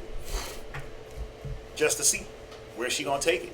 She gonna run the ship into the ground, or she gonna keep it afloat? They gotta be given a chance, right? But the hardness of the heart. Go ahead. Verse 9. Mm-hmm. And I say unto you, whosoever shall put away his wife, right, except it be for fornication, right, and shall marry another, committeth adultery.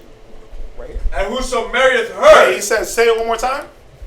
Except it be for fornication, right, and shall marry another, right, committed. So Yahawashi was reestablishing that These are the only reasons why you should be divorcing.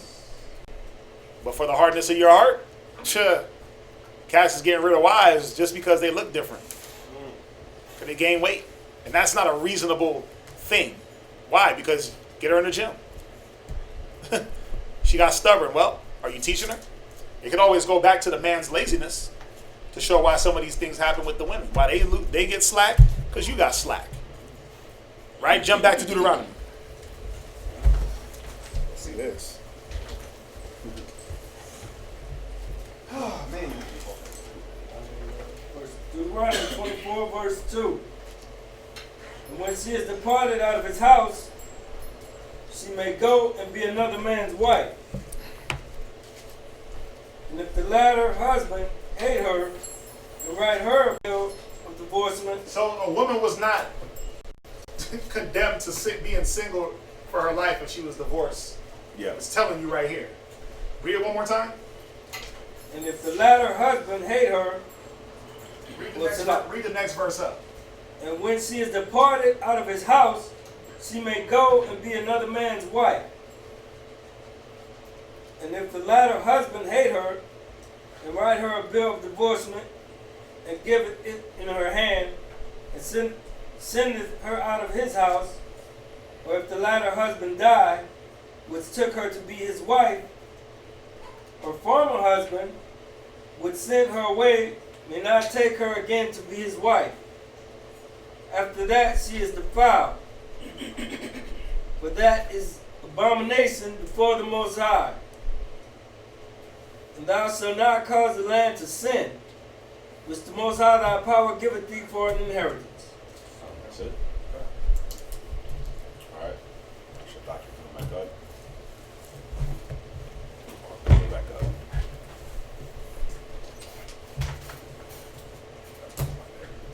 You want to read?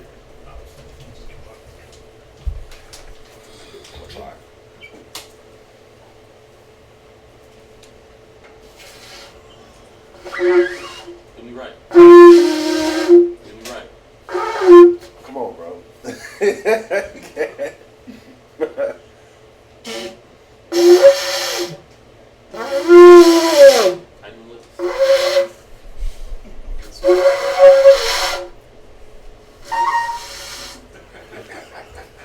Slocky, y'all. Made me forget my name. Come on. Shatak, Shabbat Shah, Yahawashi, Bun, Yashala. Shatak, Shabbat Shah, Yahawashi, Bun, Yashala, Men of Israel, Amadi, Barak. Yahawashi, Shem Yah Shai Rakathum. Yahawashi, Shem Yah Shai Rakathum. Let's go my home right there.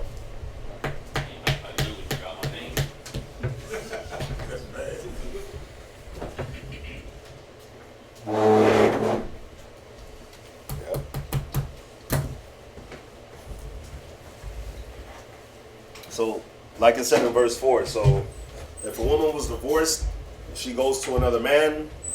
If she happens to be divorced from that other man that she went to, or that other man died, she cannot go back to the man that she was with before. Just edifying on that a little bit.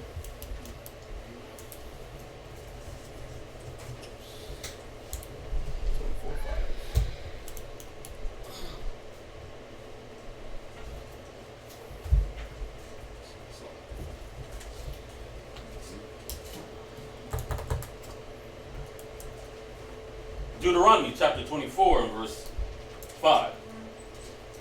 When a man hath taken a new wife, he shall not go out to war, neither shall he be charged with any business, but he shall be free at home 1 year, and shall cheer up his wife which he hath taken.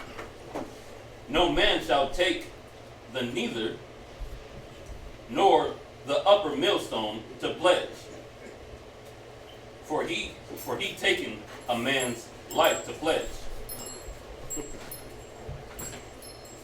If a man be found stealing any of his brethren of the children of Israel, and maketh merchandise of him, or selleth him, then that thief shall die, and thou shalt put evil away from among your people.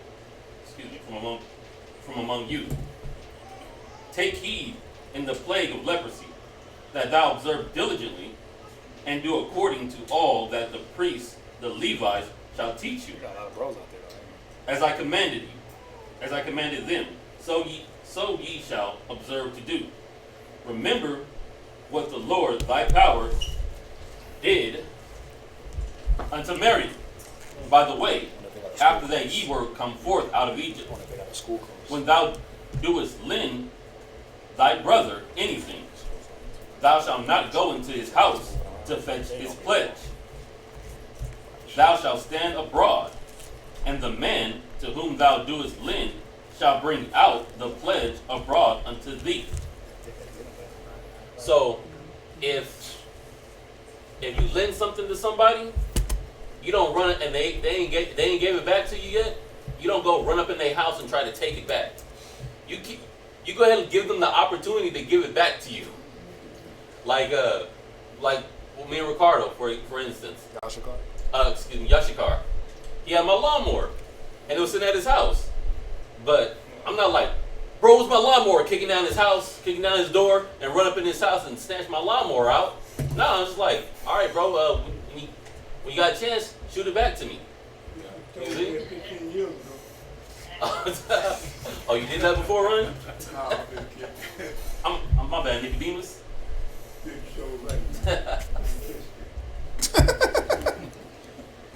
Deuteronomy chapter 24 and verse 11. Verse 12. And if the man be poor, thou shalt not sleep with his pledge. In any case, thou shalt deliver him the pledge again when the sun goeth down, that he may sleep in his own raiment, and bless thee. And it shall be righteousness unto thee before the Most High thy power. What does that mean? Verse 12. Read it.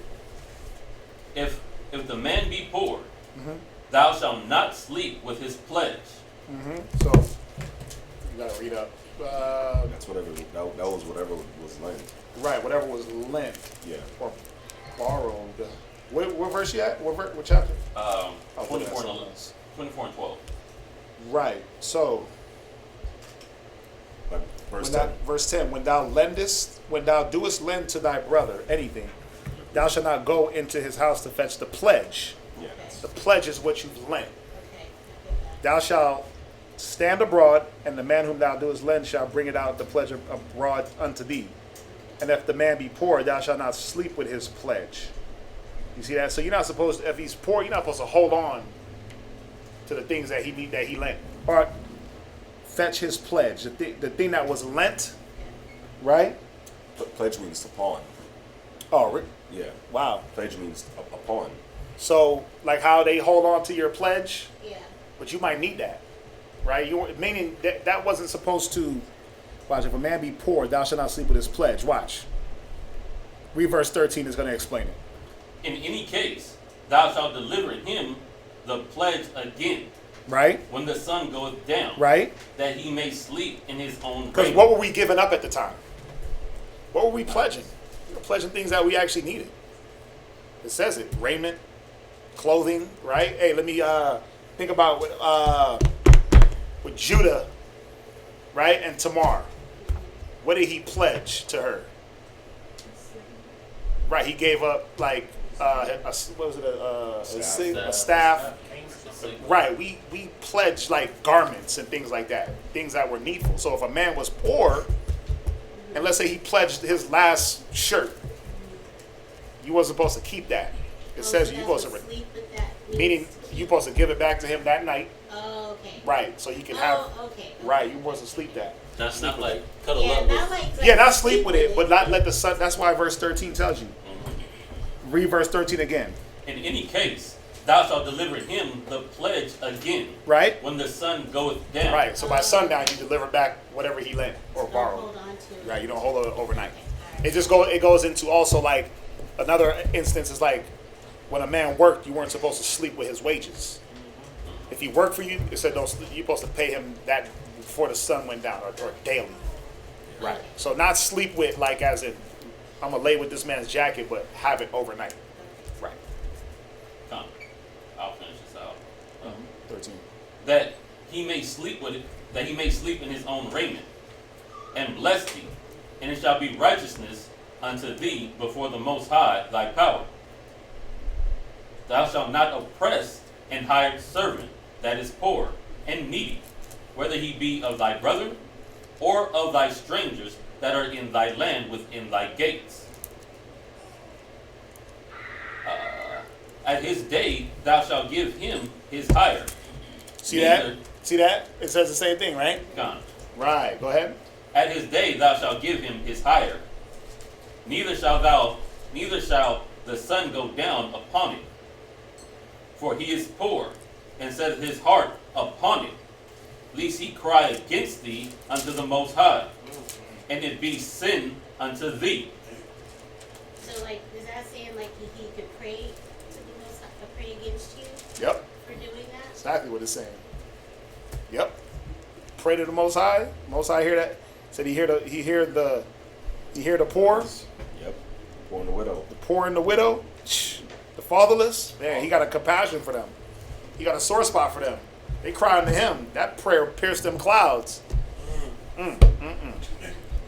What you say, Samuel? Shemayla? My.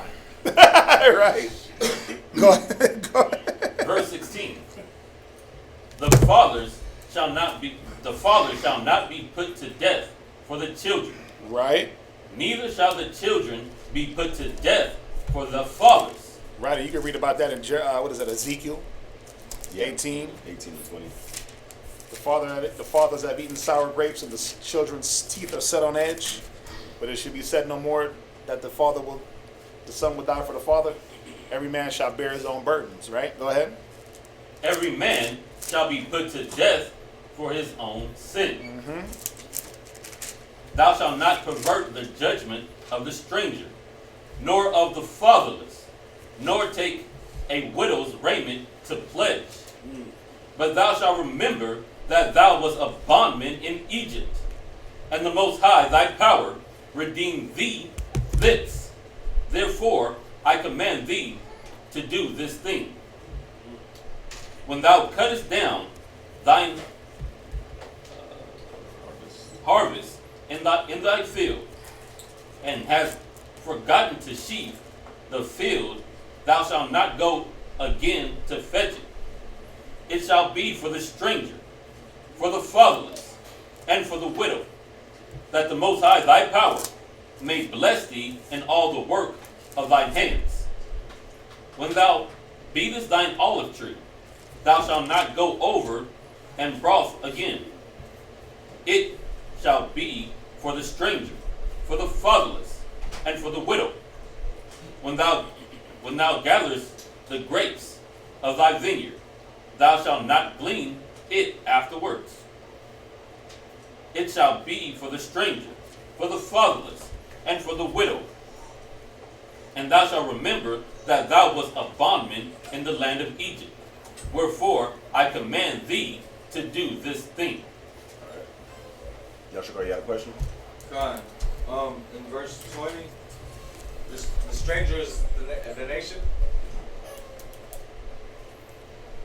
Or is it like a neighbor of ours within Yasharala? Where you at? 24 and 20.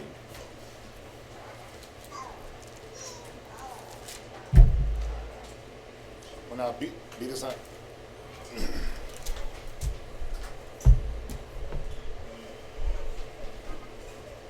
Yeah, the stranger. Somebody that wasn't dwelling with us. Somebody that lived outside the walls. They were passing through. They had a little bit of that to eat. So, I mean, who were the strangers? They were the other nations. Right? So we was not like Moab or Edom, where we was like withholding passage and stuff like that. So they were able just to. Yeah, we had people that was wherever land we were going to be in. People would want to come and live with us. People would just be passing through. It's a common thing. Trade routes, things like that. People just pass through. So you weren't supposed to think about it. You got a traveler. Let's say you got a man of whatever nation, whatever strange nation. He's sliding through. He's a trader or something like that. He's traveling from this land to that land. He might see an olive tree, and they got some food on it. We were not supposed to glean it all the way, so we can take from the olive tree. So they can have from the olive tree. Or from the corn. It tells you about the corn. How you think Yahawashi and the apostles, so they were picking corn on the Sabbath day? Wherever's land they picked the corn from was following the law. They left the edges of the corn. You see that? For the stranger. So they weren't part of our, if they weren't part of our nation, they were considered a stranger. They didn't live amongst us, they were considered a stranger. That's just real kind of indicative of how Israel is. Like, we are a lot more compassionate than the nations. Yeah. Oh, yeah. Because the Most High put that law out there for us to do that because He's compassionate, whereas they would never do that for us. Yeah. No, they wouldn't. They greedy. They don't do it now. They don't do it now. One little grain of their stuff, that's you're considered a thief, or they don't do it now, man.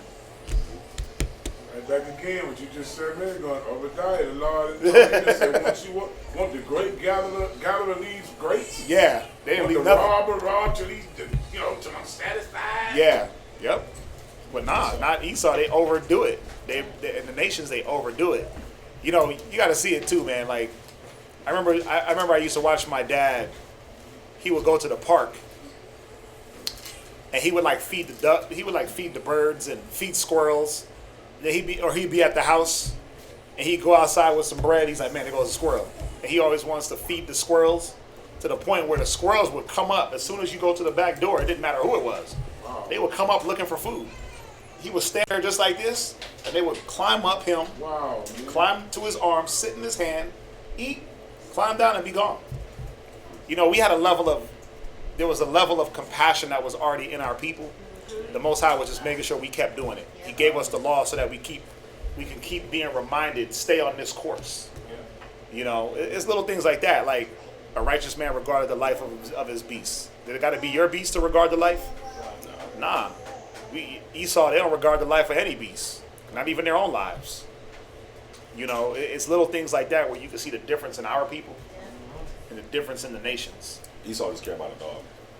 And they barely care about that because they'll have sex with it. Yeah. So, bring it out. I mean, you can't really care about it too much if you're willing to defile the animal that bad. That dog is supposed to be put to death. So, yeah. Go ahead. Where we at? Deuteronomy chapter 25 and verse 1. Oh, it's your turn? Yeah. Oh, damn. If there be a controversy between men, and they come unto judgment, that the judges may judge them, then they shall justify the righteous and condemn the wicked. And it shall be, if the wicked man be worthy to be beaten, that the judge shall cause him to lie down and to be beaten before his face, according to his fault, by a certain number. 40 stripes he may give him, and not exceed. Lest, if he should exceed and beat him above these with many stripes, then thy brother should seem vile unto thee. Verse. What does that mean? The last part, seem vile. Because it's like it's like it says, 40 stripes is the maximum. You might not get 40 stripes, you might get 5. It all depends, but 40 is the max, right? So if you get past 40, then you just look like Esau. When Esau would have the slaves. The one that's whipping. Okay. Yeah. Esau didn't care about a number. Esau just whipped you. He just whipped you. Bones are tired. Yeah. Like he said, till your bones were showing. Right, hold on real quick. Stripes.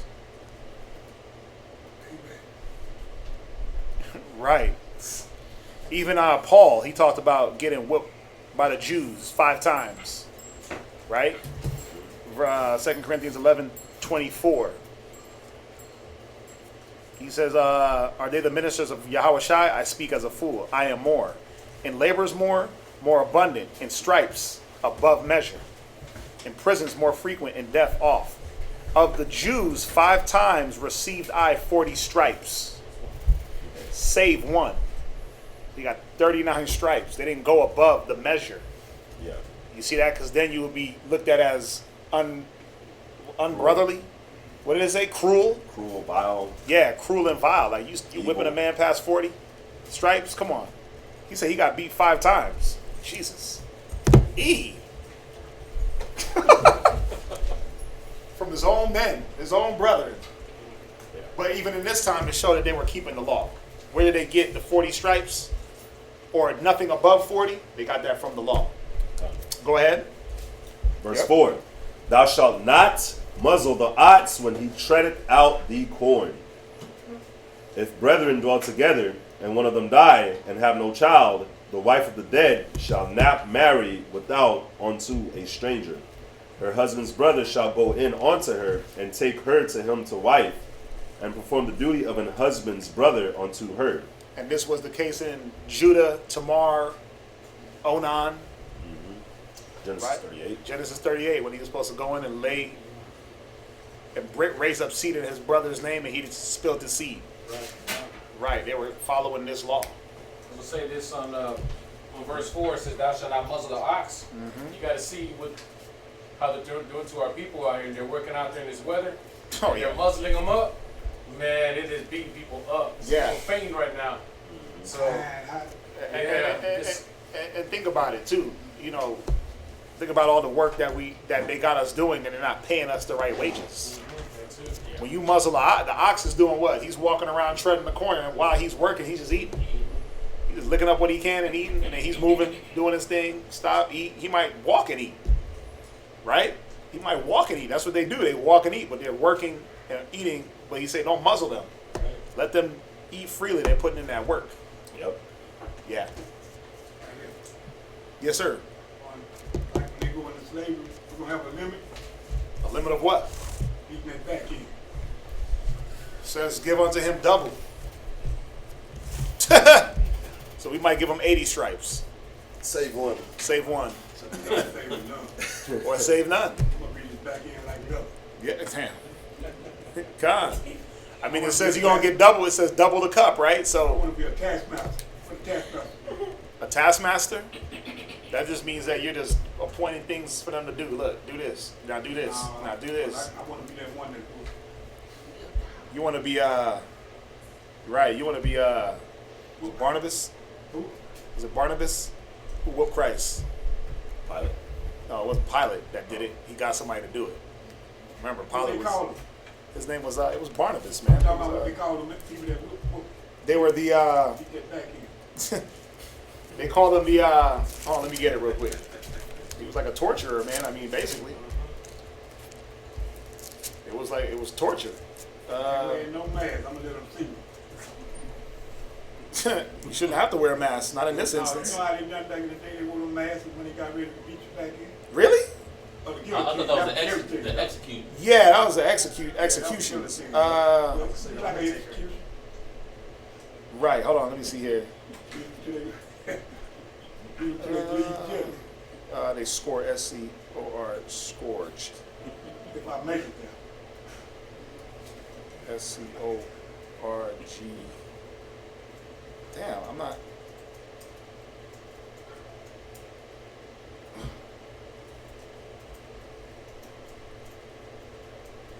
It's That's okay to kill time. yeah. I had seesaw, I've been eating them. Wait, go on. I'm gonna find it real quick. Go ahead, read on. Where you at? Talk about it. You ready? I'm at Deuteronomy 28, verse 5. Go ahead, read. Deuteronomy chapter 28, verse 5. 25 and verse 5. I'm sorry, it's locked. Verse 6. And it shall be that the firstborn which shall bear it, and it shall be that the firstborn which she beareth shall succeed in the name of his brother which is dead, that his name be not put out of Israel. And if the man like not to take his brother's wife, then let his brother's wife go up to the gate unto the elders and say, my husband's brother refuseth to raise up unto his brother a name in Israel. He will not perform the duty of my husband's brother. Then the elders of his city shall call him and speak unto him. And if he stand to it and say, I like not to take her, then shall his brother's wife come unto him in the presence of the elders and loose his shoe from off his foot and spit in his face, and shall answer and say, so shall it be done unto that man that will not build up his brother's house. And his name shall be called in Israel the house of him that hath his shoe loosed.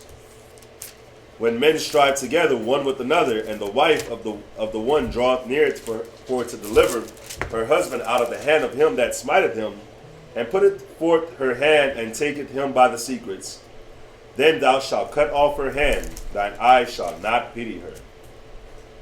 Thou shalt not have in thy bag diverse weights, a great and a small. Thou shalt not have in thine house diverse measures, a great and a small. But thou shalt have a perfect and just weight, a perfect and just measure shalt thou have, that thy days may be lengthened in the land which the Lord thy God giveth thee. For all that do such things, and all that do unrighteously, are an abomination unto the Lord thy God. Remember what Amalek did unto thee by the way, when ye were come forth out of Egypt, how he met thee by the way, and smote the hindmost of thee, even all that were feeble behind thee, when thou wast faint and weary, and he feared not God. Therefore it shall be, when the Lord thy God hath given thee rest from all thine enemies round about, in the land which the Lord thy God giveth thee for an inheritance to possess it, that thou shalt blot out the remembrance of Amalek from under heaven. Thou shalt not forget it. And here's the patience of the saints. Barabbas. That's what man.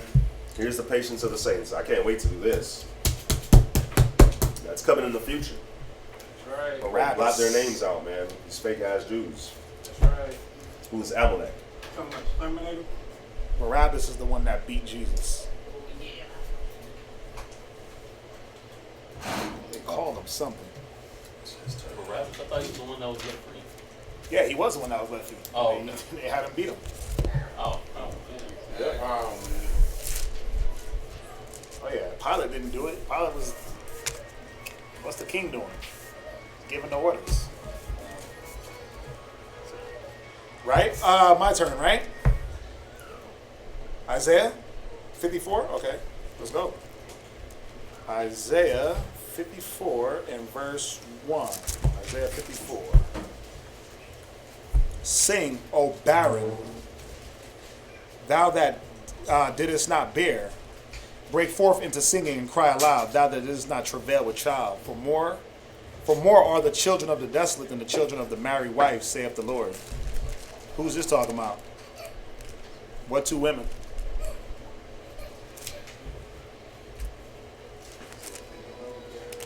Abraham, Sarah, Haggai, right? What was the chapter? Isaiah 54:1. Right? This is going in and talking about Abraham, Sarah, Haggai. Sarah was the barren. Haggai, what did she do? She had the first children. She had Ishmael. And Sarah had the more children, right? Right. Enlarge the place of thy tent, and let them stretch forth the curtains of thine habitation. Spare not. Lengthen thy cords and strengthen thy stakes. So this is talking about Israel rising up, being a populous nation, right? Watch. Fear not. Oh no, yeah. For thou shalt break forth on the right hand and on the left. The Most High said we would be innumerable. We will be without number. And thy seed shall inherit the Gentiles, and make desolate the cities to be inhabited. Fear not, for thou shalt not be ashamed, neither thou be confounded. For thou shalt not be put to shame, for thou shalt forget the shame of thy youth. All this slavery and all this killing and 7 shots in the back, crippling our people, and all the things that we're going through, man. All the Cardi B's, the WAP, right? WAP videos and all that stuff that they putting out there that's shaming us. That's not going to be no more. That's going to be put behind us. For thou shalt forget thy shame of thy youth, and shalt not remember the reproach of thy widowhood anymore. For thy maker is thine husband. Yahawashi is going to take us back. The Lord of hosts is his name, and thy Redeemer, the Holy One of Israel, the power of the earth. The whole earth shall he be called. For the Lord hath called thee as a woman forsaken and grieved in spirit, and a wife of youth, when thou wast refused, saith the Lord. For a small moment I have forsaken thee, but with great mercies will I gather thee. And I know we look at the 400 years slavery, all the things we've been through, and like, damn, is it ever going to end? Yahawashi said, the Most High said, this is a small moment to him. This is a small moment. Is that because we're technically spiritual and everlasting? That's what I'm just thinking. Hear your name. Well, that the small moment? Yeah, it's because time period is because we're actually everlasting. Well, it's because it's the way we look at time.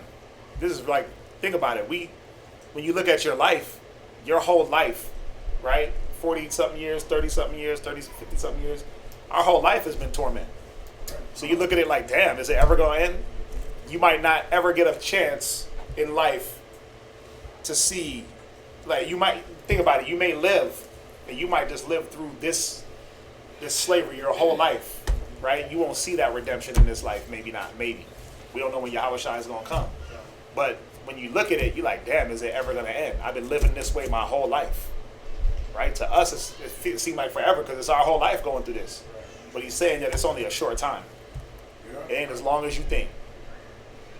It said that 1,000 years to the Most High. There it is. 1,000 days, 1 day, 1 year. 1 year is 1,000 days. So our concept of time is even different than the Most High. We have a different construct of what time is than he does. It's still time to him. He's like, look, this is a light affliction.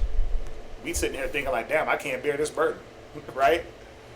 But you're just used to going through something your whole entire existence. There's something better coming is what he's showing us. Where am I at? For a small moment I have forsaken thee, but with great mercies will I gather thee. In a little wrath I hid my face from thee for a moment. See, his definition of a little wrath is us going through 400 years, 500 years of slavery. That's just a little bit of wrath. Wow. So imagine if remember he said your iniquities deserve more than what I give you. Right? So imagine if you poured out his whole anger and fury. He would just wipe us out. It'd just be, okay, y'all are done. You see that? But with everlasting kindness will I have mercy on thee, saith the Lord thy Redeemer. For this is as the waters of Noah unto me. Woo. Damn. For as I have sworn that the waters of Noah should no more go over the earth, so have I sworn that I would not be wroth with thee, nor rebuke thee. Right, he said, not that he wouldn't rebuke us or be angry, but he wouldn't be angry with us forever. Right. Like he said he wouldn't drown the earth and destroy it with water. But ain't the earth going to be, ain't the earth going to be destroyed? With what? Fire. Right, he didn't give no promise against that. Yeah. Right? For the mountains shall depart and the hills be removed, but my kindness shall not depart from thee. Neither shall the covenant of my peace be removed, saith the Lord, that have mercy on thee. Matthew 5:27. Any questions on that? Matthew chapter 5:27. Ye have heard that it was said by them of old time, thou shalt not commit adultery. But I say unto you that whosoever looketh on a woman to lust after her hath committed adultery with her already in his heart. Right, so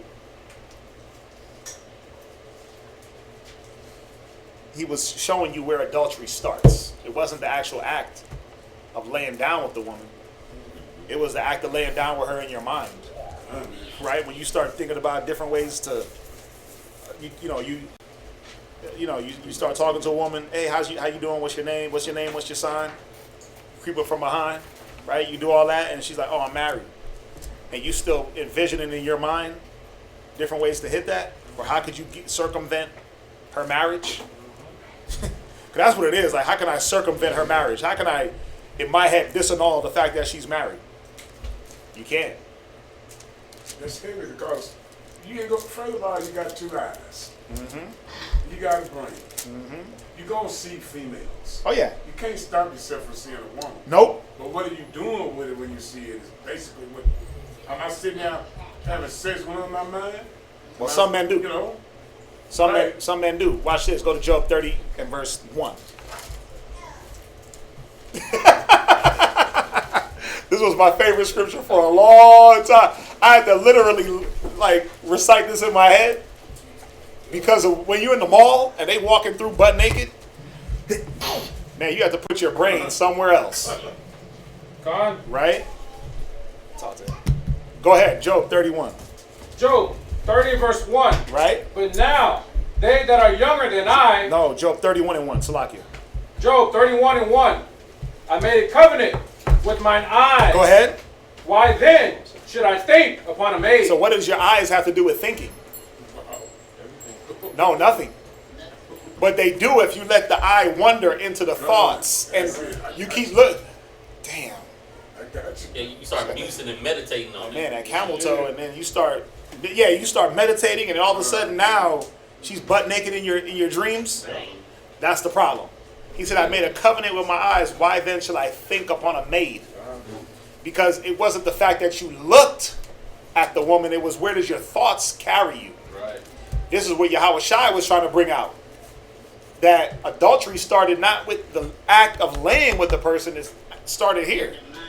David's adultery started when he looked at Bathsheba and was like, yeah, I'm going to get that. Okay, it wasn't adultery then. You know why? Because he didn't know if she was married or not. And when he acquired, yeah, she's married. That's the wife of Uriah. He still carried the thoughts of, nah, I got to get that. That's the adultery. Before he even laid with her, he was an adulteress. Adulterer, excuse me. He had to set in his heart. Yeah, he had to set in his heart to carry out that act. Why should I think upon a maid? He was thinking upon her. Ooh, ooh, ooh. Want that, right? It comes in the mind. It's in the mind. That's what we saying. It's in the mind. Just, if I seen it happen, you can just look at a person and that's it. Well, it shouldn't happen like that. You should look at a person and not be first of all love at first sight. I'm lustful. It should be you look at a person and you deal with them according to wisdom. That love at first sight crap, that is lust at first sight. That's lust at first sight. Right? The scriptures say, as a man think in his heart, so is he. So if you think you're going to hit it, you think in adultery, you're going to commit adultery. That's what Yahawashi was bringing forth, the spirit of the law. I'll read on. And if thy right eye offend thee, pluck it out. Don't look. Just don't look. Right? Is he saying run around and like literally rip out your eyes? Nah, that wouldn't be profitable. Don't look. Matthew 5:29. And cast it from thee, for it is profitable for thee that one of thy members should perish, and not that thy whole body should be cast into hell. And if thy right hand offend thee, cut it off. Is he saying walk around just cutting off hands? Bro, stop doing those works. Just stop it. Wow, man. And cast it from thee, for it is profitable for thee that one of thy members should perish, and not thy whole body should be cast into hell. 1 Corinthians chapter 5 and verse 1. Y'all get that, right? Any questions? This is easy. This is clockwork, right? 1 Corinthians chapter 5. We've been over this a lot, and this goes right with the reading. Again, why you have to have the Old Testament with the New? Because Paul was bringing out Old Testament concepts that were happening in the New Testament, but the things that happened in the Old Testament just happened through our existence. We weren't looking at, oh, this is the Old Testament, right? Oh, this is the New Testament. We were just living life. We were living life. We were like, oh, this is the Old Testament. Paul's around. This is the New Testament, or vice versa. We weren't doing that. We were just living life accordingly, and things were happening. 1 Corinthians 5:1, it is reported commonly that there is fornication among you. And such fornication is not so much as named amongst the Gentiles. That one should have his father's wife. That one should have his father's wife. Again, we always go through this and show if this was anything else but a man having more than one wife, it would say that one should sleep with his mother. Wouldn't it say that? It would say don't sleep with your mother, but there's 50 million other scriptures we can go to back in the Old Testament. You should not sleep with your father's wife. Your father's wife. Your father's wife. And then it comes right back. Watch. I got a perfect one. Deuteronomy 22. I think it hits it back to back. Didn't we, I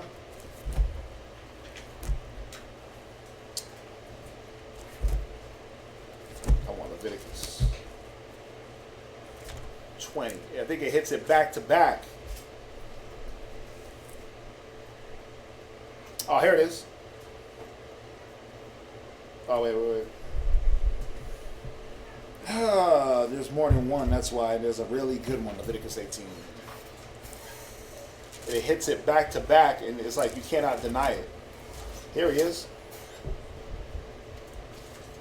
Ooh, go to Leviticus 18 and verse 6. You can't even deny this scripture right here. There's no way. What do you say?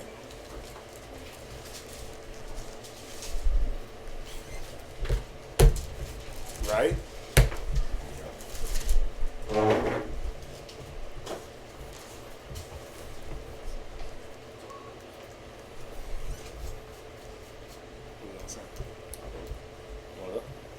That's fine. Read. Leviticus 18 and 6. Uh-huh. None of you shall approach to any that is near of kin to him. Right. To uncover their nakedness. Come on. I am the Most High. Read.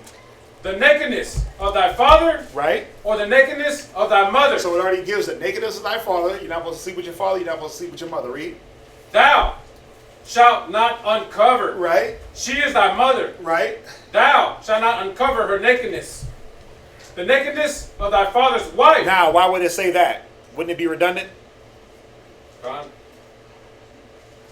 Right? It would be repetitive, right? Right. So it's showing you your mother was in verse 7. Your father's wife, which was not your mother, was in verse 8. Right. Cold cut scripture proving, hey, we have more than one wife, and that you had wicked Negroes like Absalom that was going around and sleeping with his father's wives. Right. Go back to Corinthians.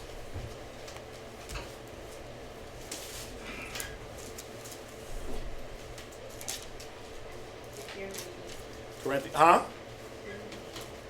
Oh, I'm reading, right? Oh, I was waiting for one of y'all to read. I'm sorry. No, I was waiting for Lewis to start reading. I'm sorry. I was reading it myself. I did it. Yeah, I'm reading. I had to start reading it. I'm a one, sir. I'm a one. Salakia.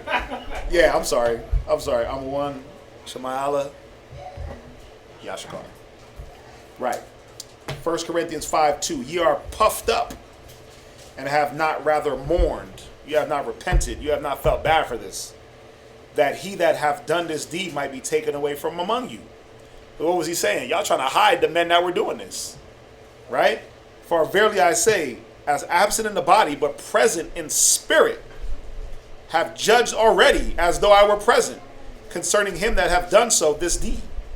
In the name of our Lord Yahawashi, when you are gathered together, and my spirit with the power of our Lord, to deliver such one unto Satan for the destruction of the flesh, that the spirit may be saved in the day of the Lord Yahawashi. You separate from that man. You separate from that woman. You let them have their day. Let them deal with the Lord. Any questions on the reading? Damn, we got done. What time is it? Record breaking? Dang, what time is it? 3? There was a question. There was a question. Somebody asked, did Yahawashi ascend to hell? Go to Peter's real quick. I mean, the Bible says he did. Good. Right? Go to Peter's. 1 Peter 3:18. Real simple.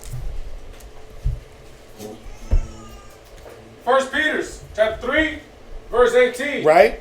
For Yahawashi also hath once suffered for sins. Right? The just for the unjust. Right? He was crucified on that cross. Go ahead. That he might bring us to the Most High. Right? Being put to death in the flesh. Right? But quickened by the Spirit. Right? So the Spirit did something for him. Go ahead. By which also he went and preached unto the spirits in prison. Right? Which sometime were disobedient. Right, so that prison was hell. When you go into the Josephus, we're at 1 Peter 3:18. When you go into the Josephus and you read about Hades, and it says that it was the neighborhood of hell. It had a left side and a right side, and the disobedient went to the left to be tormented. The righteous that died, they went to the right side to live in habitation, in good habitation. Right? When you read in Luke about Abraham's bosom, When you read in 2nd Esdras in the annotated, when he goes through and talks about the 7 torments, Yahawashi went to go talk to the disobedient. Because think about it. The spirits that died during Noah were disobedient, rebellious, murderers. They said that evil waxed gross across the earth. So these were sinners. So yeah, he went into hell. He went into that 4th dimension. Remember, when you look at the habitation, the hell and that peaceful habitation, they're in the same place. Right. Don't think that he went and like dug up the earth and went under the earth. He went into the spiritual realm. All right, we can't be thinking what church taught us. Right. There's a red man pitchfork down there, breathing fire on people. Nah, he went into that 4th where them disobedient spirits were to teach them. So yes, that would be considered that hell that he went into. Right? Yeah. Right. Read verse 20. Which sometimes were disobedient, when once the long suffering of the Most High waited in the days of Noah. Right, so these spirits were from the days of Noah. We've been through this scripture a lot. Go ahead. While the ark was a preparing, wherein few, that is, 8 souls were saved by water. Wow. Right.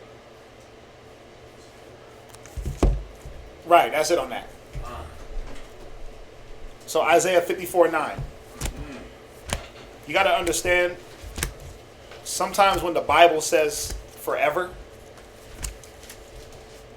it doesn't always mean like the way you think forever, like ever.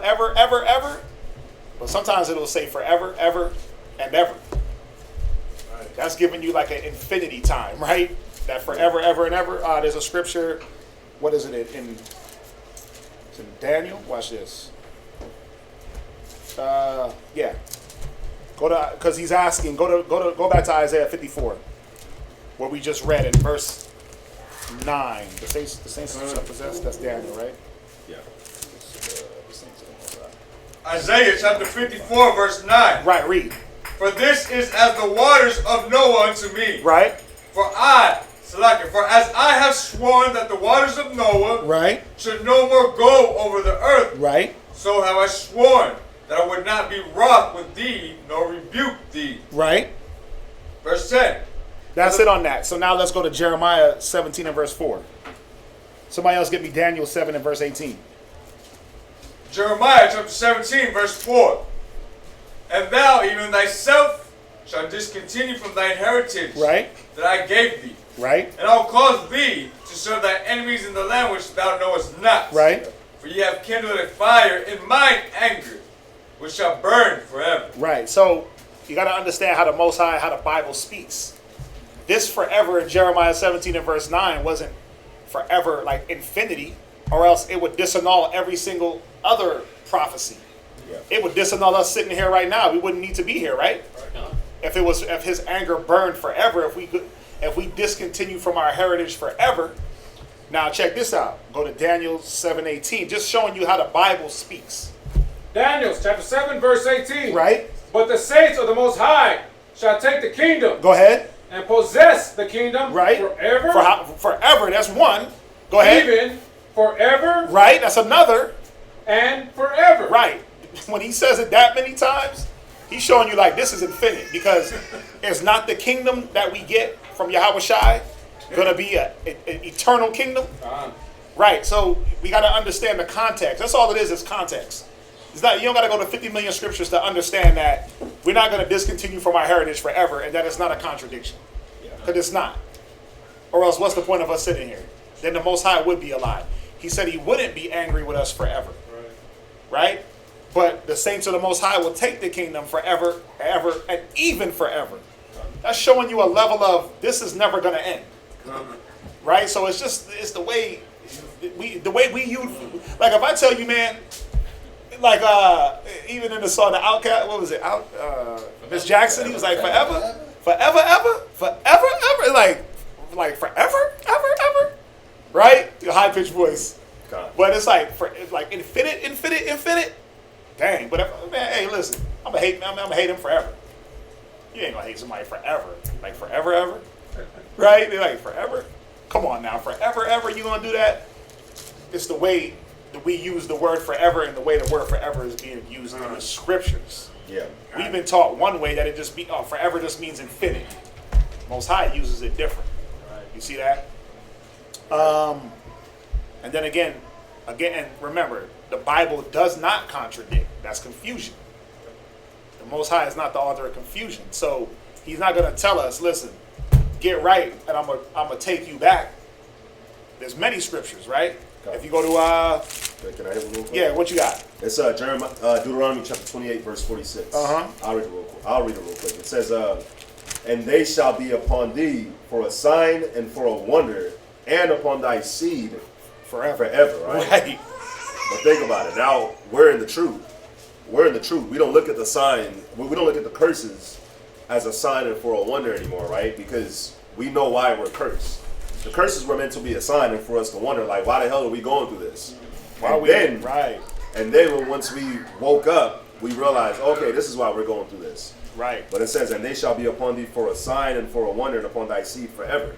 Now, we don't have to let the curses carry on our seed. It can stop, right? Obviously. And it is gonna stop. So that shows the difference in the forevers too. You were in what? This was Deuteronomy 28:46. Right. Because again, it would disannul, if that was the case, it would disannul all the prophecies. It would disannul everything that came after what that said. And it would be a contradiction, but it's not a contradiction. Why? Go to 2 Corinthians real quick. 2 Corinthians 6:17. Watch this. And this goes right along with Revelations 18:4. I'll read it. It says, wherefore come out from among them and be ye separate, saith the Lord. Touch not the unclean thing, and I will receive you. So what is he saying here? The forever would last as long as you kept touching the your forever is contingent on you. You see that? It's contingent on your disobedience. So again, forever to me is going to be my whole lifetime if I live a life of the disobedience. What you got? Yeah. You can read my mind. Okay. So y'all are understanding, right? That forever is contingent on how long you want to be disobedient. Get right, and the forever will be shortened. Stay disrespectful, and the forever will be forever. Right. In 28, when he just read, right. When he said forever, now if he would have said forever and ever. Right, and ever. That's different. That means that there's no coming out of that. Right? Even right. I mean, hopefully y'all get that. There's not much. There's no contradiction. It shouldn't be that confusing. Just remember that the Bible does not, no matter how much you look for it or think it's there, the Bible does not contradict itself at all. Right. So you got to look at it through. Once you look at things through that perspective first, there's no contradiction of the scriptures, no private interpretation. The Most High is not the author of confusion. Then you're able to say, oh, okay, I see.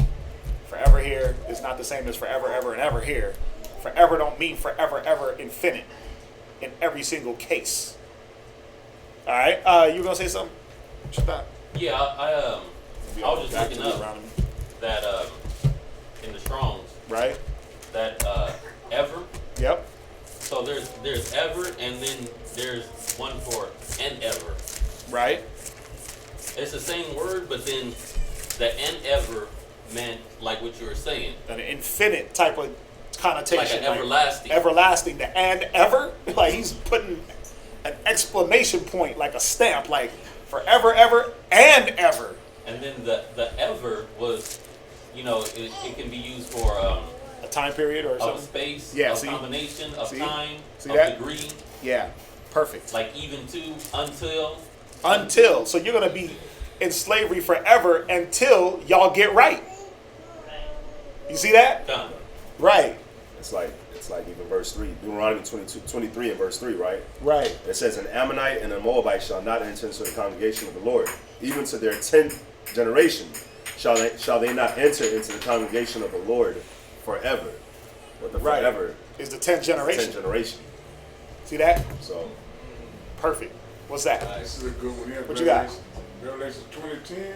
Read it. And the devil that deceived them was cast into the lake of fire, brimstone, where the beast and the false prophet are, and shall be tormented day and night forever and ever. Right. So that means that they're going to be in there for a while. There ain't no season for that one. When he puts that ever and ever, and even ever, because if he just, I mean, he's giving you the idea through the scriptures that, like we went to that Daniel's, Christ's kingdom is not going to be for a time period. There is no time on it. Once it's established, that's it. The Jeremiah, Most High said he wasn't going to be wroth with us forever, or else what's the point of us sitting here trying to work back towards the love of the Most High? It wouldn't be a point, right? So hopefully, Aggie student, let me know. Let me know if yeah. Aggie student, let me know if that's clear. The sis, Dinah, Yasha'Allah, Shalak, I'm still confused about the men marrying the women of other nations and then being amongst the congregation. Okay, let's go back to it. It's not that hard of a concept. That Deuteronomy. Remember, this was in a time of us going to war, right? Let me make it clear. No Israelite man should be going out looking for a nation woman. We get that, right? No Israelite man should be going out. Let me go get me an Edomite. Let me go get me an Elamite. Let me go get me a Hamite, Jebusite, Perjusite, Jebusite. You should not be going out trying to look for women of the other nation. Let's make that crystal clear, right? No Israelite woman should be going out looking for a man of the other nations. That's right. Right. Now, let's go back to Deuteronomy. Once we got that established, see, once you get that established, we'll be able to cut through some of the confusion, right? So where was that at that we were reading? We were reading that in Deuteronomy 21 and verse, right. Start at verse 10. Deuteronomy chapter 21, verse 10. Go ahead. When thou goest forth to war against thy enemies. Pause right there. This law automatically disqualifies all of us. Nobody falls under this law right now. Y'all get that, right? God. Right. Why? Because it says when you go out to war.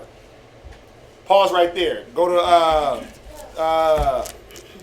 and I'll quote it. I quoted it earlier. It says that the weapons of our warfare are not carnal but spiritual. That's right. Mighty through the pulling down of strongholds. So we know that we're not going out to carnal battle where we're taking captives and spoils. Right? We're not going to go out and war with the nations and take their women. We're not doing that right now. Right?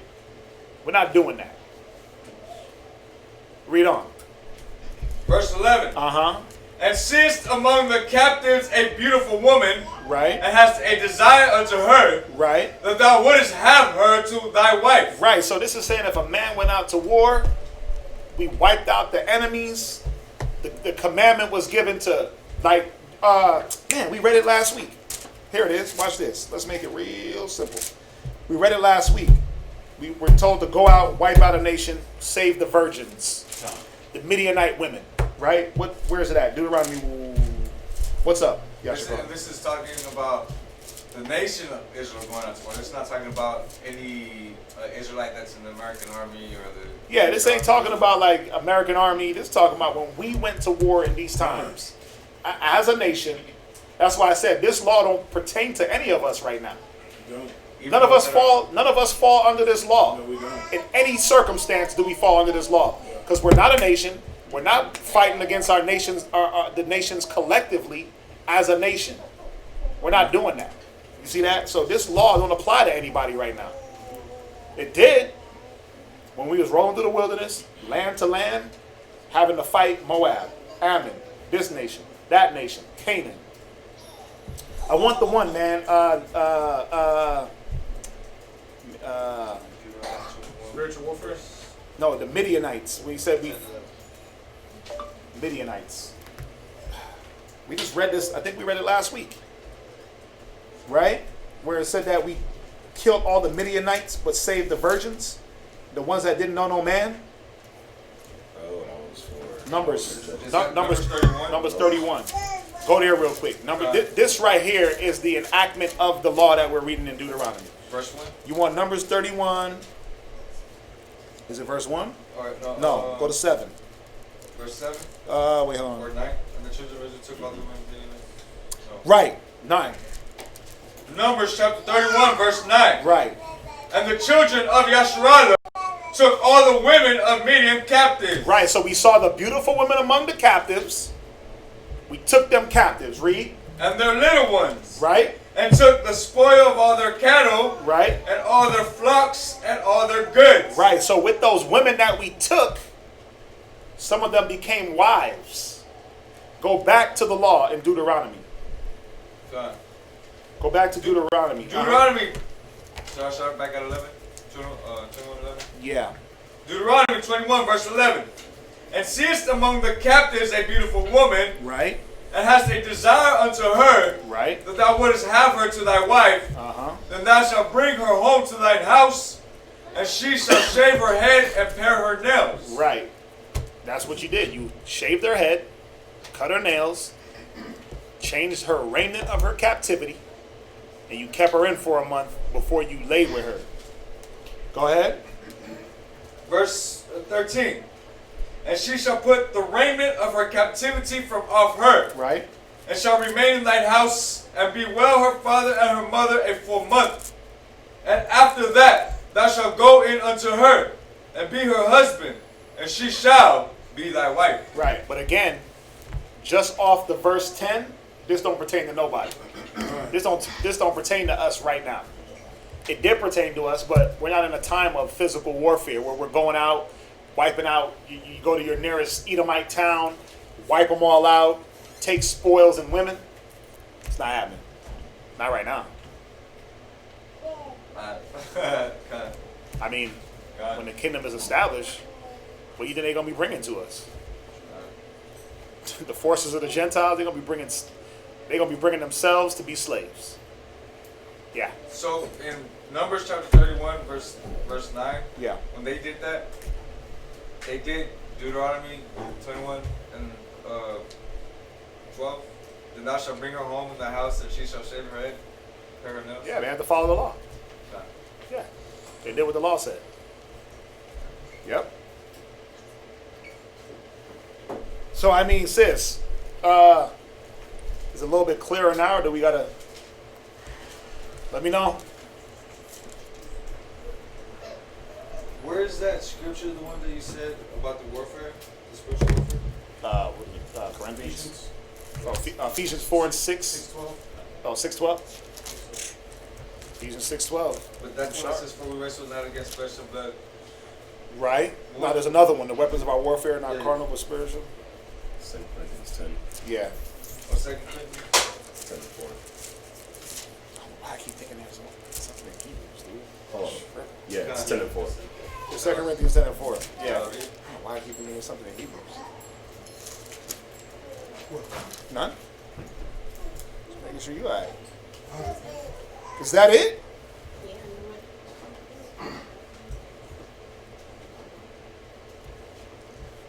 Nothing else before we end? Going once, going twice. Huh? Did somebody say something? Oh, it's the kids. My bad. I thought somebody said something. All right. I mean, if that's it. Aymadya Mupanya, Yerushalayim. Let's rise and face the east. Sis Diana, let me know if you understand that. But all you gotta really just remember is that don't apply. That's not gonna apply to any Israelite man right now. So if he's trying to use that, like, well, I took her from the spoils of war. No, he didn't. Vietnam. Yeah, I got her from the Vietnam War. Nah, it don't work like that. No, ma'am, it doesn't. Shalom, sir.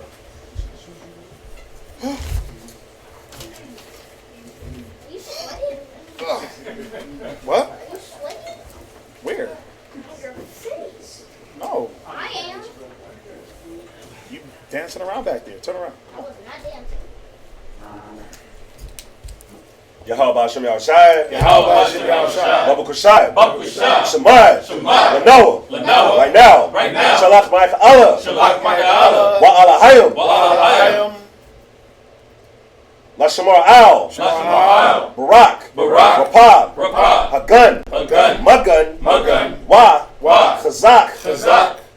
Aishad. Aishad. Chazak. Chazak. Ha'aim. Ha'aim. Yashar Allah. Yashar Allah. Also send unto us. Also send unto us. Much wisdom. Much wisdom. Much knowledge. Much knowledge. Much understanding. Much understanding. Much patience. Much patience. Much faith. Much faith. Much brotherhood. Much brotherhood. And much love. And much love. Spiritual powers. Spiritual And powers. forgive all of our sins. And forgive all of our sins. Yahawashi, come quickly. Yahawashi, come quickly. For in thee is our hope. For in thee is our hope. Always and forever. Always and forever.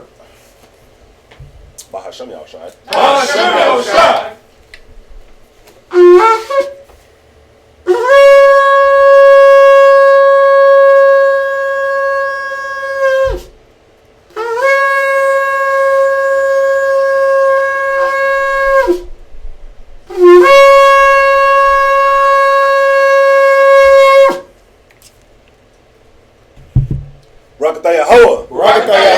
Bahashem Yahawashi. Bahashem Yahawashi. Bahawa'ah.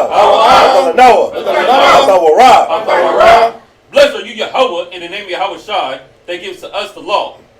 Barakatah Yahweh. Bahashem Yahawashi. Bahawa'ah. Award. Lara'ah. Blessed are you, Yahweh, in the name of Yahawashi that gives to us the light to see. Barakatah Yahweh. Bahashem Yahawashi. Bahawa'ah.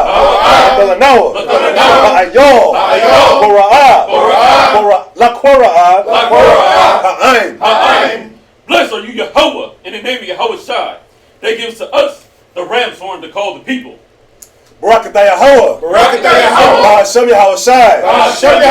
Bahawa'ah. Shaman. Zayat. Lamashat. Yashar Allah.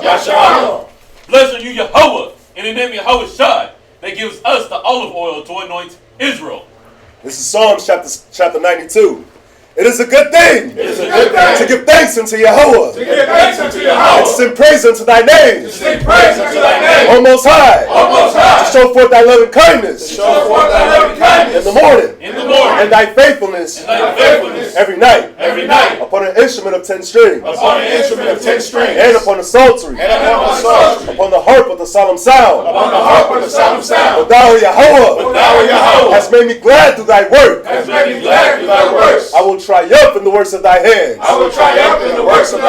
O Yahuwah, how great are thy works. And thy thoughts are very deep. A brutish man knoweth not. Neither doth a fool understand this. When the wicked spring as the grass. And when all the workers of iniquity do flourish. It is that day shall be destroyed forever. For lo, thine enemies, O Yahuwah, below thine enemies, shall perish. All the workers of iniquity, shall be scattered. But my horn shalt thou exalt, like the horn of a unicorn. I shall be anointed with fresh oil. Mine eye also shall see. My desire of my enemies. And mine ears shall hear. My desire of the wicked. That rise up against me. The righteous shall flourish like the palm tree. He shall grow like a cedar in Lebanon. Those that be planted in the house of Yahawashi. Shall flourish in the courts of Yahweh. They shall still bring forth fruit in old age. They shall be fat and flourishing. To show that Yahweh is upright. He is my rock. And there is no unrighteousness in him. Bahashem Yahawashi. This is Psalms chapter 133. Oh, I'm sorry. I'm looking at the anointing prayer. Shayar, Malawat, Nadawad, Ana, Matawab, Wama, Na'ayam, Shabbat, Akim, Gum, Yachad, Hashaman, Hatawab, Al, Hara'ash, Yara'ad, Slaki Yarad, Al, Hazakwan, Aharan, Shayarad, Apayah, Madawathyawa, Katol, Karam 1, Shayarad, Al, Hariyah, Zayah 1, Kaya, Shum, Tazawah, Yahawah, Habaraka, Kayayam, Aid, Ha'aywalam, Aman. Psalm chapter 133. Behold, how good and how pleasant it is for brethren to dwell together in unity. It is like the precious ointment upon the head, that ran down upon the beard, even Aaron's beard, that went down to the skirts of his garments, as the dew of Hermon, and as the dew that descended upon the mountains of Zion. For there the Lord commanded the blessing, even life forevermore. Ba'ashem Yahawashi. Wada. Aman. Let's circle up.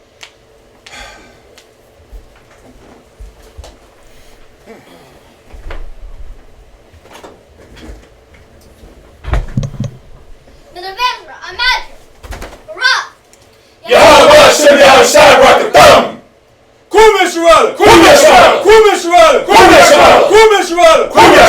Get my talk. Let's turn and face the sisters. Bro. Go ahead. Salute out the Zion. Go ahead. Salute out the daughters of Zion. Mir Israel. I'm Michael. Barak. Yahawashi, Yahawashi, Yahawashi. Get my talk. Dismissed. Let's salute everybody online. Shalom. We'll see y'all back on Monday. Hey, when y'all go, you two go. Yeah, that's what I'm doing. Hey, Dad. London's coming to Today. I'm not free speaking. Get anointed? Y'all get anointed? Let's do it.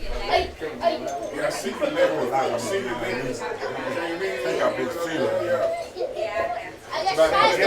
Give them left. Judah, scepter will never leave Judah. The scepter will never leave Judah. The scepter will never leave Judah. I'm Judah. Christ sprang out of Judah. King David was Judah. King Asa was Judah. Don't crowd me up, who gon' rouse me up? Alistair Crowley, your time is up. It's a big mess, I gotta clean it up.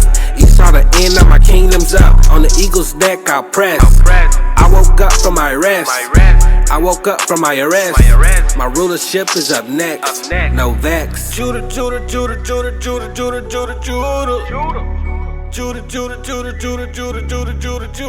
scepter will never leave Judah. The scepter will never leave Judah. The scepter will never leave Judah.